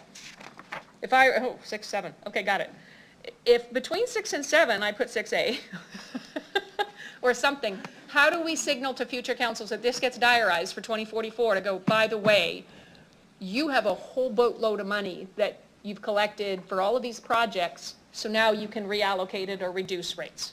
What does that look like? Through you, Mayor Masters, so I just want to clarify, I don't think that there's going to be a boatload of money at the end that's in a surplus Oh, I'm super position. confident, but you have built something into the rates. Absolutely. Okay. And I would say that we could include a recommendation that would indicate at the end of the growth plan, the consideration could be provided to reduce the mill and utility rate accordingly. Yeah. Did you catch that? Did you, I hope you. Did you like that? Did you catch that? No, it's okay. So you would add in a recommendation that at the end of the current growth plan, go ahead, say it. Through the chair, and part of what this report is also recommending is a change to our development charges policy. And with specific respect to the section of that policy that describes how the infrastructure needed to support the established area or intensification area is funded. So upon approval of the policy amendments, the development charges policy will clearly articulate that that share of projects in the current project list is funded through dedicated mill and utility rebates and not a intensification levy or some other alternative source. Okay. So that would be piece one, and then I would also suggest for the more public-facing route would be our opportunity to really clearly show how growth-related infrastructure is going to be funded, whether that's on our development charges webpage or other similar means like that. So. Okay. So in terms of the intensification, both the mill rate, I guess my question is, we delineate, like we separate out these particular charges in the record that we're collecting this portion of the mill rate for this, and that would carry forward to all future councils that they know 0.17 is coming from this for 5 years, and that it continues to hold a place for 20 years to say, hey, this portion of your mill rate that you're collecting annually is attached to those growth projects, and so flag on the play. You're saying that should suffice? That's correct. Okay, got it. Thanks. Councilor Berchiani? Yeah, thank you. Just one question. As I look at the Appendix I, the project list, when I look at, and this is where I struggle with sometimes the percentage of what's going into Councillor Stanishuk's question, residents will say, well, why would our area have to pay for anything or whatever? You can see in here that the Greenfield, those development charges do go into other areas of the city, paying for our pools, paying for everything else. But when I look at number 17, Victoria East, the town zone level park, that park has been on the books now for a while. Whenever that high school is being built, whatever, we know that is a zone park that will be utilized by the city of Regina for the residents because there'll be ball across the city. These are parks that are going to be utilized to have baseball come to that area to play. Why is it only 100% covered by the developer? But we can fund other things within the city for the greater good. Please, explain that to me. Yeah, through the mayor, part of the policy is for a project like that wouldn't necessarily be triggered if the towns didn't exist. If the towns wasn't a thing, that project may not be needed because the service levels for parks in that area would be sufficient to accommodate the existing residents. However, because of the existence of the towns and future build out of the towns, all those existing parks infrastructure in the southeast wouldn't be sufficient to accommodate the added population from the towns or growth. So because of that rationale within the policy, that's why that project is currently 100% development charge funded. And if I may also add through you, Mayor Masters, all of the projects and the types of projects that are being charged through the policy has been in conversation and collaboration with the development industry. So it's not just, we haven't just said, hey, this has to be paid for. 100%, but I am actually asking for consistency. It doesn't just fall with the developers. Mm-hmm. It should fall with consistency across the board. How we're funding our pools or whatever for the greater good of the city should also be for the greater area of those areas, because I understood that a zone level park is ignited through a high school, because those parks will become the baseballs and the footballs and all these big pieces of land that are required to have these amenities, which will benefit the whole city, not just the southeast. Through you, Mayor Masters, just so I can speak to the zone level park being tied to Yeah. the high schools. So in some cases, we do try to build the zone level parks closer to high schools, and we can have some shared use between the schools and the city, but it's still a public park. But there is no requirement that the zone level park is attached to or beside or near a high school or an elementary school. In some cases that works, and in some cases it doesn't. So it's not necessarily the high school that's triggering a zone level park. Okay, sorry, it's just what I've been told since I've been on council. We were waiting for that high school to get that zone level park in there. Okay, well, I struggle, I'll just leave it there. I do struggle with that, because if we're funneling little monies into all of these other, which I totally agree with, but I also think that if these are being city utilized, this is to the developers, it should be fair and equitable on both sides. So that's all I have. Thank you. Councillor Hawkins, you want to close off debate? Nothing further, thank you. Thank you. Clerks, can you start the vote?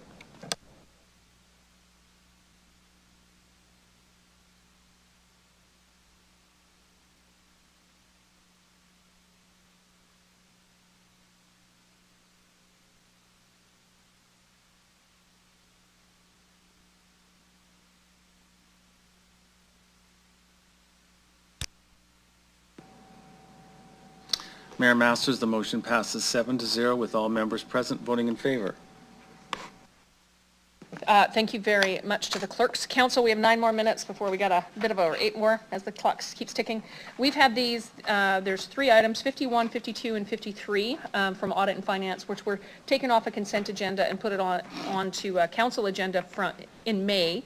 These are from the April Audit and Finance, and so if council will indulge me, and if Councillor Mancinelli, as I flip this to him as chair of the Audit and Finance, I'm wondering if we can combine CR 24-53 and 52, considering we passed them on the consent agenda last, and you can introduce where we were trying to go as it relates to, this is capital project reserve funding, quarterly financial statement preparation. Okay. Councillor, so if we can put, you're going to introduce them both, and I'm going to get someone else to move them. Okay. Okay, so part of the job of a council is to make decisions in a transparent and open manner for the citizens we represent. These are really down that alley. The recommendation in 53, it just cleans up this reporting criteria for how it's reported and what's reported back on for when decisions are made in the excess of $500,000. It comes with some suggestions on given detail for when projects are off a variance from what they were planned, how they're matching up with their schedule and their spending, and how often to answer back on those. Once we approve something for council, it kind of goes into the magic administration bank, and you know, we were just talking about the SAFs and all the projects that never came to fruition from ideas. There's actually projects that are sitting to be done that get dropped and never reported back because they're below the reporting threshold. Capital carry forward on projects and statuses to know what we're doing for year to year for budgeting and planning. It's a large budget. There's so many things going on. It's very convoluted. To have this clearly delineated to make decisions wisely in the future is where this comes from. And also always knowing the percentage of completion on the projects you're doing. Things are worked on for 2 or 3 years. It's a big deal. It's all we talk about. And then it gets near completion. We're on to the next project. But during those 2 or 3 years, that's what throws our budgets behind. That's what puts all the stress out of administration. And how we're working along and showing success in a project, that would read back in the percentage of completion. And that's why that's important, this recommendation. The quarterly financial statements out of CR 24-52, we kind of look to Winnipeg to mimic a little bit. These are financial statements for the health of the city, the variance on the projects I just described and previously for 53. And it's a state of health check, and to make this a mandatory quarterly check-in viewed by Audit and Finance and passed along to City Council, I think goes a lot further towards proper budget planning and success for the city. This is all about having it done in the eyes of the public, always knowing where the money is going, always knowing when projects are on schedule, and not just trying to highlight a win and hide a bunch of failures or have money show up and not really have to speak where it came from to bail you out. This is about always being on the ball, on task, and being engaged in planning for our city. I think that sums up. Do you have anything to add, Mayor Masters? I know this was a couple months back. I might have missed something. We're going all the way back to April, and I'm not always the smartest guy in the room, so if I missed something, please add it on there. Yeah, no, I think other than Ms. Kerlick and Mr. Lacey had implemented this, and so on the consent agenda last council meeting, at the end of June, you would have seen the first set of quarterly financial statements with the annual, with the variation as it popped, a little bit broken down kind of by area.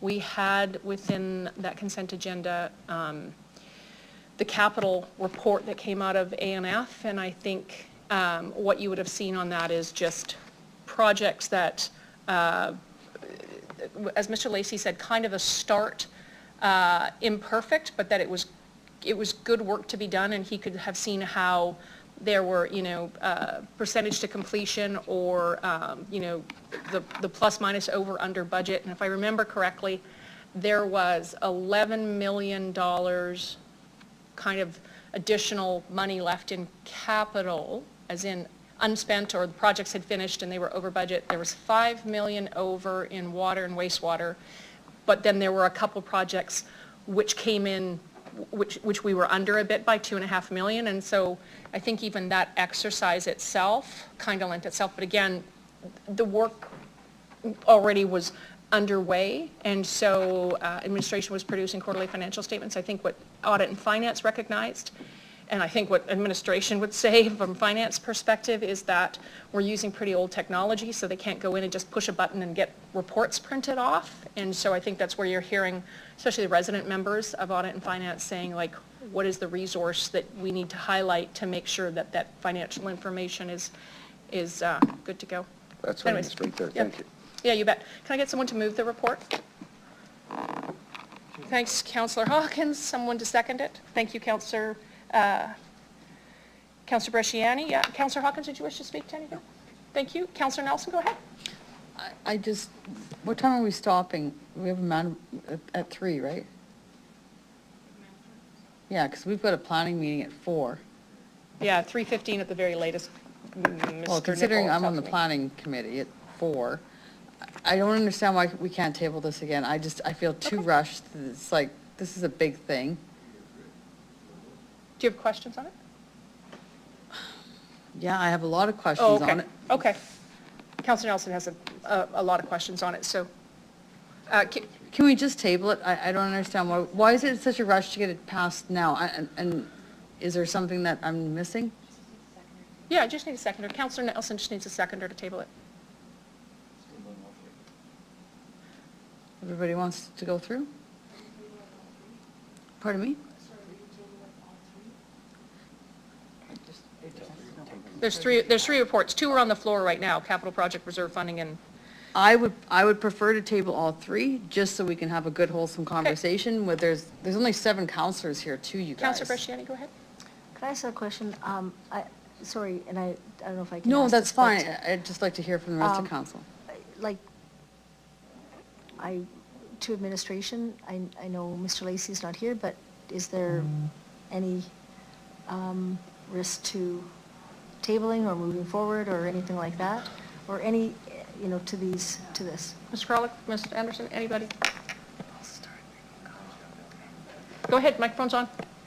Through you, Mayor Masters, I think the only thing that I will say, I think the quarterly financial statement preparation, like that one is not an issue at all. You're already basically have done the transition. The only thing that I would maybe flag on the capital project and reserve funding is that, as Mayor Masters already alluded to, it's a very manual process. We had hoped that the technology upgrade would be done by now actually, and I'm thinking it'll probably be October, November. So it might, we were hoping to bring that one back in September. And so we're partway through it, but it won't be perfect by September because we're still in the midst of that technology upgrade. And I appreciate that, and I think what we discussed at Audit and Finance was, it was a manual process, and he said if we had, I think we agreed, like, gosh, if this takes a year or 18 months, that makes perfect sense because you've got technology to upgrade. But even going through that, do you remember that, Councillor?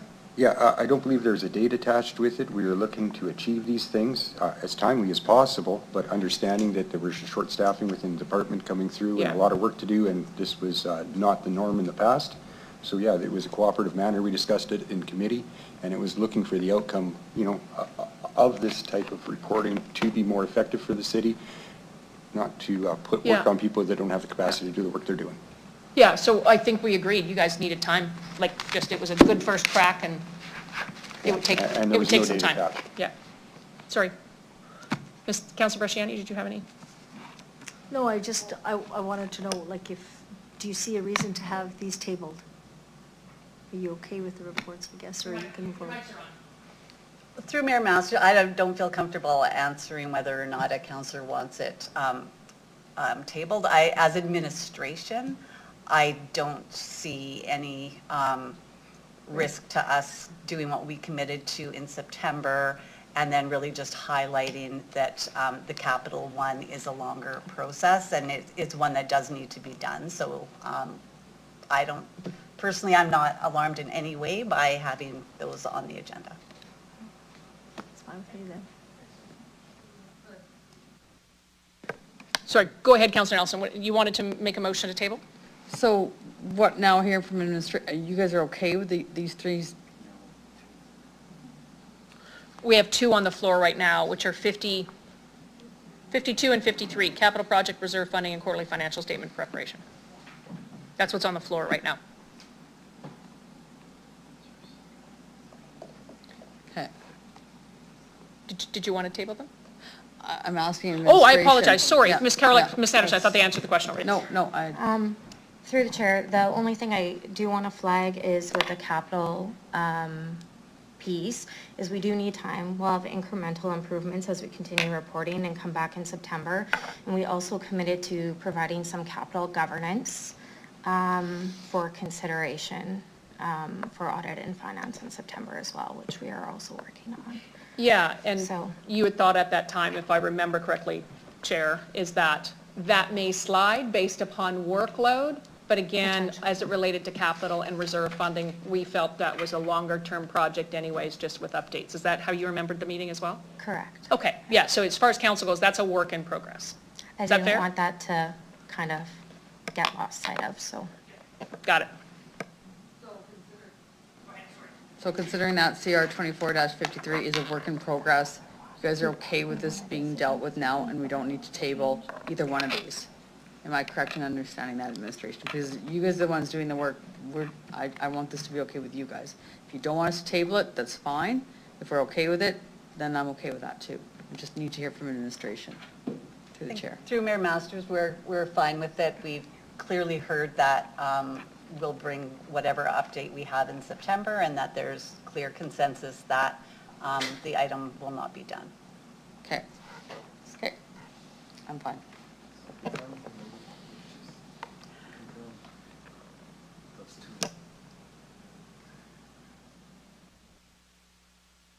Okay, so council, we're going to run out of time here. I'm going to ask you to close. Councilor Mancinelli, we got 24, 53, and 52 on the floor. Do you have anything to add as relates to close off debate for these? No, I think it's been well discussed already. I'm happy. It doesn't sound like it's getting tabled. Okay, thanks. Clerk, can you start the vote?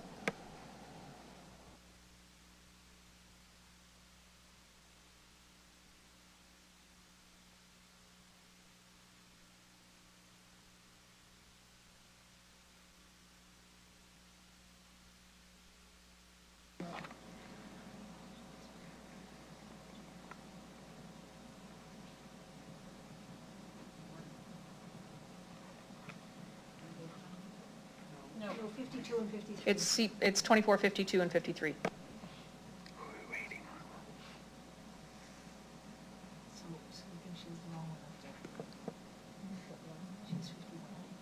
Okay, she'll fix it afterwards. You're voting right now, for the record, on CR 24-53 and 24-52.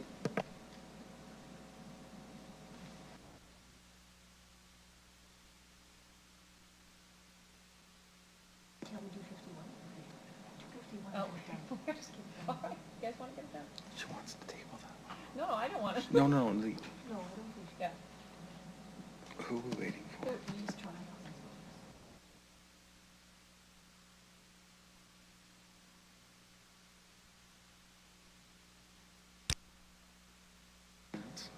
All right, you go.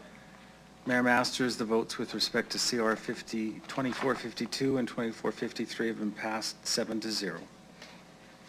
I have a motion to adjourn on the floor. Counselor Hawkins needs a second, or Counselor Fandura.